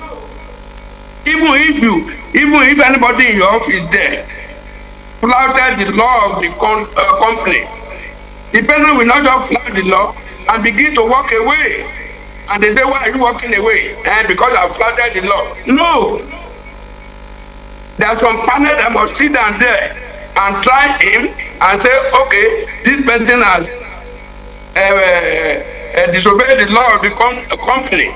And it does not end there. They must pronounce a punishment. If they didn't pronounce a punishment, the person is still free. So that is the issue. All right, Chief, what I could pick from your explanation is the need to interpret and to enforce the law. Yes. Now, if in any event, the River State government gives an application for a review of this judgment and it is interpreted and enforced differently from what, of course, we are seeing from the judgment today, what would be your take on that? Except there is nobody that can interpret. This is the ruling, it's a pronouncement, it's an order of the Supreme Court. It's only God now. The government can only take this one to God. The president cannot do anything as far as this matter is concerned. The National Assembly cannot do anything as far as this matter is concerned. Even if they want to become this matter, they view the law tomorrow, it will become effective after a new law has been enacted. So as of today, the government do not have any alternative than to obey the order of the Supreme Court. And it is not difficult for him. They were working together before problem arises. That problem will not be there forever. They can see results and still work together, not for their own interest. There is difference between personal relationship and official relationship. They may not enjoy personal relationship, but when it comes to the issue of official relationship, everybody must do his own according to the dictate of the law. That is the situation we are now. All right, Chief Ojo, you did mention something. You said that they were working together before there were issues, talking about the executive and the legislature of River State. Yes. Could you, expound on what you meant by they were working together before there were issues, and what were those issues? There was serious official and personal relationship between the executive and between the executive and the legislative arms before. It was after the purported impeachment moves by the State House of Assembly that the crisis started. Before, they were doing things together. They cleared the first set of commissioners. The governor presented it to them. He cleared them. He cleared some other appointments. There are some contracts that they need to look before they approve it. They were doing all these things together before the crisis erupted. And is it possible that the crisis cannot be stopped? They can stop the crisis. But they have gotten to the stage now that they must work together. Anybody that is not ready to work with anybody now should resign. The government must present all documents that need legislative approval. He must present it to the legislative arms now. And they too must study it and treat it with its merit. That is it. So they have gotten to that point now that they must work together. That is no alternative, no option. All right, Chief Ojo, you did mention something, and then other people, there are some schools of thought that feel that the recent Supreme Court judgment will breed some sort of anarchy in River State, given the fact that there's been allocation cut. The allocation to River State has been stopped. Now, what do you think would be security implications going forward in River State with these, pronouncements in the judgment? Can I tell the whole world something? This Supreme Court order that said they should stop the allocation of River State can be vacated between now and Tuesday next week. How? It's a conditional something. If the governor will continue the way he's running the state now without the legislative arms, that is to say there won't be proper appropriation. And in that case, what happens? In that case, that is why the Supreme Court said they should stop the allocation. But in a situation whereby the governor presents everything that needs legislative approval to these legislative arms, there won't be. It's like you tell your son, if you dress well in the morning, I will give you. If you dress well this morning, I'm going to give you money. If you're going to come out dirty, you won't give him money. But if you dress out well, you will give him the money. So that is it. Yes. It's a condition that may not last for more than 1 week. If that condition remains for the next 2 weeks, it is the governor that is causing it. Because if by Monday now, if the governor communicates to the legislative arms that by total day I'm bringing the budget I'm representing budget 2025 before you, immediately that one is done, that has vacated the order automatically. All right. That is it. Chief Ojo, if you can hear me now, your statement is purely conditional because you keep using the word if, which means it could go either way. So if the governor decides, maybe follows his own advisors and decides to go the other way, do you see a possibility of anarchy in Rivers State or breakdown in security, because of course civil servants won't be paid and a lot of things wouldn't be done because of the budget cuts? So what are your thoughts on this? The people of Rivers State are not stupid.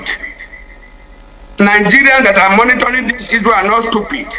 They know that the simple thing now to be done is for the governor to obey the Supreme Court by recognizing the 27 members until any court in the future will remove them.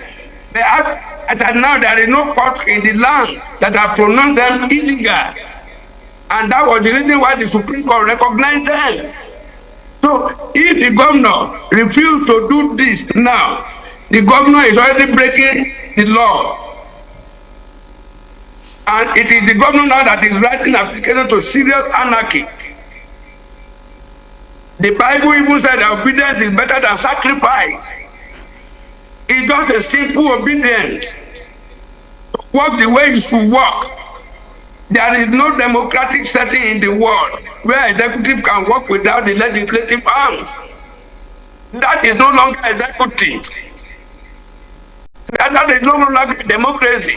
That has become pseudo-democracy. Or can I call it autocracy? So there is nothing ambiguous in this matter. You have been working with them, and you are the one that you're supposed to work with, and that's why the matter has not gone to court, to the Supreme Court. But the Supreme Court order must be obeyed until the contrary happens from any other court. So go and work with them. Is he going to meet them one-on-one? He will communicate with them. In a situation whereby they need to see him, they will write to him. He will go and see them. It is not ambiguous. It is not difficult. If anybody is breaking the law now, if the governor refuses to do this now, it is the governor now that is disobeying the court of the land. That is it. But I trust the governor. He's a peace-loving governor. Definitely, it has gotten to the point. There was presidential intervention, which is still subject to the ruling of the Supreme Court. But the Supreme Court has ruled now, has given order now. So there is no issue. There is nobody, anybody that disobeys the law now is the president that is writing application to crisis in Rivers State. God forbid, it won't happen. I trust the governor. He will obey the Supreme Court. He will begin to work with these people. All right, the Nation's newspaper carried on its front page on Supreme Court judgment, Jubilant Wike storms Rivers and Fubara camp Somba. Now, what's your take on the fact that the FCT minister is currently in Rivers State following the Supreme Court judgment? What do you make of this?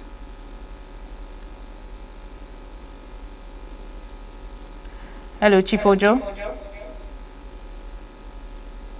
Are you still with us?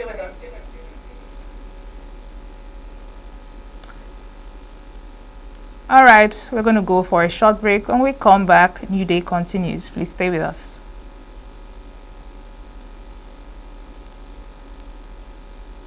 Every second, every minute, every day, news is breaking, events occur, and there are new developments. At Signature TV, we follow these stories objectively, bringing all sides without bias, explaining the complex issues, breaking down the numbers, and investigating the issues behind the news. Anywhere and everywhere, near or far, wherever the news is, we will be there. Signature TV. News in your pocket.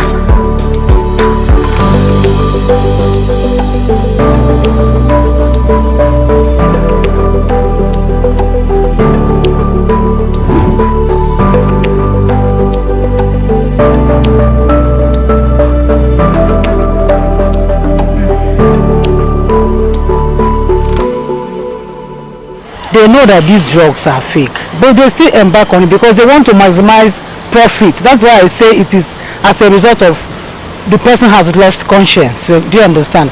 They want to make money by all means. People are interested in making money because the society has also contributed to that. Society is not interested in how did you make your money. Society is interested in who has made it, and they want to identify with who has made it. And to that effect, people are doing every manner of bad things to make money, because even apart from drugs, there are a lot of illicit businesses people do here and there. I know when Deraki was there as a NAFDAC director, she tried all her possible means to see how she can stop that. But immediately she left, the other man came, and today is like they are working actually, but it's like a lot of things are going on the background. One of my staff, the younger sister, had a very terrible experience as a result of fake drugs. She had malaria, so she got her drugs. Unknown to her that in fact, she discovered that the drug had expired on the last day she was taking it, because one thing is that our people are not very good at checking expiring dates. Even beverages and all of that we take, people are not very conscious of checking expiring date. So she realized that the drug had expired on the very last day she was taking the the malaria drugs, and because she was not getting the effect of the drug she was taking, and again she was having reactions and all of that.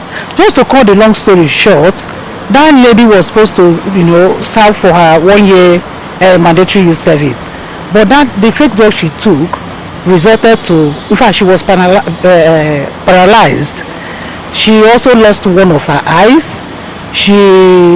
A lot of complications. Today she cannot see because in the process of trying to correct the other eye, the other one got affected. Today she's blind and she couldn't even walk. It's not something anybody wants to actually have to encounter with, because it will kill actually, and then it has actually rendered some people impotent, and then it has actually made some people even increase their ailment, because what the person is actually paying so much for drugs, thinking that he or she is actually ingesting appropriate medication. He or she wouldn't know that they're actually taking something that is not actually adding value to their health, and then it's sort of by then some people could die, which we have had, and some people could actually develop some more further complications.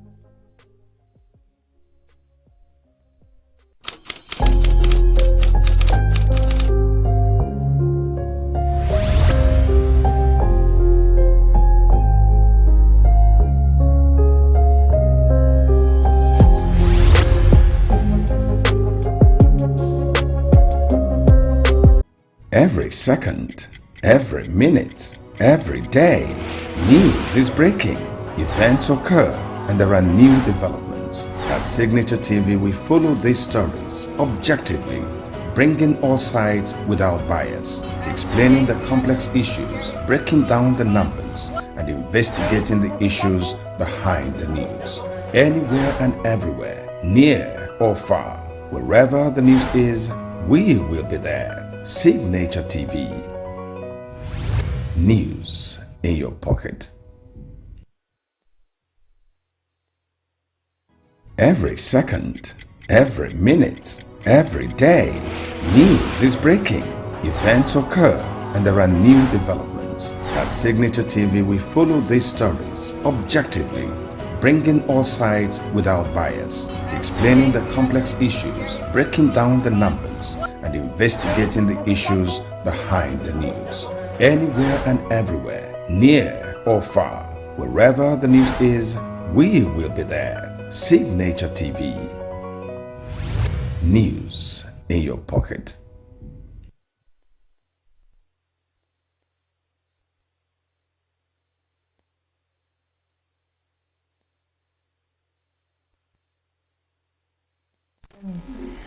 Welcome back, and thank you for staying with us. There was much you could take from that interview, as much as the network would permit us. Well, welcome to Saturday Retrospect, where we'll bring you highlights of some of the discussions we had in the course of the week from Monday down to Friday. Incidentally, we are starting from Wednesday, and on Wednesday we spoke to wealth creation in times like this. Ifen Naralu, a wealth creation and development expert, was here to give us his perspective. Please take a listen. I've actually explored so many things with respect to wealth creation, and I would want to state here that, you know, in the darkest hour of your life, that is when you should shine the light. You know, and you find out that, you know, from the Holy Book, you see that light came out from darkness. and darkness could not comprehend it. So the best time to shine is actually when it is dark. I mean, who will see your light when it's not dark? You know what I'm talking about. So as much as the economy is dwindling, that is when it is the right time to actually rise above it. And that is why we are here. That is why we keep telling people about what they need to do to rise above the tides, the economic winds and the tides, of the whole economy. So I really do not accept when people tell me, because of the economy, I am not able to save, I'm not able to invest, I'm not able. I'll tell them, no. It is as a result of what the economy is that you should be able to do all of those things. Why? Because you are intending to rise above the tide. But this sounds like a motivational speaking, and sometimes motivation. So we are going to break it down, because leave about motivation. Because I told you, that's why I told you I have tried it in my own life. I will not be talking about what if I haven't tried it. I don't know if you understand me. It's not good. Okay, I may not come here and start bringing my trial, but things I have tried, I'm going to tell you. Isn't it more challenging in this particular economic situation in Nigeria? Okay, fine. It is more challenging, especially for every strata of citizens, of our citizens. And so, what I would want to advise is, as much as it is quite tough in every respect, you just begin to check which particular aspect of the economy, which particular aspect of life can I take advantage of to actually grow my finance.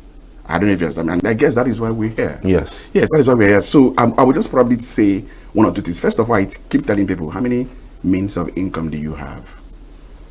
Are you still reliant on one means of income? In a country like Nigeria, that there are a lot of things that you can actually do. You get me? There are a lot of things you can actually do that you may not necessarily be required to be licensed like we have abroad. Take, for example, everybody says I am an agent, I'm a land agent. You don't require a license. Do you understand that? Take, for example, somebody say I market cars, I do that. You don't require a license. You can become a teacher without having a teaching certificate. Do you see that? Every one of us, okay, now we have this social media, and they tell us Facebook pays, they tell us YouTube pays, they tell us TikTok pays. And then you are telling, well, I'm just a salary earner. Why are you not using TikTok? Why are you not being paid on TikTok? Why are you not being paid on Facebook? Why are you not being paid on YouTube? It's free. The only thing that you require is data, right? So you just need your salary to just get data, so you can produce content for people to consume, and then probably you get a lot of followership. So what do you need to learn? How do I grow my followership? How do I grow my community so that I can begin? Because everything is content. This is something I have found new. So you can say, hey, I don't know the content to share. I don't know the content. No. Sitting at home and just watching TV is content for Nigerians. Do you get that? Nigerians are just looking for just bring your everyday life. Do you know, just tying towel, going to the bathroom, coming out. You see, the one that gets me, laughing is, what is get ready with me? GRW. What is that? I see that on don't you see that on Instagram? Yeah. Do you see the followers? Do you see the people that comment? Yeah. People just post get ready with me as I go to church. While in service, what do you see people do? They put the camera. While they are praising their God, I don't know if it's me. While they are shouting hallelujah, they just post. So you can't tell me that you do not have content to create. Because you do. If you tell me that you don't have content to create as a young person, you know what I tell you? That means you don't understand Nigerians. Not everyone is born a content creator, actually. Guess what? They say necessity is the mother of all invention. I wasn't born a content creator. I don't even like content. But when, like you said, the harsh winds of the economy have started hitting you, what do? You begin, as I said, you begin to find ways.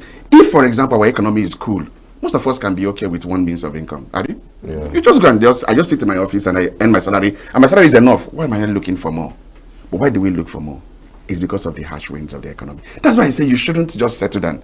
Most of us were not born to do what we are doing. Most of us did not even train to do what we are doing. Do you see that? Most of us went to train as medical doctors. What is a medical doctor doing? You get that kind of thing? Yes. Most of us are trained to be engineers, just like myself. What am I doing? Do you see that? So it's everything. Let me tell you, I tell people, I said, do you know, even if I was not where I'm working or making, there are several places. I would locate the biggest church and I begin to teach in Sunday school. That's the simple. You go to church, right? Thank you. Or locate the biggest church. Find where to work in a department. Just make myself visible with 2 people. Begin to teach. You can meet people's needs. Do you get that? I can come very early in church and people park their cars, I clean it. And I just put my number. And I'll wait. When they close church and people are coming, I'll just go and meet some people and say, I cleaned your car. I just felt your tires were dirty. I just had to clean it. What they give you? They give you. By the time they give you a hand that it won't sustain you, all right? But you're starting to do something. You now find out that, okay, people come to church with their cars dirty, right? So what do? If I can talk to the pastor, if I can find a small place where I can just open a car wash, so you are enjoying service, and your cars will be driven to the car wash, and I just wash it, you'll be appreciative of that. Do you see that? So we need to settle down and begin to think, how do I actually create wealth amongst the, the only book says, where 2 or more are gathered, I am what? I have changed it with wealth. Where 2 or more are gathered, what happens? There is economy. Economy is created where 2 or more are what? Gathered. That is why if you find where 2 or more are gathered, even if it's a private and focused WhatsApp group, what happens? Somebody wants to sell something. Is either somebody is selling NSPPD, right? Is either somebody is selling their church program, or somebody is selling their website, or somebody is selling, I'm a food vendor, or somebody is selling, I am a hair vendor. Somebody wants to post what they do. Why? Because wherever 2 or more are gathered, there is economy. So what are you doing with where 2 or more are gathered? That place you find yourself. Do you see that? So where 2 or more are gathered, economy is created. Be a part of it. Wow. I mean, you have changed a little bit of the conversation right now. Wealth creation is very large. I mean, and it's different from persons to persons. Some persons would have funds and they say, you know what, they're thinking of investments in money markets, investments in treasury bills. And that's the only one they know. They don't want all this content creation. Let's leave them with this content creation, which I don't know if you have any idea with investment in that space, because these days I'm even hearing that you can even invest in the Nigerian bank using foreign currencies. Yes.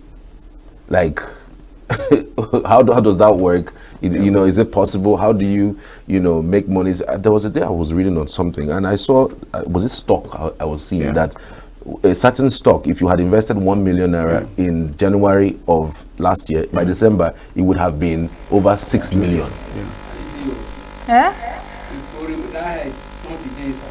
All right, and then on Wednesday, I beg your pardon, on Thursday. But before we get to Thursday, well, I had several aha moments listening to Aralu Ifenna talk about wealth creation, and for me it was economy is formed where 2 or more are gathered. What was it for you? Don't forget to go over to our social media platforms, go like, comment, share, and tell us what you think. And then on Thursday, we spoke to IBB, Memoir Revelation and Matters Arising, and Anthony Nwachukwu, a tour expert and public affairs, to give us his perspective. Please take a listen. Well, I think the truth is that I have seen 1979 Constitution and I have seen 1999 Constitution of the Federal Republic. Though I have seen 1960 Constitution too. The truth is that I am still wondering about this environment called Nigeria, where you have law and then the people of this country, this environment, Nigerian environment, still find it difficult to support their law. Law is just the mind of the writers, and it is on a paper, and it's upon us, our citizens, to do one simple thing: uphold it. Why I said that is this: there was 1966 coup, and yet 1960 Constitution stated that no person or group of persons should assume the authority of leadership of the country forcefully. Nobody should acquire power forcefully to govern a state. And from that period that we went to civil war, 1966 coup, counter plus counter, and most of the actors are alive. And everybody is afraid to gather these men. The state is afraid to gather these men and prosecute them. The question is, why is those in government afraid to prosecute those that took over power forcefully? Can that still be done now? I mean, some of them are pale and very haggard. Criminality. How do you put them in jail at this age? Criminality is criminality. It doesn't matter the number of years it takes. In some cases, Nazi actors, most of them have died. Some were dug up from their grave, and they are still being prosecuted today. A grave? Yes. A dead body? Yes. Yes. That is the way to enforce law. That is the way to establish law. That is the way to abide by law. So now IBB is talking, and I ask question. My question is simple. Why did IBB wait until Professor Humphrey Nwosu died? Because it's ridiculous for him to begin to tell, or for him to tell Nigerians that he was responsible. There was an umpire, National Electoral Commission, NEC. National Electoral Commission, chairman by Professor Humphrey Nwosu. Fortunately, I was able to be close to that prof. And I have a lot of information, too many informations he gave out. So for me, it's just what I call maybe some people from North and some people from Southwest, just like Babangida was boggled, Buhari was boggled and lured into announcing June 12th as Democracy Day for this country. So if it was Democracy Day, Buhari announced that. What happened to the democracy of 1979-83 that he overthrew? And why did Nigerians compensate him by bringing him back as president instead of prosecuting for overthrowing a legitimate, democratically elected president of Nigeria, Shehu Shagari of blessed memory, with his team, that routine? They were all stoppages. These actors, these men were all deliberate stoppages. They worked against democracy. And there is nowhere that you work against democracy and then you destroy the foundations of democracy. And then the irony is that they do coup, they arrest you. And you keep wondering. So for Babangida, they call him Babangida. Babangida means father of the house. It is funny. It's cajoling. It makes little or no sense because that was the prime of my youth. I witnessed most of those things because we were part of those in the advocacy for declaration of June 12 results. And I was part of those that went on exile. The question is, why? Like you asked. Now, Abacha is dead. You are alive. You didn't say anything. You waited until Professor Humphrey Nwosu died. And today, for annulling the so-called popular and most acceptable election in Nigeria, they gathered to raise 17 billion naira plus for you. To thank you. It's even more. For destroying democracy. That's the irony of it. That's the irony of it. That should not be done.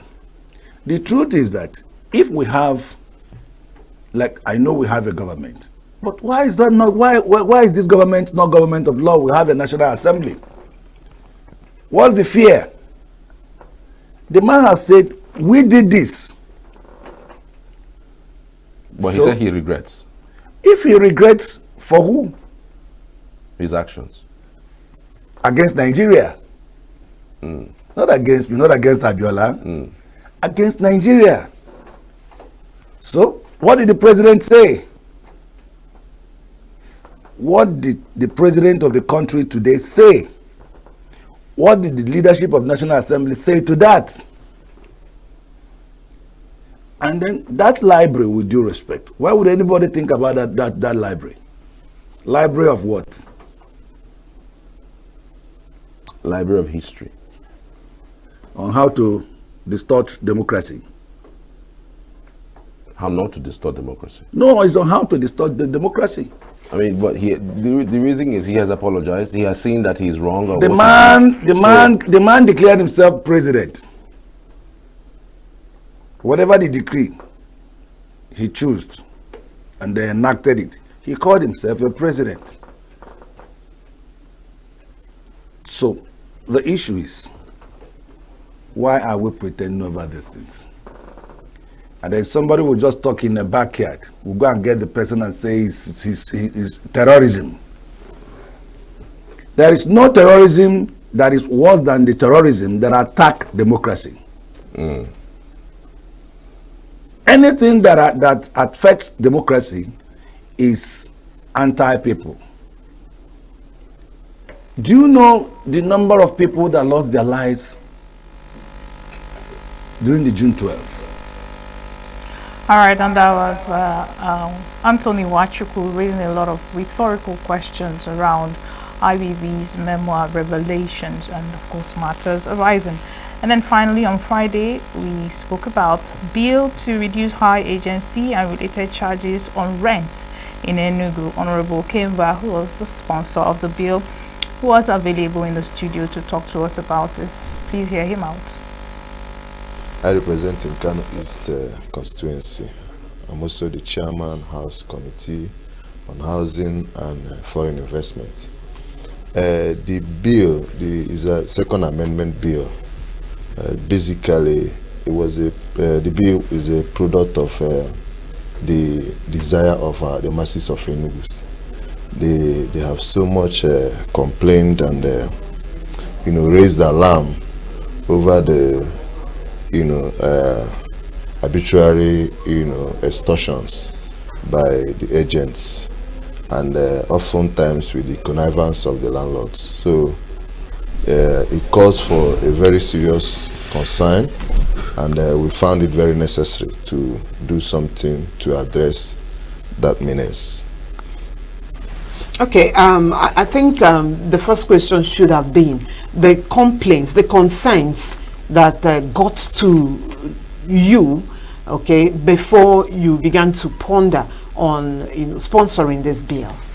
What are those concerns of residents and tenants in Enugu? Yeah, it got so bad because each time we attend public functions, we get our constituents and other residents complain to us, asking what is the House of Assembly, doing, to address this very serious problem. That are we not, are we not in Enugu to really see what the people are going through? So, and in fact, particularly, there's a group of youths that were mobilizing to protest, actually. And when one of them came to my office, a constituent of mine, he told me that they already signed up, mobilized signatories, to protest. And their first port of call will be at the House of Assembly. So I told the young man, Mr. Onyekachi by name, I told him that I already have the draft bill with me, that there won't be any need for them to go on the protest. So incidentally, I had it on my table, I just pulled it up and now showed the guy. So it's not a mere talk or political statement, I have already done something. In fact, that bill was immediately after our inauguration, I started working on that bill. But it has to go through a lot of research. You have to try to call up other, similar, from other states and so on. Look at the existing laws we have already. Identify where the clauses and the particular sections where such amendment could happen, and then come up with that draft bill. So we, out of that. I will call it agitations, even though it hasn't gotten that, viral, but people are already grumbling and, complaining of what they are passing through. So I just found the need to quickly, do something to address it. Is it going to be a mere rhetoric, or are we expecting that it will pass through all the readings and maybe enacted as a law? I tagged it People's Amendment Bill. So from my perspective, I don't see that bill, being a rhetoric. It's going to go through all the processes, and I can tell you that members of the House of Assembly, all members of the House of Assembly will support this amendment, because few of them already nursing the same idea of doing this. Just that I was working ahead of time, and I started much earlier. So we are expecting to have massive support to get the bill passed through all the stages. This is just the first reading. Now, Honorable, okay, people are in business. There are people who this particular bill, if it becomes a law, are going to be hugely impacted. I don't know how to, really coin this question. How do you think it's going to impact them? What do you think? Are they also reaching out to you? Are they going to be out of business? Let's understand the regulation, really, you have in mind. Well, I don't see that bill putting anybody out of business. What has happened is that, like, the agency business has become a free market. There are professionals. We have estate surveyors. We have registered, qualified agents. But what has happened is that I don't know if I'll use the word touts, right, have taken over the agency.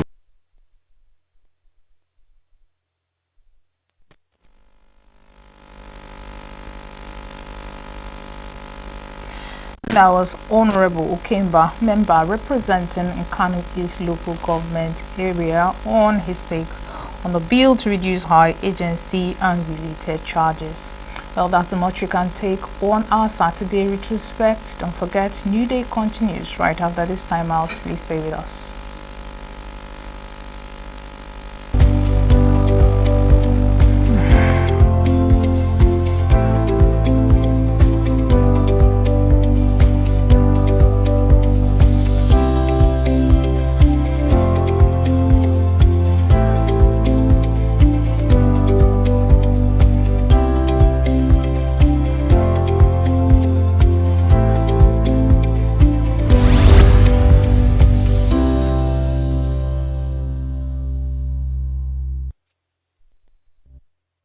Welcome back, and if you're just joining us, this is still New Dawn on Signature Television. Like I told us, today we are discussing drug abuse. What are its impacts? What are the effects on the family, on healthcare, on the socio-economic fabric of the nation? And with me in the studio are two powerhouses, if I may. One on the law enforcement side and the other on the health practice side, so we can create some sort of balance and bring some sort of understanding, major deep understanding on the subject matter. And to my left is Mr. Owunwa Ibezimako, DCN.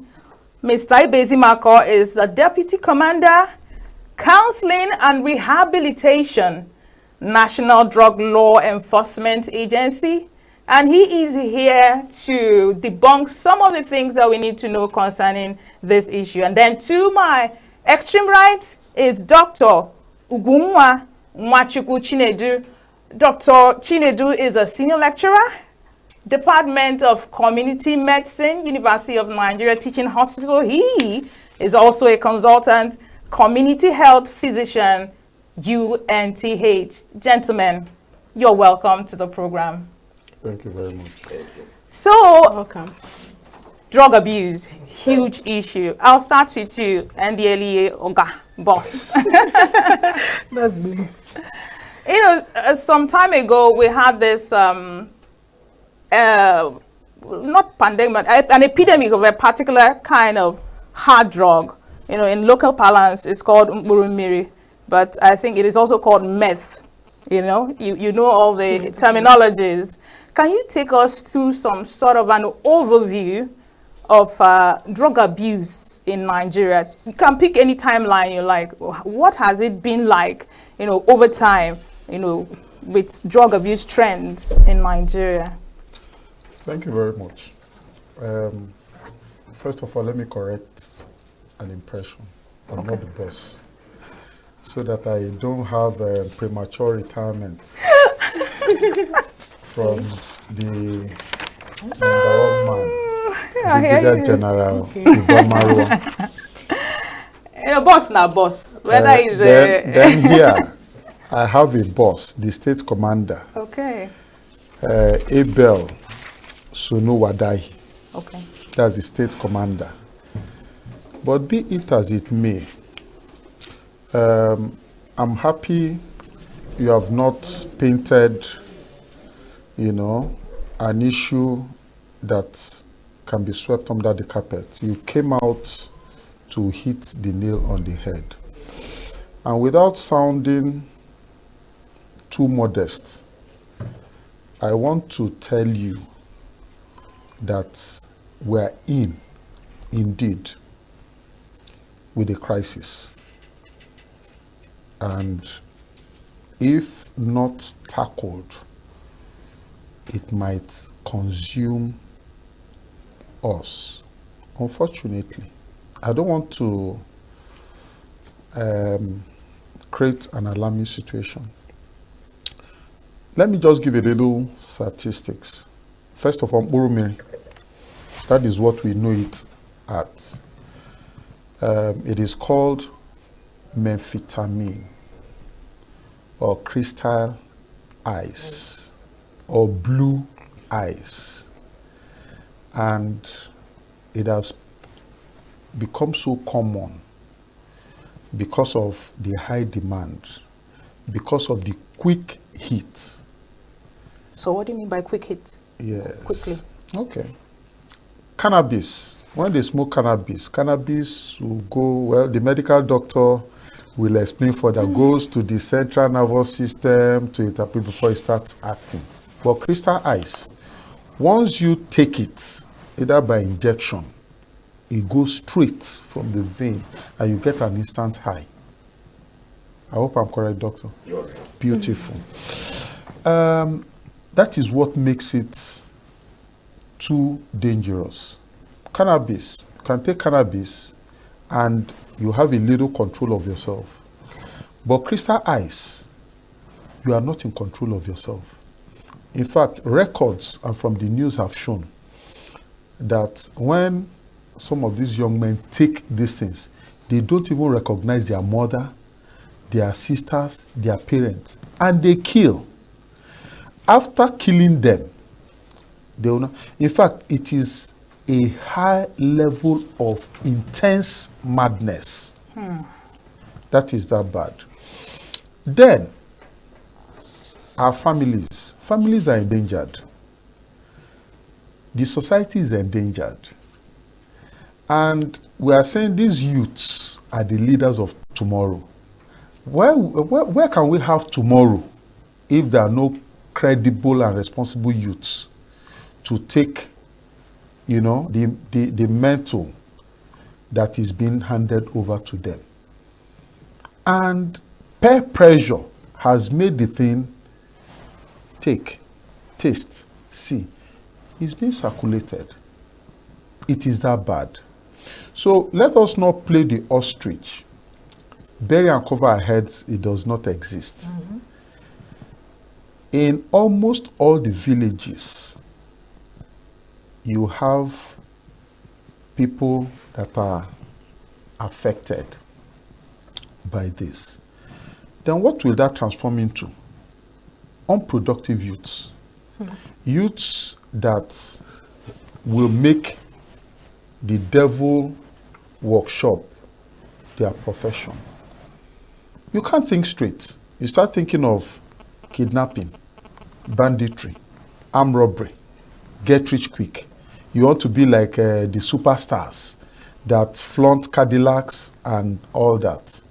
And it is a dangerous trend. All right, sir. I'll get back to you on this thought. Okay, Please don't lose this line of thought. I'll have to get to you, Dr. Nwachukwu.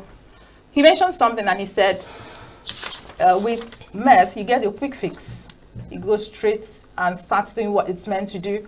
Not with cannabis, that had to go to your CNS to work. CNS means central nervous system, aka your brain. Okay. So my question to you is it because meth is synthetic, cannabis is organic? Is that the reason why meth has this real quick effect on the people that take it? So Not just really. take us through that process. Not really. It's just because of the nature of the substance in question. Having said that, it's not all about. You can still have synthetic cannabis that's opioid. Okay. They are in that family. Okay. But the truth is just like the Bulumini has been a very deadly thing. And then, just like you said, once you put it, you are getting the quick action as you deplete it issue. So it's not a question of I will not take it. I will wait for the action to take. Just as they are getting their response and it's taking them hard. Having said this, remember the Bulumini problem is bigger than we are thinking and is deeper than we are saying. When you really know it affects the person's reasoning, it affects the person's mood, it affects the person's thinking, it renders the person useless. And then there's level of addiction. Just like you talked about pressure, peer pressure. In that, it fuels it. Also, this social media saga, they are showing things that encourage this action, and people tend to see it and buy into it. They will feel that this is the thing, this is the end thing, and this is the way to go, and they will not go. How they get initiated? They start giving them small, just test it. Just test it. From it has rendered a lot of undergraduates out of school. It had caused some people to commit murder. Far more others had committed suicide because of the injection of meth. What is the half-life, if that's the right word, what's the half-life of this substance in the body? I mean, how long does the effect stay in the body before it wears out? And does it have direct relationship to the high level of addiction it actually has that's exactly where I'm coming, because it's a substance of addiction. Take, for instance, it's different from substance abuse. Substance abuse, as you say, people can abuse substance without getting addicted to some of the substance. Take, for instance, the substance abuse, taking some psychoactive substance or chemical in a hazardous amount that it tends to alter the person's brain function, like perception, like memory, like behavior, and other things. These substances include, but not restricted to, alcohol and other illicit drugs, just like we are mentioning Bulumini. But some had addictive level. If you take small, it will come at a stage that you won't be yourself until you have to go and refill. And then that refill, if you are refilling with 1 or 2 seed or tons, tomorrow you now see that that's not level. It's not getting you to the height. To the heights, yes. Then you now step up, just like that. You are going, and then each time you didn't take it, you will never be the same until you get it. So it is really, really a serious thing. But if we want to look more on some other substance that we abuse, not necessarily getting addicted to, I said, I can tell you, when we were chatting there, we'll talk about caffeine. It's a stimulant. The coffee. I told him that it's just like a normal thing. If you come to an Igbo man's house, he first of all will offer you orgy, cola. You go to a white man's house, what he offer you, tea or coffee. Yeah. But one surprising thing we don't tend to know, that this culture cut across every race and type. That coffee and orgy, cola contains caffeine. Okay, cutting you off, sorry, Dr. Nwachukwu. I want to know, are there health benefits regarding this drugs intake? Because we're already looking at the disadvantages, the health effects of it. Are there health benefits? Most especially with Dimurumiri, like you said. Do you think there are health benefits, or are there health benefits? There are health benefits, I must tell you. Just like I was trying to tell you, all these psychoactive substances can come in level of, we'll call them, there's one called stimulants, we call them depressants, we call them opioids, and we call them hallucinogens.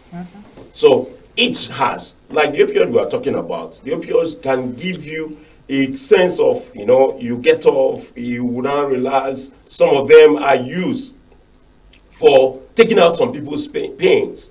In serious cancer, end-stage cancer, you see it being used to take care of it. And then some diseases that present with nausea and vomiting, some of these drugs come handier to take care of them. So there are a lot of health benefits. But when you not take it in some dose that are not required, that's why they are banned. That's why they are asked. So they are used for even anesthetic drugs.